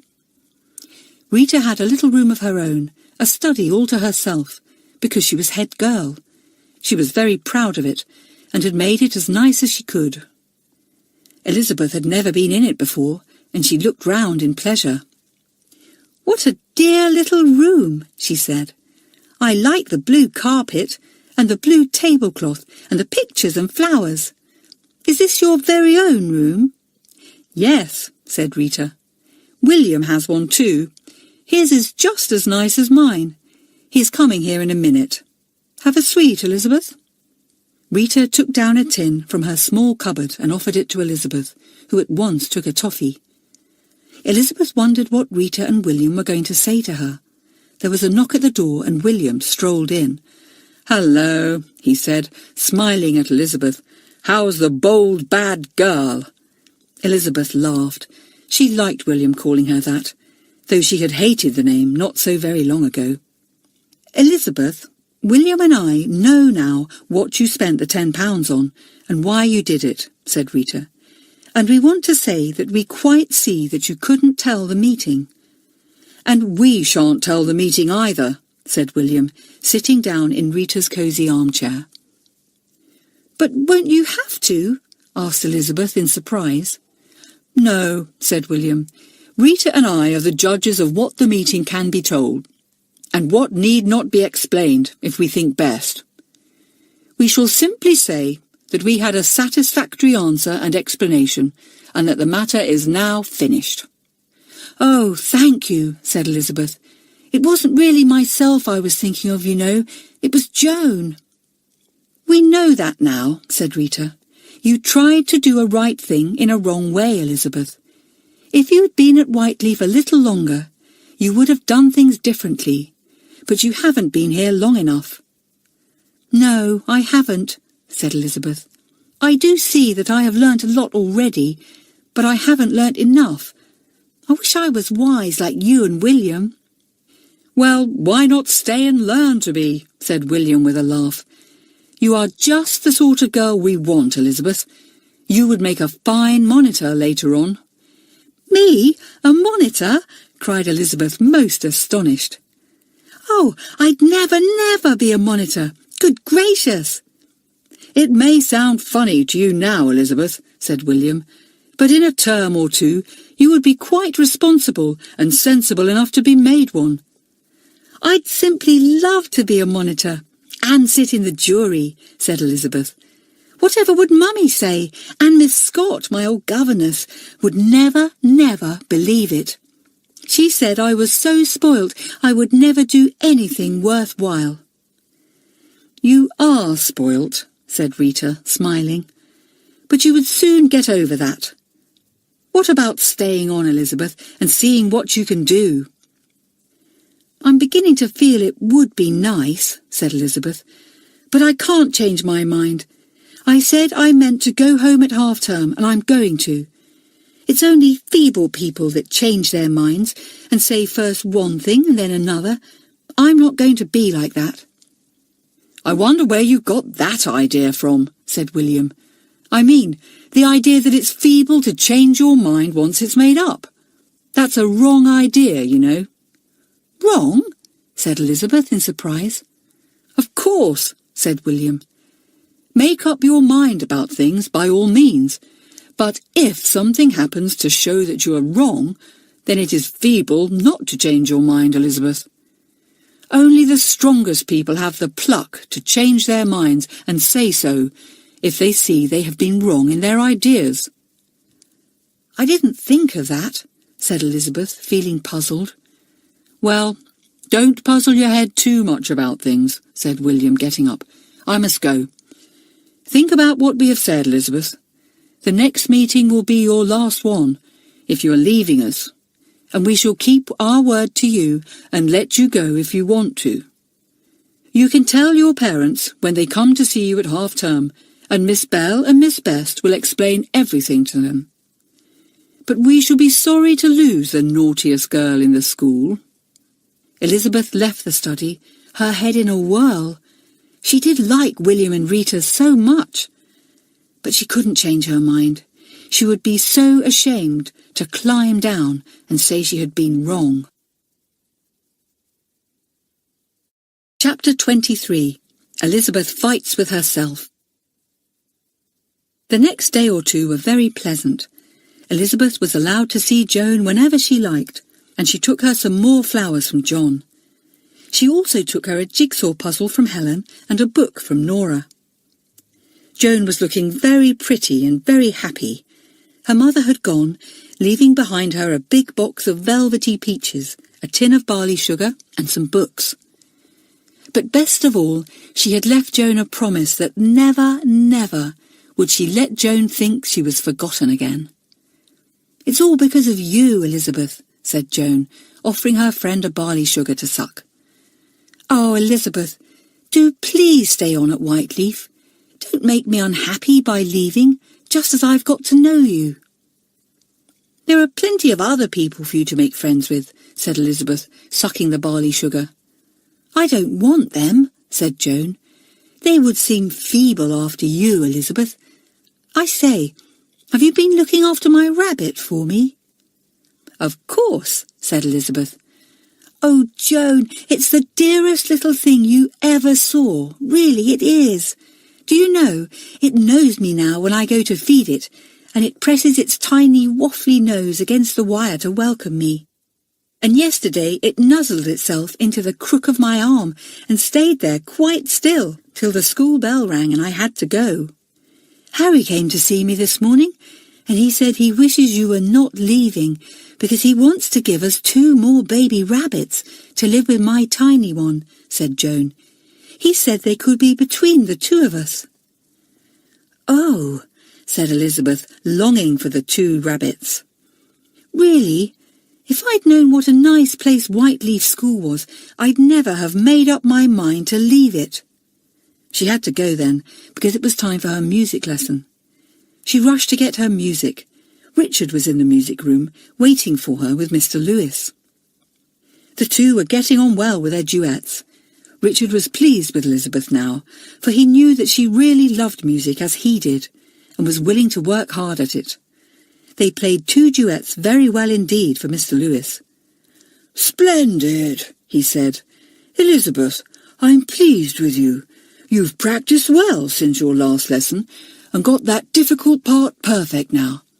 Now, play Richard your C piece that you love so much." Elizabeth was proud to play for Richard, for she thought him a wonderful player. She played her best. Mr. Lewis and Richard listened without a word or a movement till she was finished. "She ought to play at the school concert at the end of term," said Richard, when the piece was ended. "It's fine." Elizabeth glowed with pleasure. She liked praise from Richard even more than praise from the music master. "That's what I suggested to her," said Mr. Lewis, sitting down at the piano and playing some beautiful chords. "But she doesn't want to." "I do want to," cried Elizabeth indignantly. "It's only that I'm leaving soon." "Oh, that silly old story again," said Richard in disgust. "I thought better of you, Elizabeth. You can stay here if you want to, but you're just too jolly obstinate for words. Your music may be good, but I don't think much of your common sense." He stalked off without another word, his music rolled under his arm. Elizabeth felt half angry, half tearful. She hated being spoken to like that by Richard. "I expect Richard is disappointed with you, because I know he hoped that you and he would play the duets in the concert this term," explained Mr. Lewis. "He'll have to play them with Harry now, and though Harry likes music, he's not a good player." Elizabeth finished her music lesson without saying very much. She was thinking hard. She was in a muddle. She wanted to stay and she wanted to go, because her pride told her to keep her word to herself and leave. She went out to do some gardening when her lesson was over. She and John had become very friendly indeed over the garden. Elizabeth did not mind working hard with John, and he was pleased. "So many of the others like to pick the flowers and trim the hedges when they feel like it," he said, "but hardly anybody really works hard. When the tiny plants have to be bedded out, or the kitchen garden has to be hoed, who is there that offers to do it? Nobody." "Well, aren't I somebody?" demanded Elizabeth. "Don't I come?" "Oh, yes, but what's the use of you?" said John. "You're leaving soon, aren't you? You can't take a real interest in a garden that you won't ever see again. If you were going to stay, I would make all my plans with you, and I believe Mr. Johns would let you take part charge of the garden with me. It really would be fun." "Yes, it would," said Elizabeth, looking round the garden. Are you the head of the garden, John? Yes, under Mr. John's, said John. Nobody needs to garden unless they like, you know. But if it's anyone's hobby, as it is mine, they are allowed to spend most of their spare time here. I've had charge of the garden for 2 years now. It's pretty good, don't you think so? Oh, yes, I do, said Elizabeth, looking round it. It's lovely. I could think of lovely things for it too, John. Don't you think a row of double pink hollyhocks would be nice, looking over that wall? Fine, said John, standing up from his hoeing. Fine. We could get the seeds now and plant them, and we could set out the new little plants this autumn, ready to flower next summer. Let's ask for money for the seeds at the next meeting, shall we? Well, you can if you like, said Elizabeth. I'm afraid it will be my last meeting, John. Your last meeting, said John scornfully, and he dug his hoe into the hard ground as if he were digging it into a meeting. What a feeble goose you are, Elizabeth. Feeble? Cried Elizabeth angrily. I like that. Just because I'm keeping my word and sticking to what I said, you call me feeble. Well, it is feeble to give up everything you like so much here. Your gardening, your riding, your friend, and your music, just because you're too proud to climb down and change your mind, said John. I'm disappointed in you. Elizabeth stamped off in a rage. She hated to be called feeble. It was the one thing she had always thought that she wasn't. She went to the swings. There was no one else there. Elizabeth sat on the highest swing and began to sway to and fro. She thought very hard. Now, let's get things clear in my own mind, she said to herself. First of all, I didn't want to come here, and I vowed to myself, to Mummy and Miss Scott, that I'd get sent home as soon as possible. Well, I got the meeting to say I could leave at half-term, and I was jolly pleased. I'd got what I wanted. Elizabeth swung high, and the swing creaked as it went to and fro. Yes, I'd got what I wanted, said Elizabeth. I needn't even stay a term at this horrid, hateful school. That was what I called it. And now I find it isn't horrid or hateful. I can't help being happy here. The others seem to like me now that I've given up being so awful. I have a friend who is longing for me to stay and will be unhappy when I go. I've disappointed Richard, who wants to play with me at the concert. I've disappointed Mr. Lewis. John is angry with me because I don't like his garden enough to stay, though really I do like it awfully. And Harry wants to give me those lovely rabbits. She swung even higher as her thoughts sped along. And why am I going? Now, I'll just be really honest with myself. I'm not going because I'm unhappy. I'm very happy now. I'm going simply because I can't bear to change my mind and say I'm wrong. I'm too proud to say I'll stay when I've said I'll go. I'm not strong enough to change my mind and own up I'm wrong. Elizabeth slowed down the swing and put her feet on the ground. She frowned and looked at the grass. She had never thought so hard in her life. She spoke to herself sternly. Elizabeth Allen, you're feeble. Richard is right and Harry is right. You're feeble. You're a coward. You don't dare to stand up at the next meeting and say you're too happy to leave. You aren't strong enough to change your mind. You're proud and silly. Elizabeth Allen, I'm ashamed of you. Elizabeth spoke these words to herself more sternly than anyone had ever spoken to her. She stopped for a moment, thinking deeply. But am I really so silly? Am I really so feeble? Can I really spoil my happiness here? And Joan's too, by being so stupid and proud? No, I can't. I'm stronger than I thought. I can change my mind. I will change my mind. What did William say? He said that only the strongest people could change their minds when they saw they were wrong. It was the feeble ones who couldn't. She began to swing again.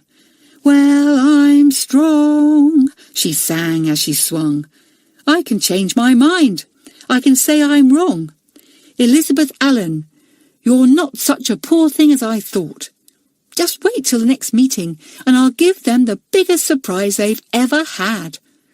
The little girl laughed as she swung. She felt very happy. She was no longer obstinate and proud. She was strong enough to change her mind. "I wish the next meeting would come soon," she said to herself. "What a shock I shall give them." Chapter 24. A Surprise for the School. The last meeting before half-term met at the same time as usual in the gym. Everyone was there except Joan, who was in the sand, rapidly getting better. Elizabeth sat on her usual form between Harry and Belinda, feeling rather excited. What a surprise she was going to give everyone. The ordinary business of the meeting went through as usual. Money was taken from the box, but none was put in.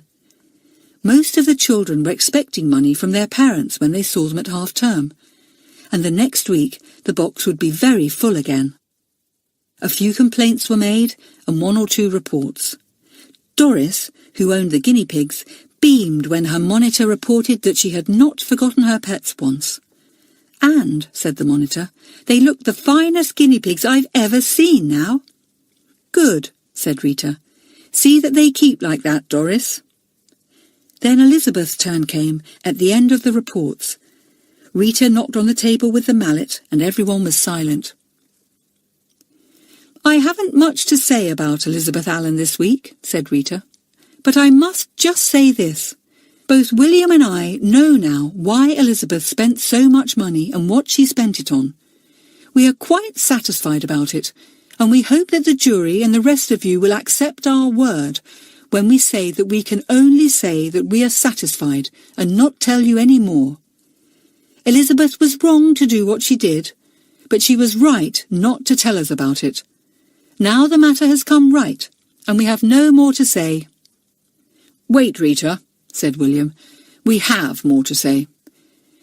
This is the meeting at which we were to ask Elizabeth if she wanted to leave us. It is our half-term meeting.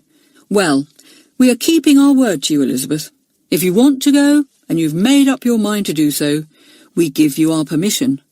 Miss Bell and Miss Best will tell your parents, and if they agree, you may go back with them when they see you tomorrow." Elizabeth stood up.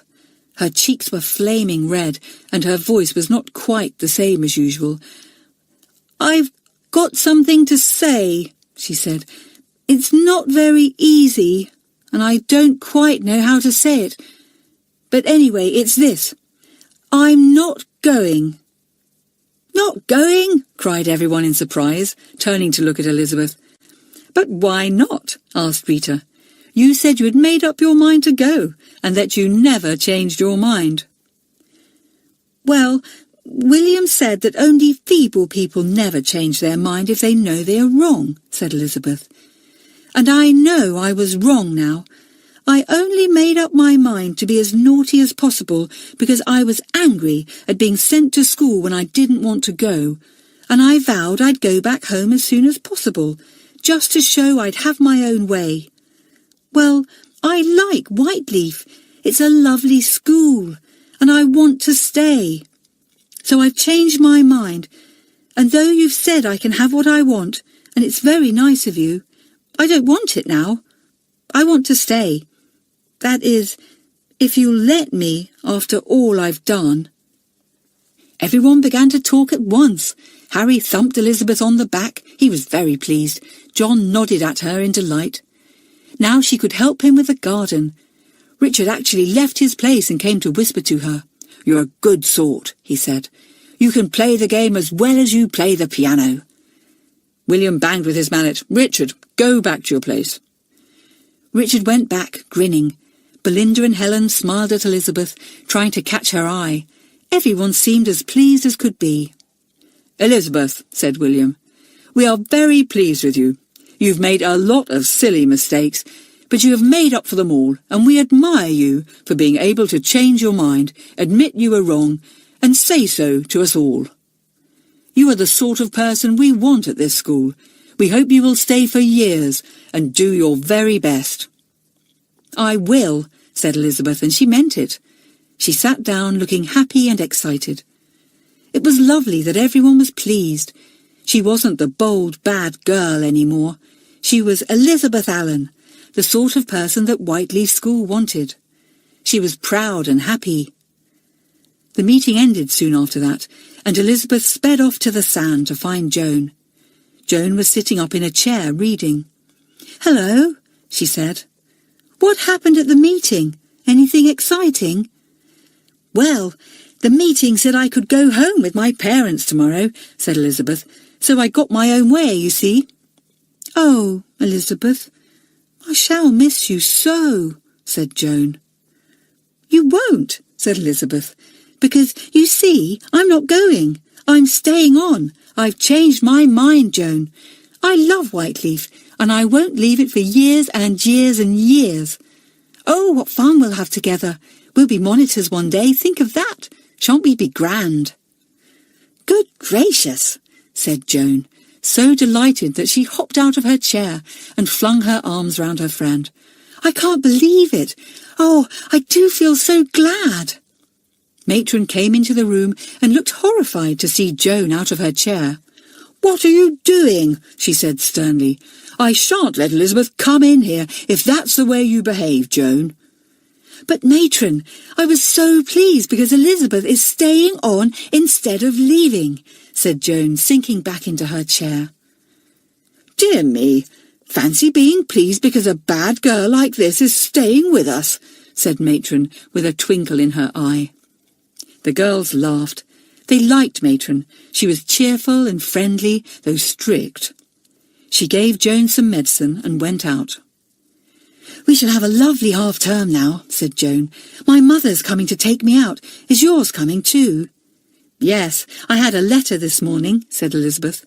"Oh, Joan, let's ask our mothers to take us out together. That would be much more fun than going alone." "Yes, we will," said Joan happily. "I am sure I shall be well enough tomorrow to get up properly. Now you'll have to go, Elizabeth. That's a supper bell." "Well, I'll see you tomorrow," said Elizabeth. "What fun we'll have! Oh, I am glad I'm not going home with my mother tomorrow. I wonder what she'll say when she hears that I want to stay on. Every letter I've written to her, I've told her that I want to leave." Mrs. Allen was very much astonished when she saw Elizabeth the next day. The little girl looked so bright and happy. Her mouth was no longer sulky, and there was no sign of a frown at all. Elizabeth flung herself into her mother's arms and hugged her. "It's lovely to see you, Mummy," she said. "Do come and see everything, the playroom and my classroom and our bedroom. It's number 6. And the garden and everything." Her mother followed Elizabeth round, marvelling at the change in her little girl. Could this really be Elizabeth, this good-mannered, polite, happy child? Everyone seemed to like her. She had lots of friends, especially the gentle Joan, who seemed to be Elizabeth's special friend. "Well, Elizabeth, you're quite a different child," said her mother at last. "Oh, look, there is Miss Best. I must just have a word with her." "Good morning, Miss Best," said Mrs. Allen. "Elizabeth has just been showing me round, and really, she does seem so happy and jolly. What a change you've made in her. I feel quite proud of her." "She's made a change in herself," said Miss Best, smiling her lovely smile. "You know, Mrs. Allen, she was the naughtiest girl in the school. Yes, she really was. It was difficult to know what to do with her, but she knew what to do with herself. One of these days she will be the best girl in the school, and how proud you will be of her then." "Then you want to stay on, Elizabeth?" said her mother in astonishment. "Well, I am glad. What a surprise!" Mrs. Townsend arrived to see Joan at that minute, and Elizabeth ran to see if Joan was ready. She had been kept in bed to breakfast, but was to get up afterwards and allowed to go in her mother's car. She was tremendously excited. "It's the first time I've ever had a half-term treat like this," she chattered excitedly as Elizabeth helped her to dress quickly. "And it's all because of you, Elizabeth." "Oh, rubbish," said Elizabeth. "Hurry up, Joan. What a time you take with your stockings. We're going to have lunch at a hotel. Fancy that. I hope there will be strawberry ice creams, don't you? Joan was ready at last. The two girls went to find their mothers, who had already made friends. Then they settled down in Mrs. Townsend's car, for she said she would drive them all. "Now we're off for our treat," said Elizabeth happily as the car sped through the archway. She looked back at the beautiful building. "Goodbye for a little while," she said. "I'm coming back to you, and I'm glad it's not goodbye forever." We must say goodbye too, though maybe we will see Elizabeth again, and follow her exciting adventures at Whiteleaf School. Goodbye, Elizabeth, naughtiest girl in the school.